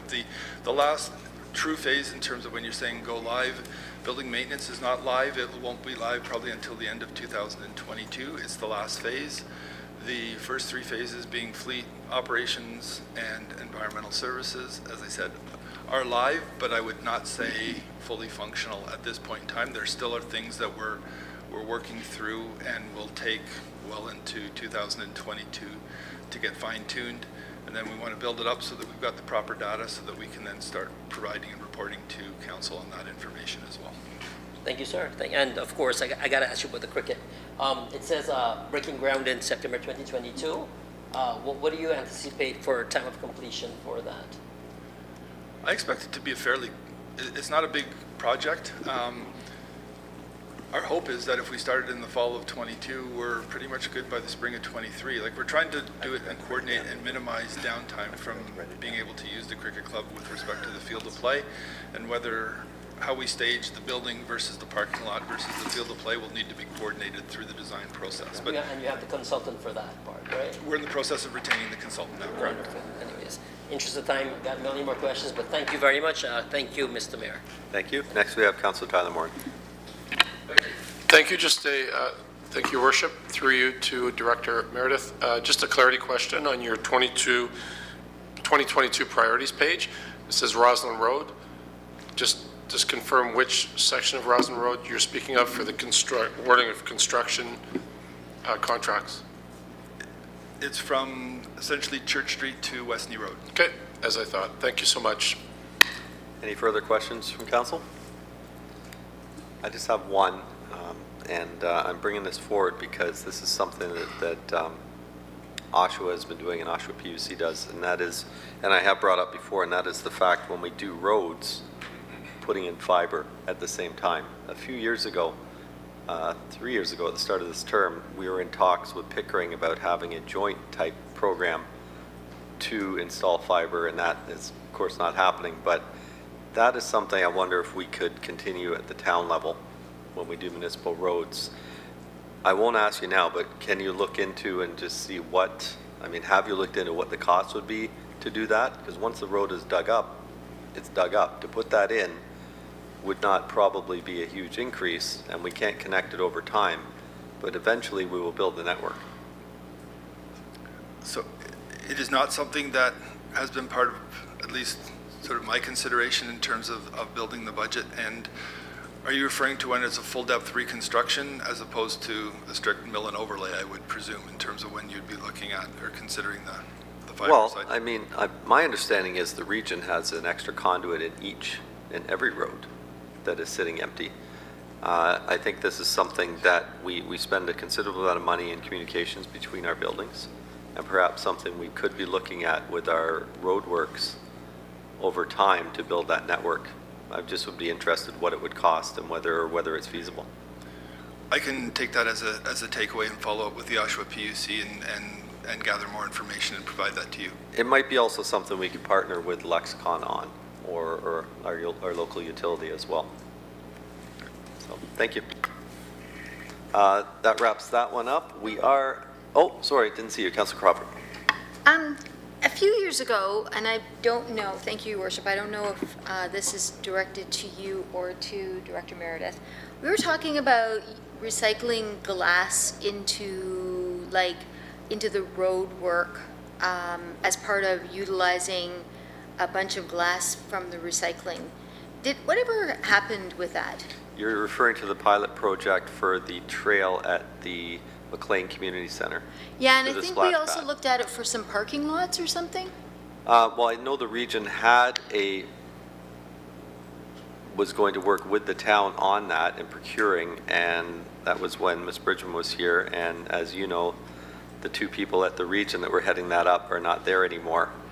That may have fallen by the wayside, but Mr. Meredith, are you able to speak to that? That project was supposed to happen, I think, in the fall of 2019?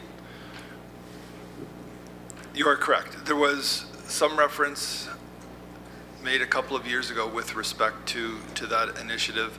There was a reach out to the region, I'm going to say about a year ago. There wasn't much uptake or enthusiasm, and I know there's been a staff turnover who didn't have a lot of history at both the town or regional level, but that's something, if there is still that interest in pursuing that, then that's something that can be followed up on as well, whether it's in our parking lots, whether it's in our trail system. Clearly those are options. So I'm aware of a discussion that took place a couple of years ago, but I have not been part of those directly. So, yeah. It's supposed to be much more durable and all that stuff. Thank you. Well, actually, Councillor Crawford, I appreciate you bringing that up, because I'm not sure if that project has actually been done, if that trail section has been complete yet. I believe it's still outstanding. Yeah, so that may be something that you and I, Marilyn, can bring up at the region, see if we can get that going again. Okay. Let's do a motion. Yeah, let's do 5. All right, thank you, Mr. Meredith. That wraps up. Next, we have Chief Lang, Fire and Emergency Services.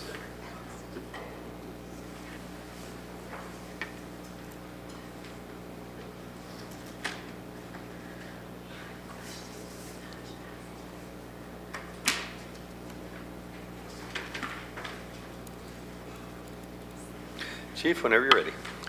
Thank you. All right. So I'm not going to go into great detail because I know you've heard a lot from the fire service this year, but certainly if there's questions, we'll entertain them. We've got a couple of slides and a couple of items on each one, and we'll just go to it. Oops, wrong button. I'm trying. There we go. Just some of the past achievements. Our public safety information cards, we created about 11 different languages. There's more coming, it's just we wanted to get the ones that we could get done out. And so just so you're aware, the different languages we've put forward so far are Arabic, Dutch, English, Farsi, French, German, Italian, Polish, Spanish, and Tagalog.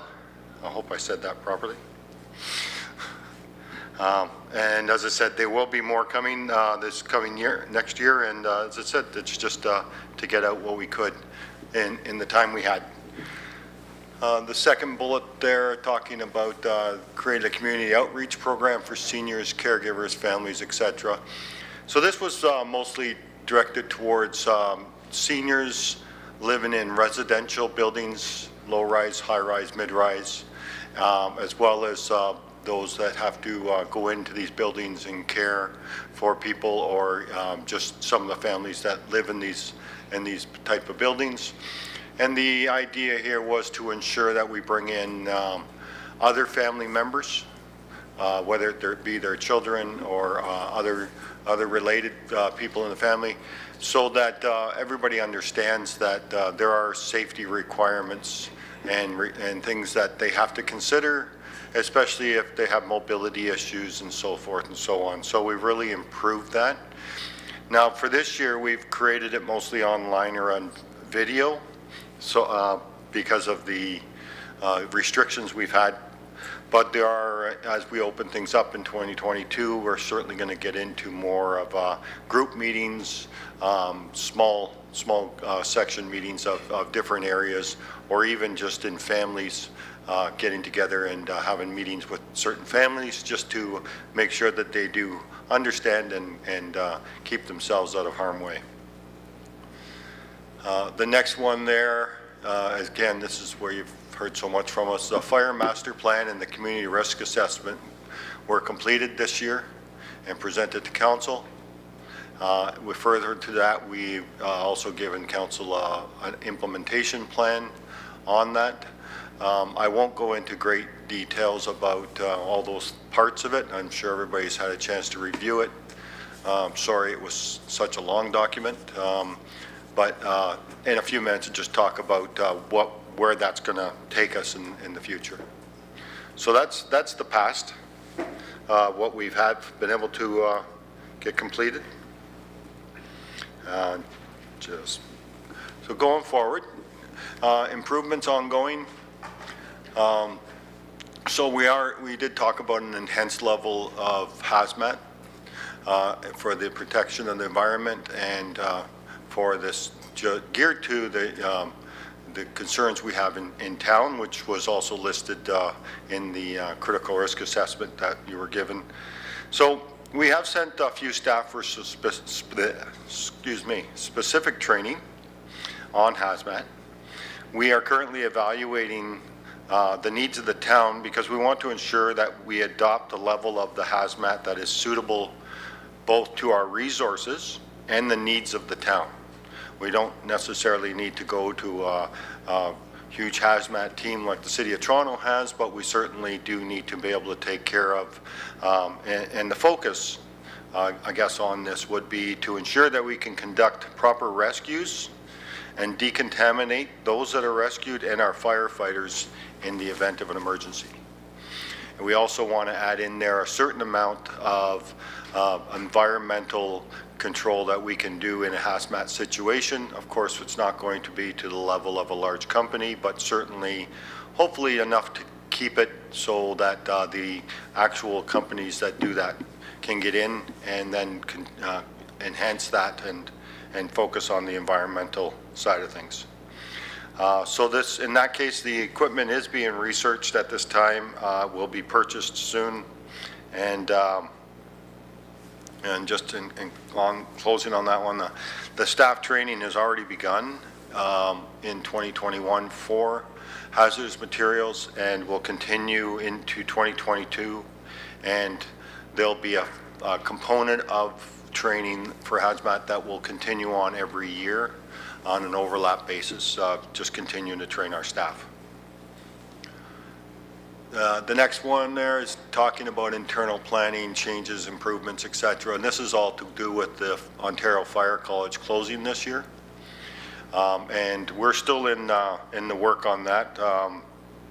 We're working through many areas that are affected by the closing of the Fire College.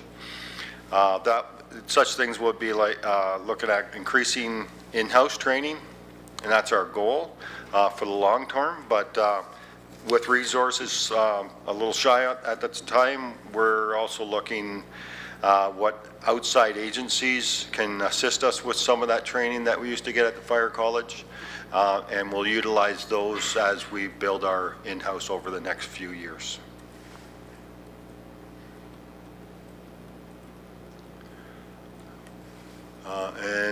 Just the last one, the last bullet, working through the various items in the master fire plan.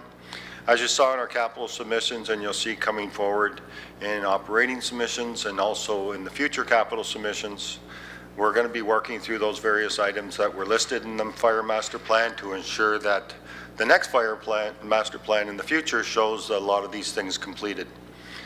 Of course, working in tandem and being fiscally responsible, we're also going to take several years to move some of the items forward. We understand that, and as I said, that's our goal is to get these things concluded so that the future looks better. So in 2022, we'll begin an annual update to council, which will keep you informed of our progress on those fire master plan items, as well as some statistical data of our responses and our achievements each year. We're going to get into that annual type reporting so that you have the information each year going forward, and therefore in the future things won't be any type of surprise. You'll understand where we're at. And that's all I have. I'll take questions if you have any. Thank you. First councillor I have is Councillor Crawford. Thank you, Your Worship, through you to Chief. Thank you so much for your report. Why on earth would a fire college close if you need it? I can't say exactly why they closed it. I can tell you the reasoning they stated is they're going to more of a mobile mode, and they are working towards getting instructors to be able to come to the municipalities and so on. But what they really mean by that is they're going to set up regional training centers, which aren't necessarily like a formal building. They're just going to say they have one course in Ajax and others can come in, and then they'd have another one in Oshawa or Richmond Hill or North York, different places like that, and then people go to it. Okay. So they're not, they're saying that the actual college closing, they're defining it as a building that's closing, not the actual program. Yeah, programs. Okay, gotcha. I know we talked about the beginning of this term talking about the fire tower training facility that we have on Salem, and that we were going to be trying to look at charging other municipalities to come in and use our facilities. The idea of the tower was for that. How have we done with that through the term? Okay. Through the chair to the councillor. We have been pushing to do that. We have met and spoke with all the municipalities within Durham. We have had a little bit of an uptake on it. I wouldn't say we've had a great uptake on it. Quite frankly, they're reluctant to use it too much due to the backfilling that they need to do and the costs of their own firefighters full-time on overtime while people are training. So most municipalities are looking to try and keep their training within their municipality to keep their costs down. Okay, that's surprising because I thought we were kind of unique in that we were one of the only municipalities that had the tower, but that's cool. I think there was another thing that we implemented during this term was the insurance. I don't know if this is to you. Non-resident accident billing. Yeah, that's it. How have we been doing that? This is probably not your. I guess maybe. Go ahead. I don't even know what I'm asking. No problem. I think you're asking about the user fees for vehicle accidents for outside residents. Right. Residents not in town. That's what I'm trying to say. Right. So yes, we have been doing that. Just as we started, COVID hit, and of course, what we thought were our annual accidents went down to about 50%, just due to traffic on the roads. Things are starting to come back, so we will see some improvement to it. We did not get what we believed we would receive as far as these the fees. And like I said, part of it was to do with COVID, part of it's to do with there was a lot of things that came out of COVID from the provincial government, like not having to renew your licensing for 6 months or a year. So with the information we had, people had moved, the information was wrong, we don't know where they moved to, it wasn't updated in the system, so there's been a lot of variance within the whole system and the use of the system that makes it difficult to bill. One of the weird things we found was that Durham Police do not complete the system for off-road accidents. An example would be an accident in a parking lot. Because it's private property, they don't put it in the system, so therefore we can't get the information to bill. So there's a lot of these little uniqueness that we weren't aware of, but we are continuing to do it. We are continuing to send out the bills and working towards hopefully that program getting better in the future. Well, hopefully we don't have that many accidents, but I understand what you mean. That's great. Thank you so much for your responses. Further from council? That was my question, Councillor Crawford. That's how I knew it so readily. But I just want to go one step further. I just received the documents for the automatic speed enforcement agreements yesterday, and in reviewing those, we do now have access through that system to the provincial license plate system for the photo radar. Is that something that we can potentially use? So instead of the fighters having to get all the information, I understand DRPS isn't really willing to share that with some, to access it just simply by getting the license plate and paying $1.06 and getting it from the system. Would that be something maybe we could look at coordinating? I would have to look into that. I would have to check in on the agreement. I haven't seen that particular agreement. I know the agreement we have is basically with the same company to get the same information, but our agreement is very stringent on any kind of sharing of information, so I believe that other agreement would probably be the same. We do have the ability to enter license plates into the system, but you'll find, what we found is that doesn't necessarily mean the system's going to give you the information, or that the driver is the same, or the person who owns the vehicle is the same as the system, because if somebody changes ownership and so on and so forth, that it's usually not caught up quick enough. Therefore, it's a lagging system. But I'll certainly look into that. As far as that type of system, we don't currently, because it's not an infraction per se. They're not necessarily, just because they have an accident doesn't mean they're being charged. So therefore, that other system that goes to Toronto and so on, that this whole billing system through this, that's based on Highway Traffic Act infringements and so on and so forth.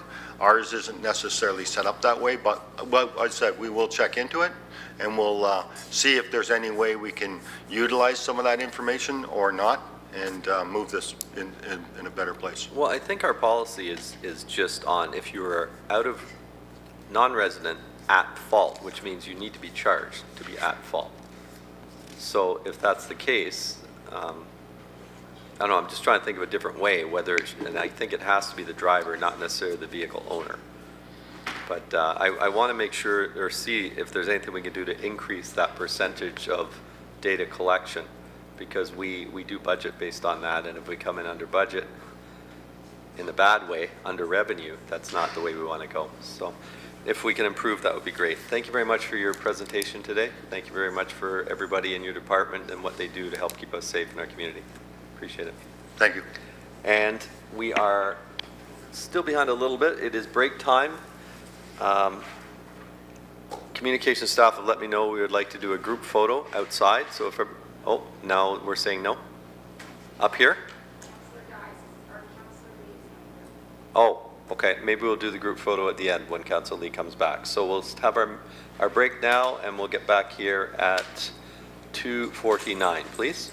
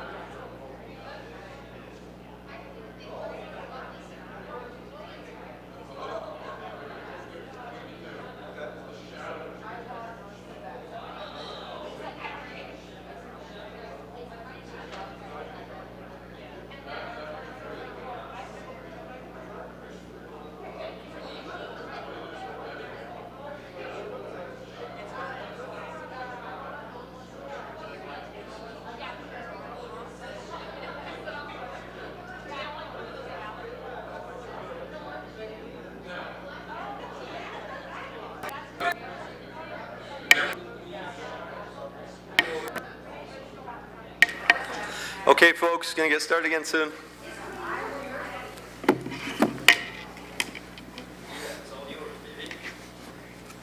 You're close to back on. You're only 15 minutes off. I'm trying hard to get us back on track. Well, Where's Councillor Bauer? no. Yeah, you're 20 minutes off. Chris is already in the saddle. I waited for you. You got 1 minute.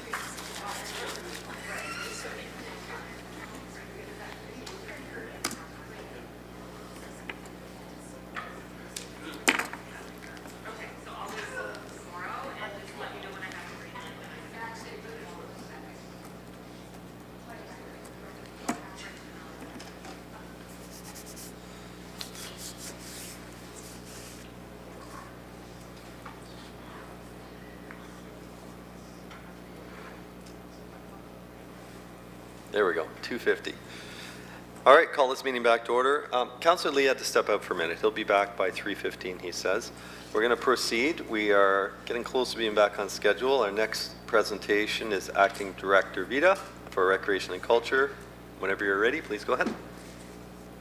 Good afternoon. Sorry about that. Good afternoon, Mayor and Council, staff, and everybody watching at home. I'm very happy to be here this afternoon to present on the Recreation, Culture, and Community Development Department.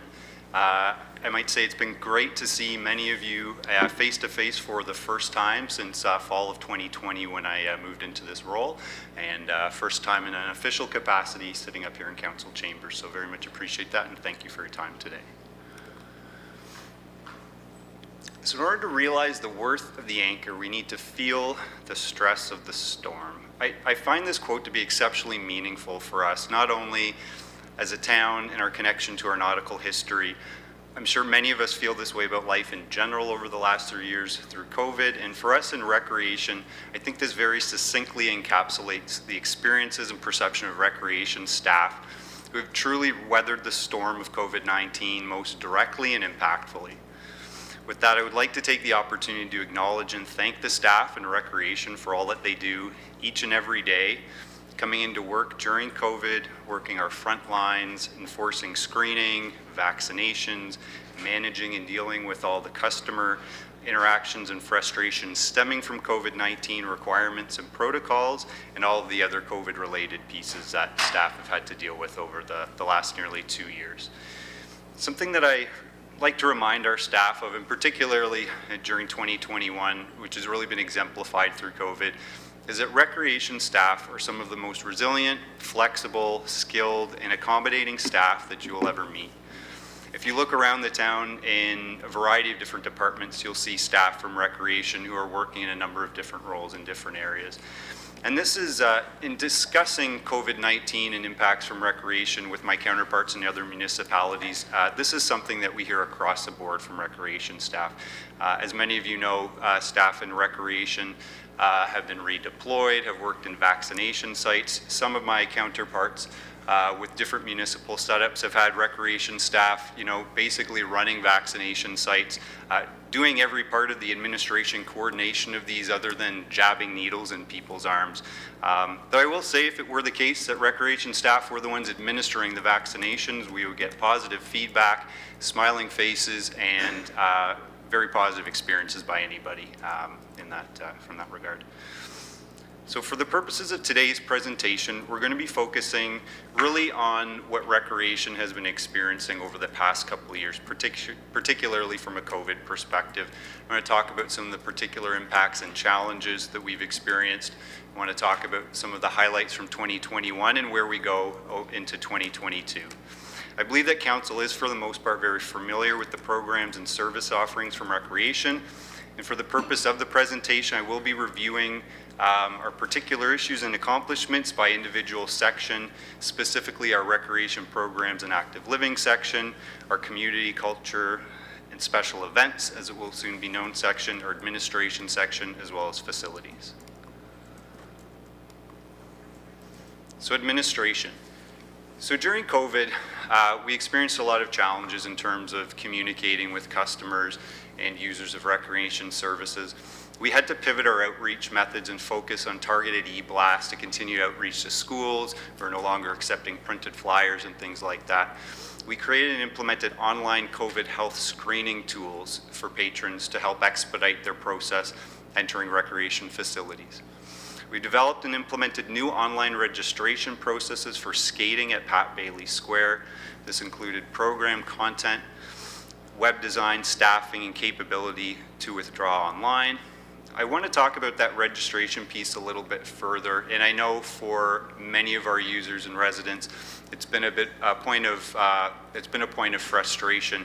I would like to say that the skills and abilities for staff to use our recreation software, modify it to allow for these online registrations, is something that's been seen as, you know, something novel within our industry, and we've had a number of municipalities, including some of the largest within this country, reaching out to our administration section to determine how they've been able to back-end set up these programs to ensure we've been able to implement them to allow for registration and entrance through COVID.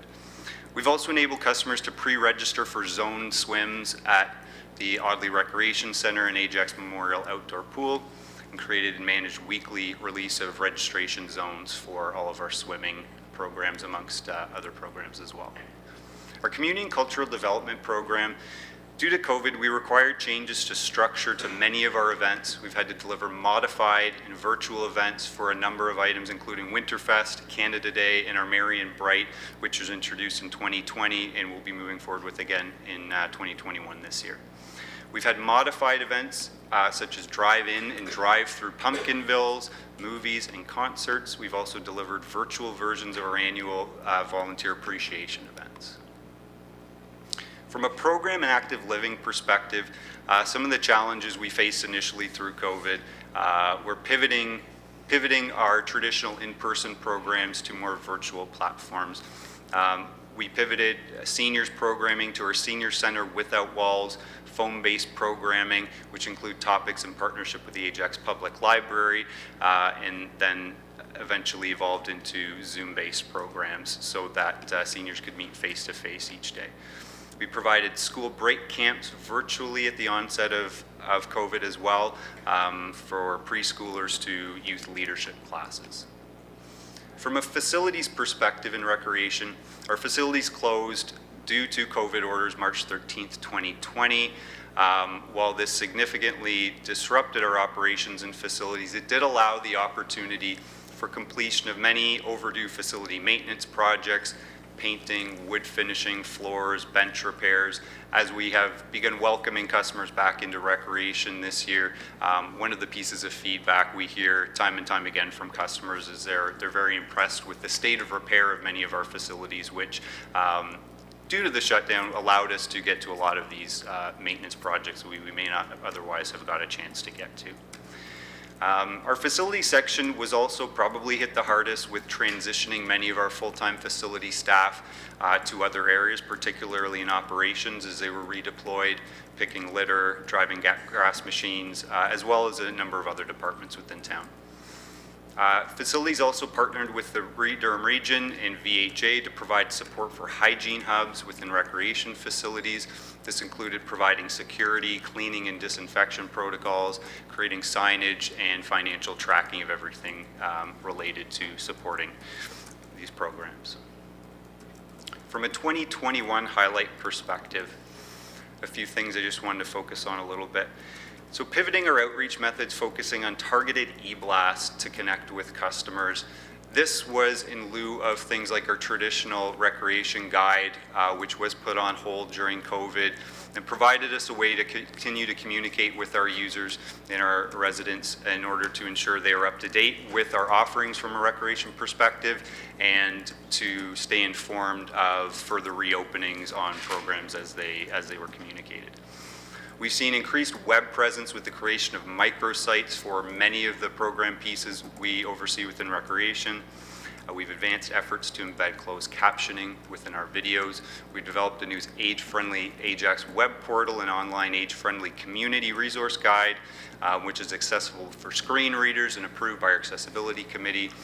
We also have print versions that have been provided on site to our senior centers and other targeted groups and locations without town. We also initiated and launched the Summer TOA online campaign earlier this year.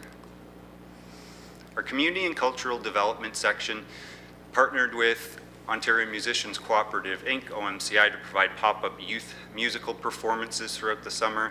We launched our first Eco-Team volunteer program to assist the Operations and Environmental Services section to ensure parks and other outside areas within Ajax were maintained and cleaned, and that the very dedicated set of volunteers we have in Ajax were kept busy throughout the year as well.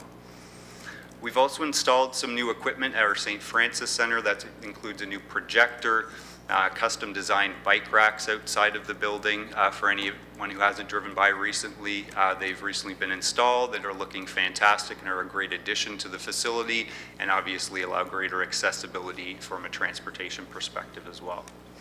We've also launched our Ajax Snow Patrol Senior Volunteer Snow Removal Pilot Program this year, which will help us assess how we may be able to utilize our volunteers better from the perspective of snow removal for seniors into the future. And we will also be beginning in-person shows at the St. Francis Centre beginning this December. Over 2021, our festivals and events section of CCD, as I stated, pivoted to online events for a number of our normal in-person events. We've seen over 6,825 views of these events that we posted online, which has reached over 800,000 individuals, obviously Ajax residents and well beyond, and that's allowed us to engage with just under 5,000 residents just from a festivals and events perspective. We've also worked on the age-friendly Ajax Community Plan deliverables. We've initiated a number of projects and completed others, such as the Inclusive Community Grant for installation of age-friendly fitness equipment and redesign of the Roland Michener Park.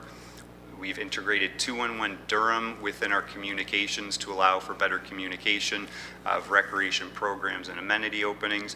We've also created a new age-friendly Ajax web portal and online age-friendly community resource guide to assist with seniors accessing services, not only within Ajax, but within the Durham region and beyond. And for those who haven't had an opportunity to review that community resource guide, I would strongly urge everybody to do so. There's some fantastic information. Our team did a great job at putting that document together.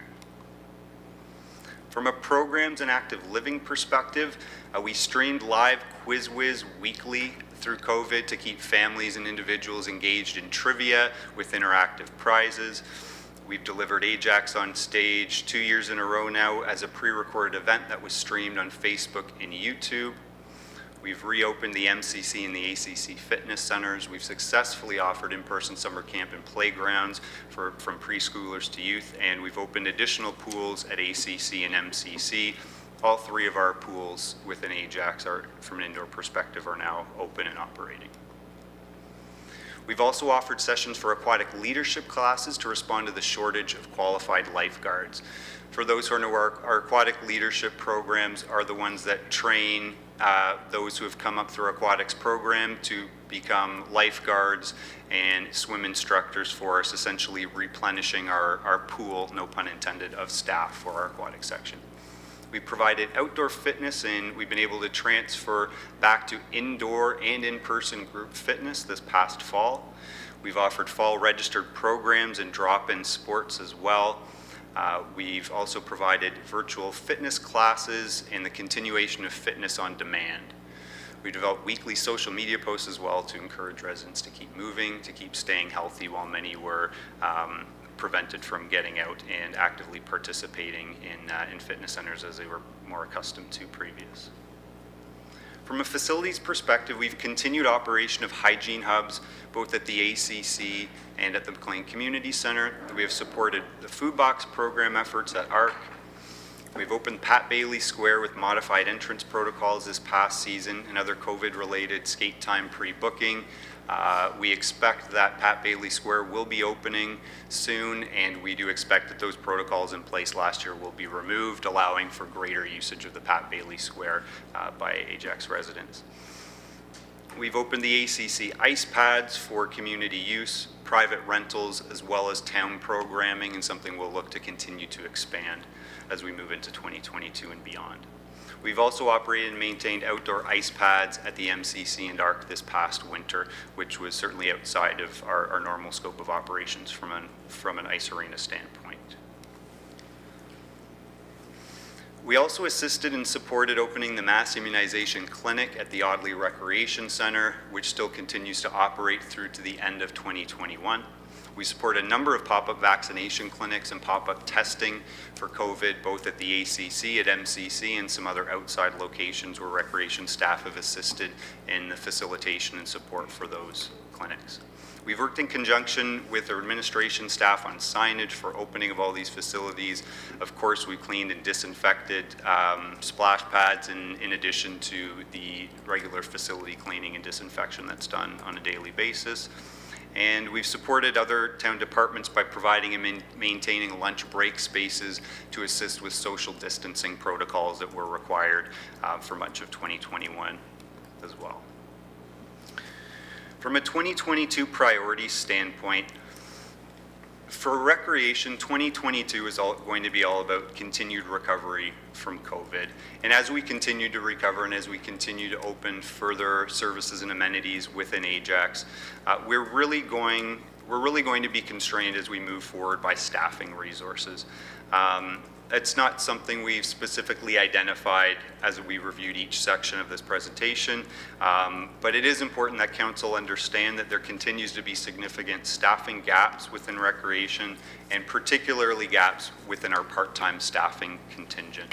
As a Director of Finance, Diane Valentim identified, talking about the number of layoffs and redeployments that we're seeing through the town. The majority of those were from recreation, which I think further showcases the impact that that pandemic has had on the operations of recreation.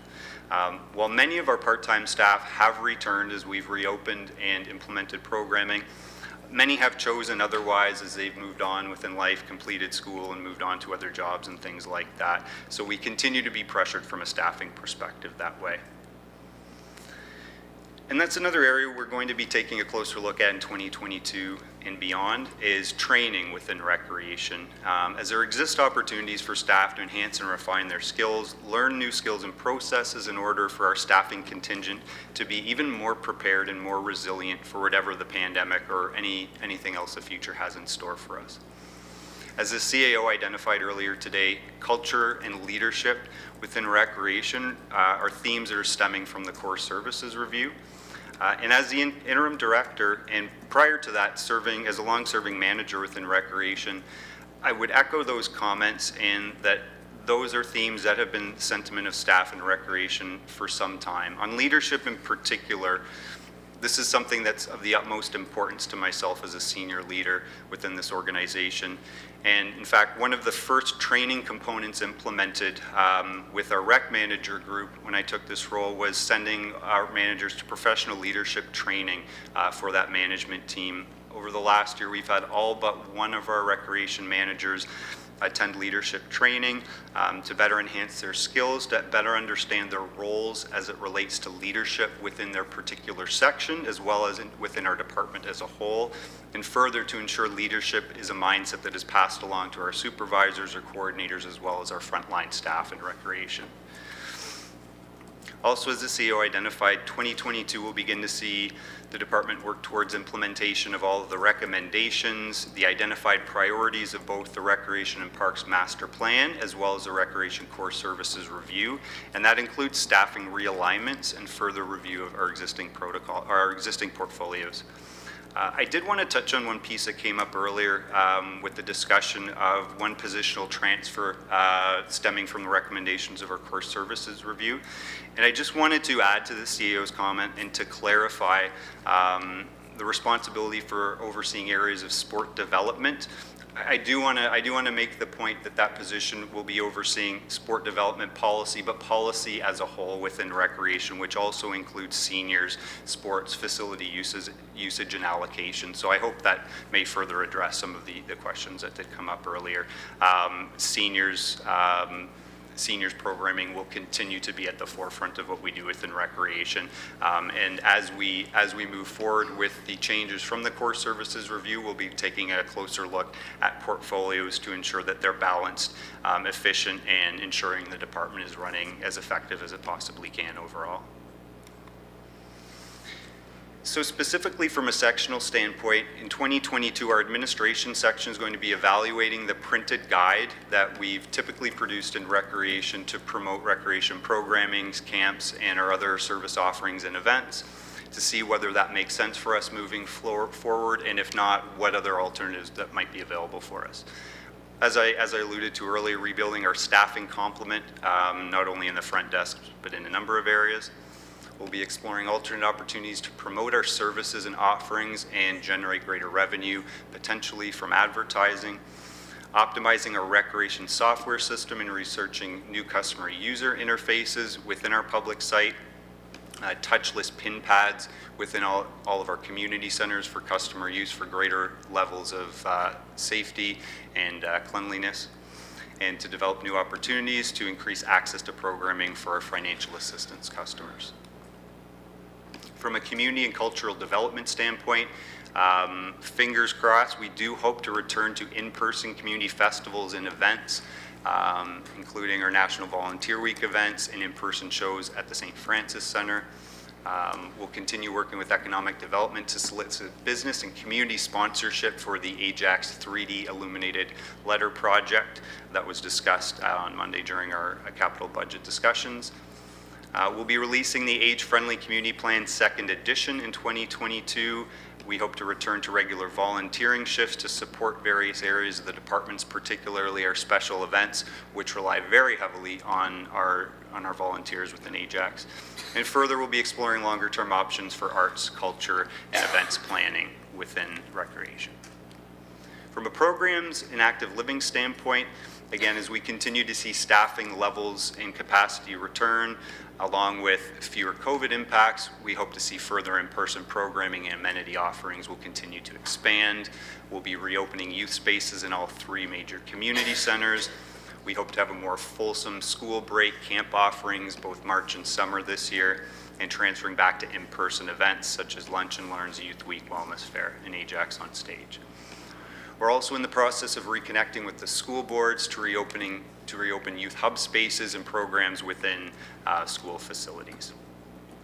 From a facility standpoint, we will continue to support the increased programming facility usage that we expect to see through post-COVID recovery as users get more comfortable returning to recreation and participating further with our programs and offerings. We'll see a greater level of facility support need throughout all of our recreation facilities. We'll further develop service levels and maintenance standards pertaining to cleaning and facility operations, and further we'll be implementing dedicated facility maintenance programs for improved preventative maintenance in consultation with operations in our maintenance section, including exploring if technological support options will help advance our facilities cleaning, disinfection, and maintenance.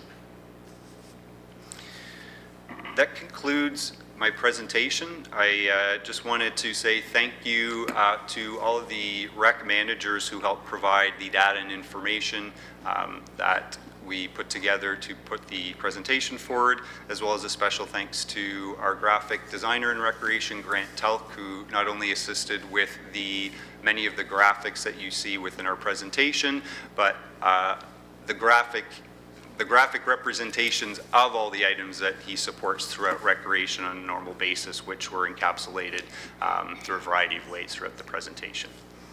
Thank you very much, and I'm happy to answer any questions that council may have. Thank you for your presentation. I have Councilors Crawford, Khan, and Bauer on my speaker list. Councilor Crawford, please go ahead.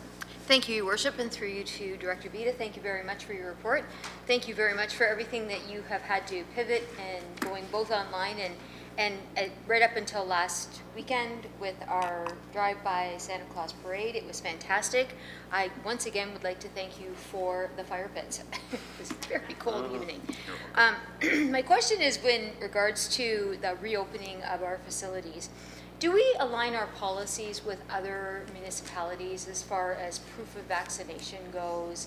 I'll tell you where I'm going with that, maybe before you answer it. I had a question around the hockey leagues and how we are requiring them to show a proof of vaccination every time they play, even though all of the hockey leagues are vaccinated. If they're not vaccinated, they can't be playing. So, and apparently another municipality doesn't do that. So just curious as to how our policies, why they're not aligning with all the other municipalities.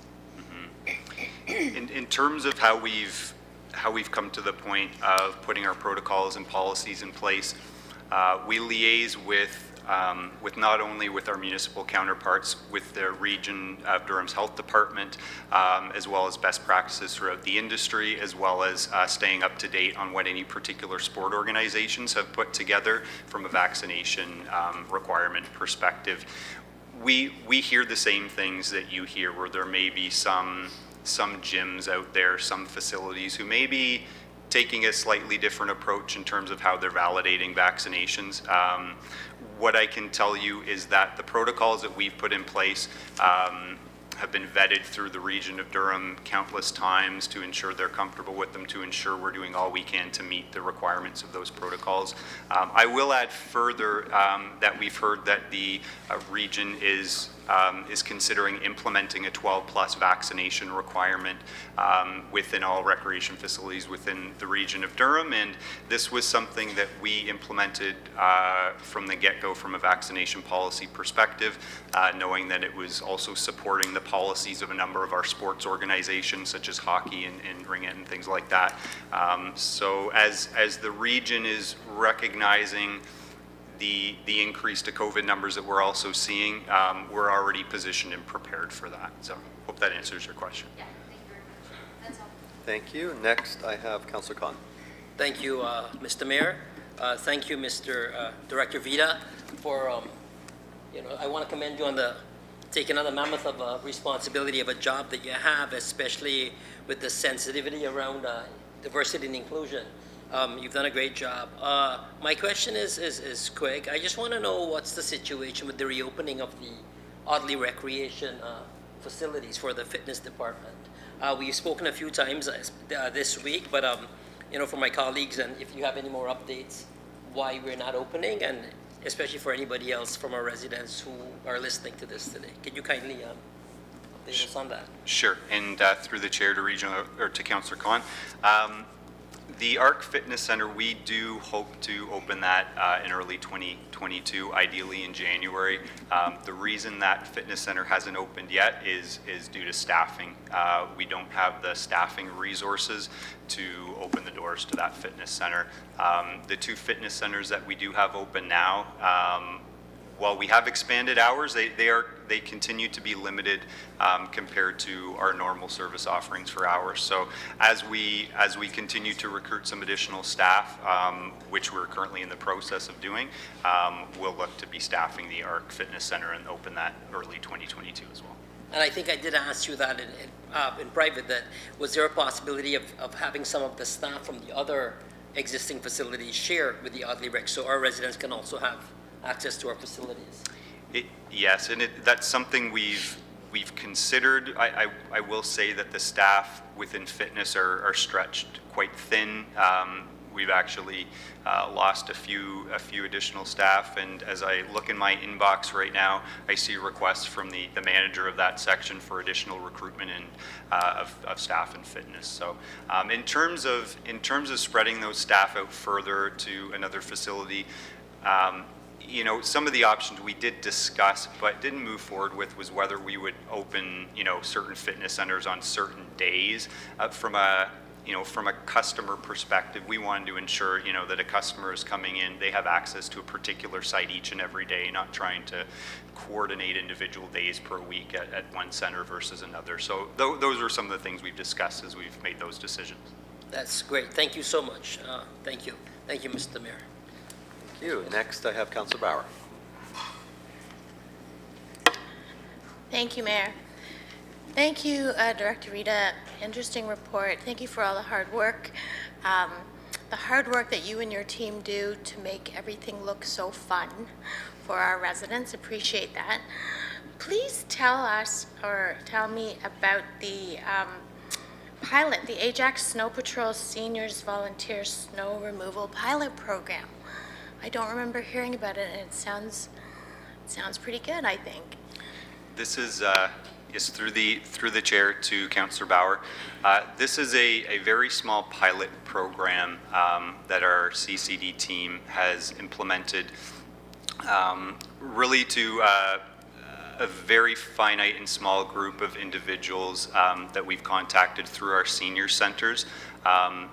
The idea of the project is to match some volunteers to a particular senior within the area who would then be responsible for snow removal in the event of a weather event. There's some other municipalities, I believe the city of Guelph has implemented a similar program for a number of years.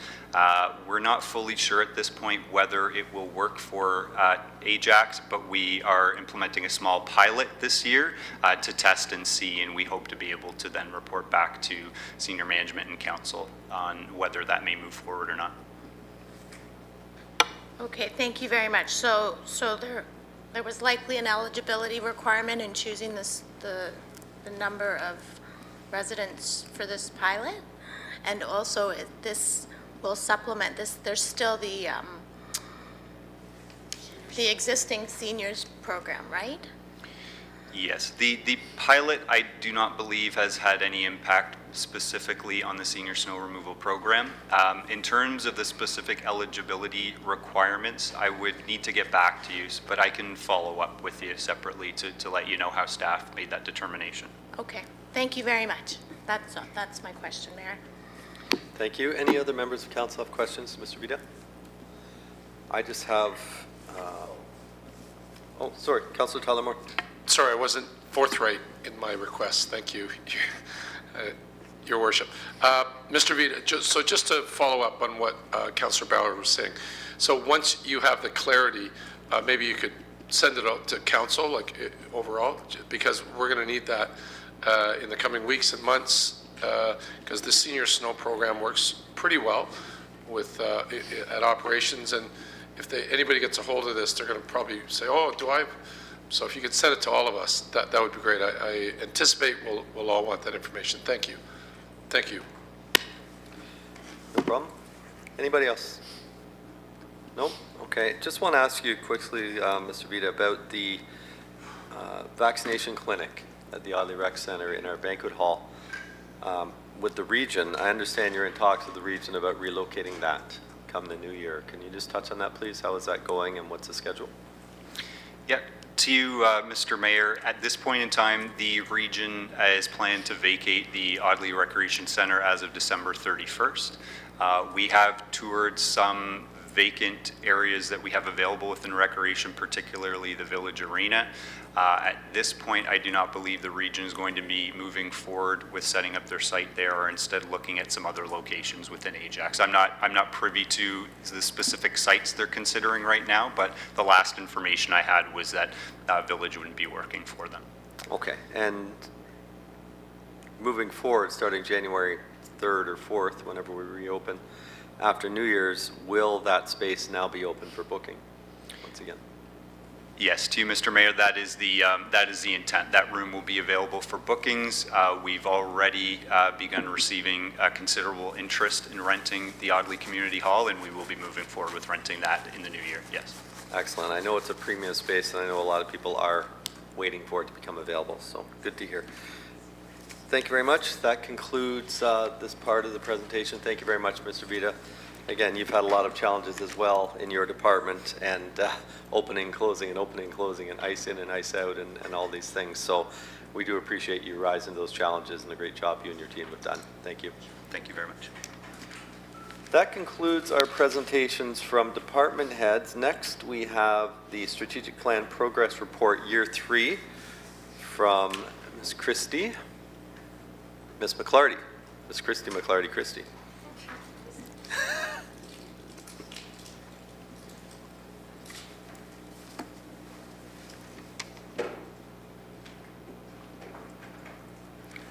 Go ahead, please, whenever you're ready.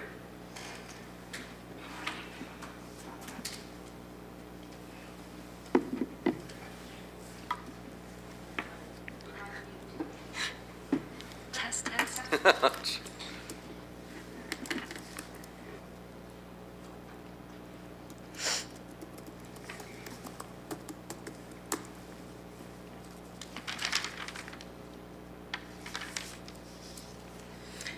Good afternoon, Council.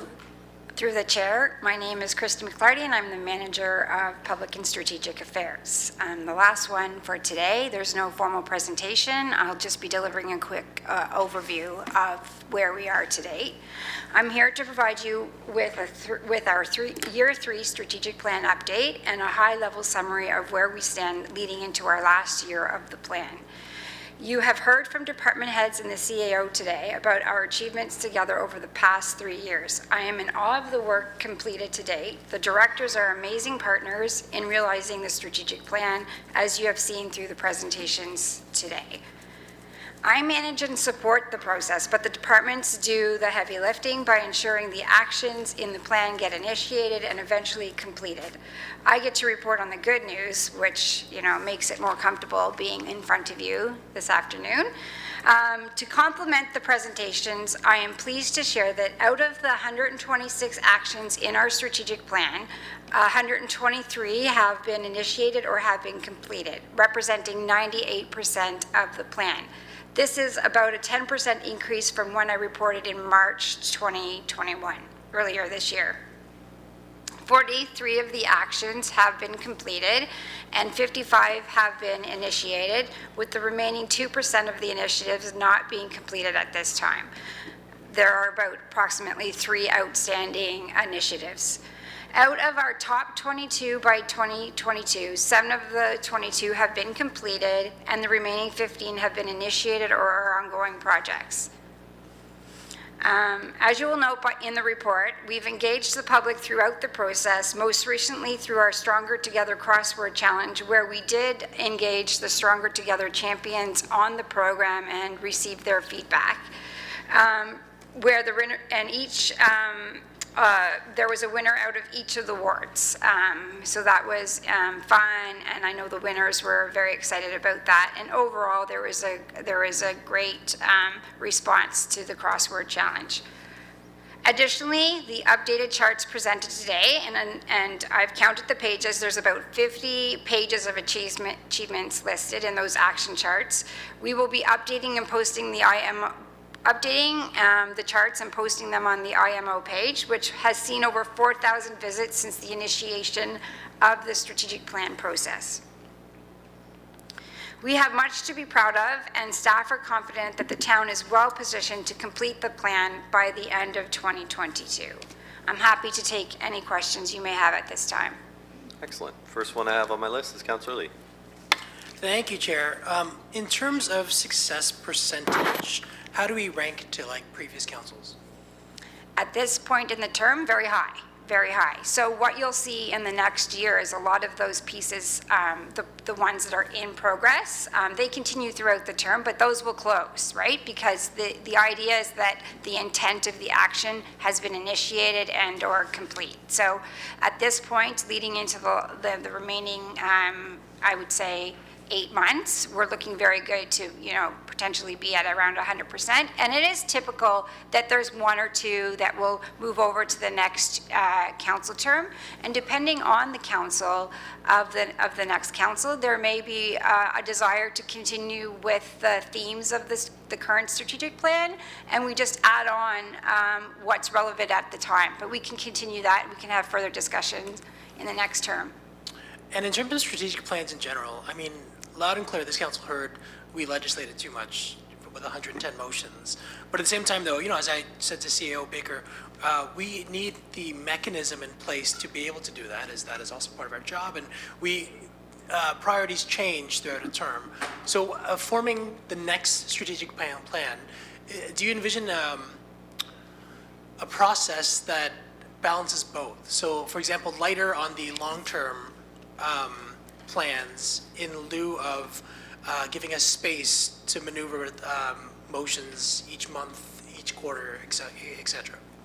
I tend to agree with the activity of this council, and just in terms of the movement from the static on the shelves type of strategic plans, that yes, we need to have more flexibility. That being said, I think it's important that we take advantage of the yearly updates that we are providing to council, and that we have more discussion and dialogue as to the actions that are on track to being completed and whether or not they're still necessary. So we can still rejig the priorities. Like we did in March, we had that midterm session. There we reduced the actions from 148 to 126. That's very common. We see some alignment between actions that we can merge. And it's at that time too, and when we do those updates, that if council would like to see actions dropped off because they're not relevant, or there's new priorities that council would like to see moved in advance, we could add those as well during those sessions. But yes, I do agree that we need to be more flexible in terms of the long-term aspect of the strategic plan and have look to more of a yearly kind of focus and discussion around what those actions are. Great, that is very helpful.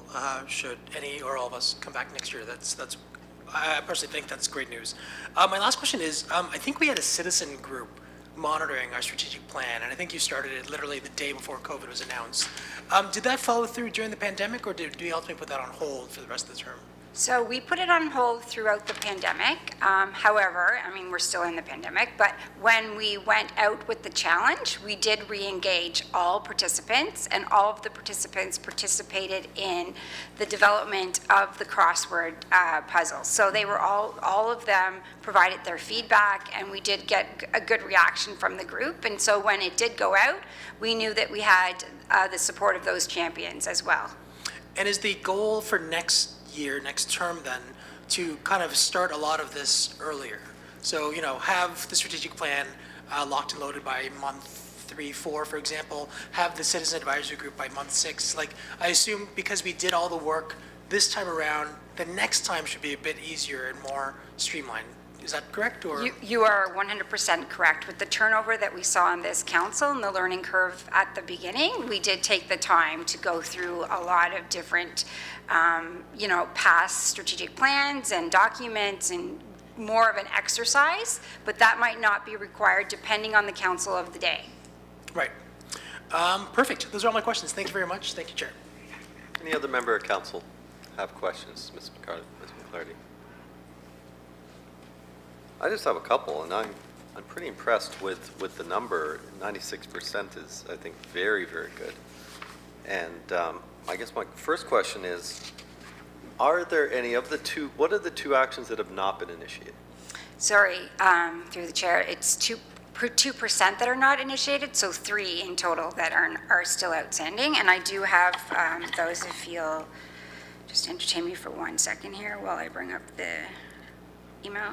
Well, while you're doing that, my next question is, I mean, we've given a lot of direction this term, and to Councillor Lee, I mean, it says in the report we only had 20 last term motions. I think this is my 5th term, and I think we've done more terms this motion than cumulatively council the first 4 terms. So it has been a very, very busy term.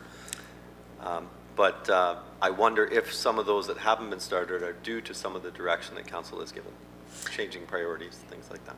Through the chair, I'd have to say that your directors and your senior management team wouldn't let that happen. So they are trying to manage everything that's being provided, and nothing has dropped. They continue to manage the strategic plan as best they can to deliver on the priorities.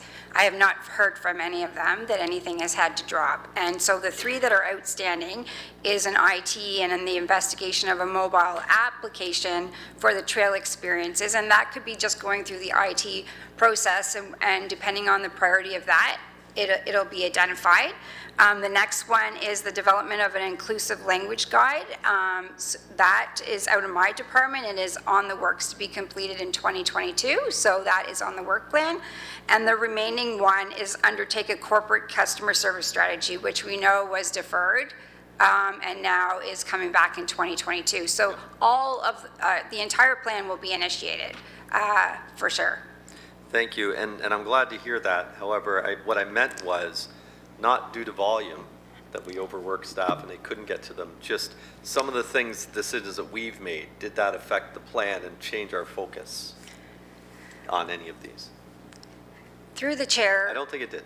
I don't think it did either, and I think that one of the key points in the strategic plan and one of the actions was about supporting this council in terms of some of their priorities and advancing that. So, I mean, yes, that's a lot of work, but there's a lot of advocating and lobbying that you've done through those motions as well. That's important to the action plan and the priorities that are identified throughout the plan as well. Yeah, we've dealt with a lot of other items like preserving wetlands and exactly those types of things. You talked quickly about a trail app. Would that trail app also be cycling as well? Is that part of the focus? Through the chair, it's to improve the trail experience for users and collect data to drive further infrastructure decisions. Got it. Although an app would be kind of cool.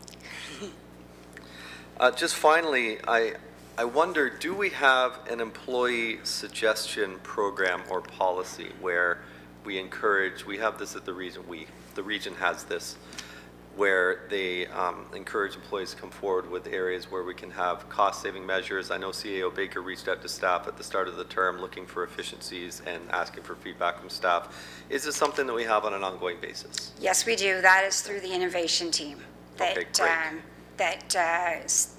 the CAO spoke to earlier today. And there is an update. I'd have to find the update, but I can follow up in terms of what they've accomplished to date. Okay, great. I think we should recognize that too, because I think the employees know better the operation day to day than we do. And if they can bring efficiencies to us that help us do things better, I would like to hear that and I would like to celebrate that. So, thank you. Anybody else have anything further from Ms. McClarty? No? That's great. Thank you very much, Christy. And that puts us almost back on time. We're 5 minutes behind. Closing remarks, Mayor and CEO. I'll start, and then Shane, if you want to just wrap up, just very quickly. I think this has been an incredibly informative session. I want to just take a minute to thank all of our staff for the obvious, very, very hard work that you put into all your presentations and consolidating 3 years worth of work so far into 20-minute presentations in a very concise and very specific manner so we can understand them, maybe dumb them down a little bit for us. And I do really appreciate that because it's a lot. And we have, as collectively as an organization, done a lot. And I just want to say, on behalf of myself and council, we recognize that, and we recognize all the work of staff. Sometimes I don't always say that, like maybe Monday night, and tend to be a little bit critical, but it's always there.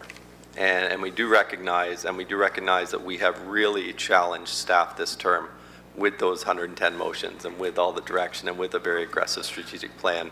And you have stepped up, and I think we've made amazing headway. And it's not, as I've said a couple times today, not just here. We're being recognized outside of Ajax. And staff are being recognized, and the things we're doing are being recognized by other municipalities in Durham and by a bunch of the big city mayors in other large municipalities as well. And some of them, like our neighbors immediately to the west, are even copying our ideas, which is great with regards to the permanent parking system down at the waterfront and those types of things. So I think that is the truest form of flattery when somebody is taking your ideas and running with them as well. It shows we're on the right track. So on behalf of myself and council, thank you so much to all staff. I think this has been a great day. I've learned a lot as well, and I'll turn it over now to CEO Baker for some closing remarks.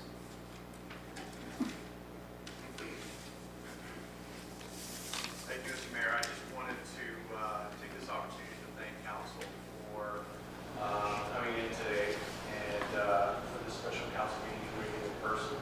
I think it was a great opportunity for us to connect, and I think I'm sure you'll all feel the same way. It was long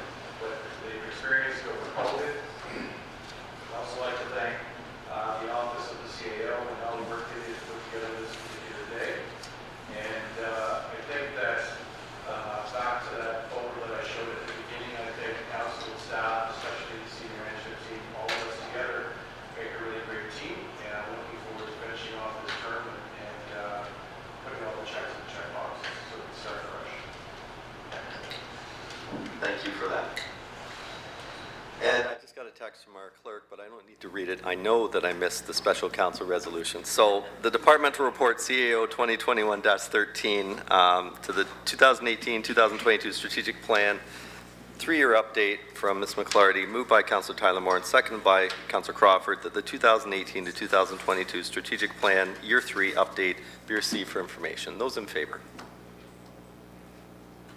Any opposed? Non-voting? That's carried. Moving on to the confirming bylaw. Moved by Councillor Crawford, second by Councillor Khan, that bylaw number 79-2021, being a bylaw to confirm the proceedings of the Council of the Corporation of the Town of Ajax at a special meeting held on December 1st, 2021, be read a first, second, third time and passed. Those in favor of the confirming bylaw? That's carried. Thank you. And finally, moved by Councillor Lee, second by Councillor Bauer, that the December 1st, 2021 special meeting of the Council of the Town of Ajax be adjourned. Those in favor? That is carried. Thank you. Look at that, within 10 minutes.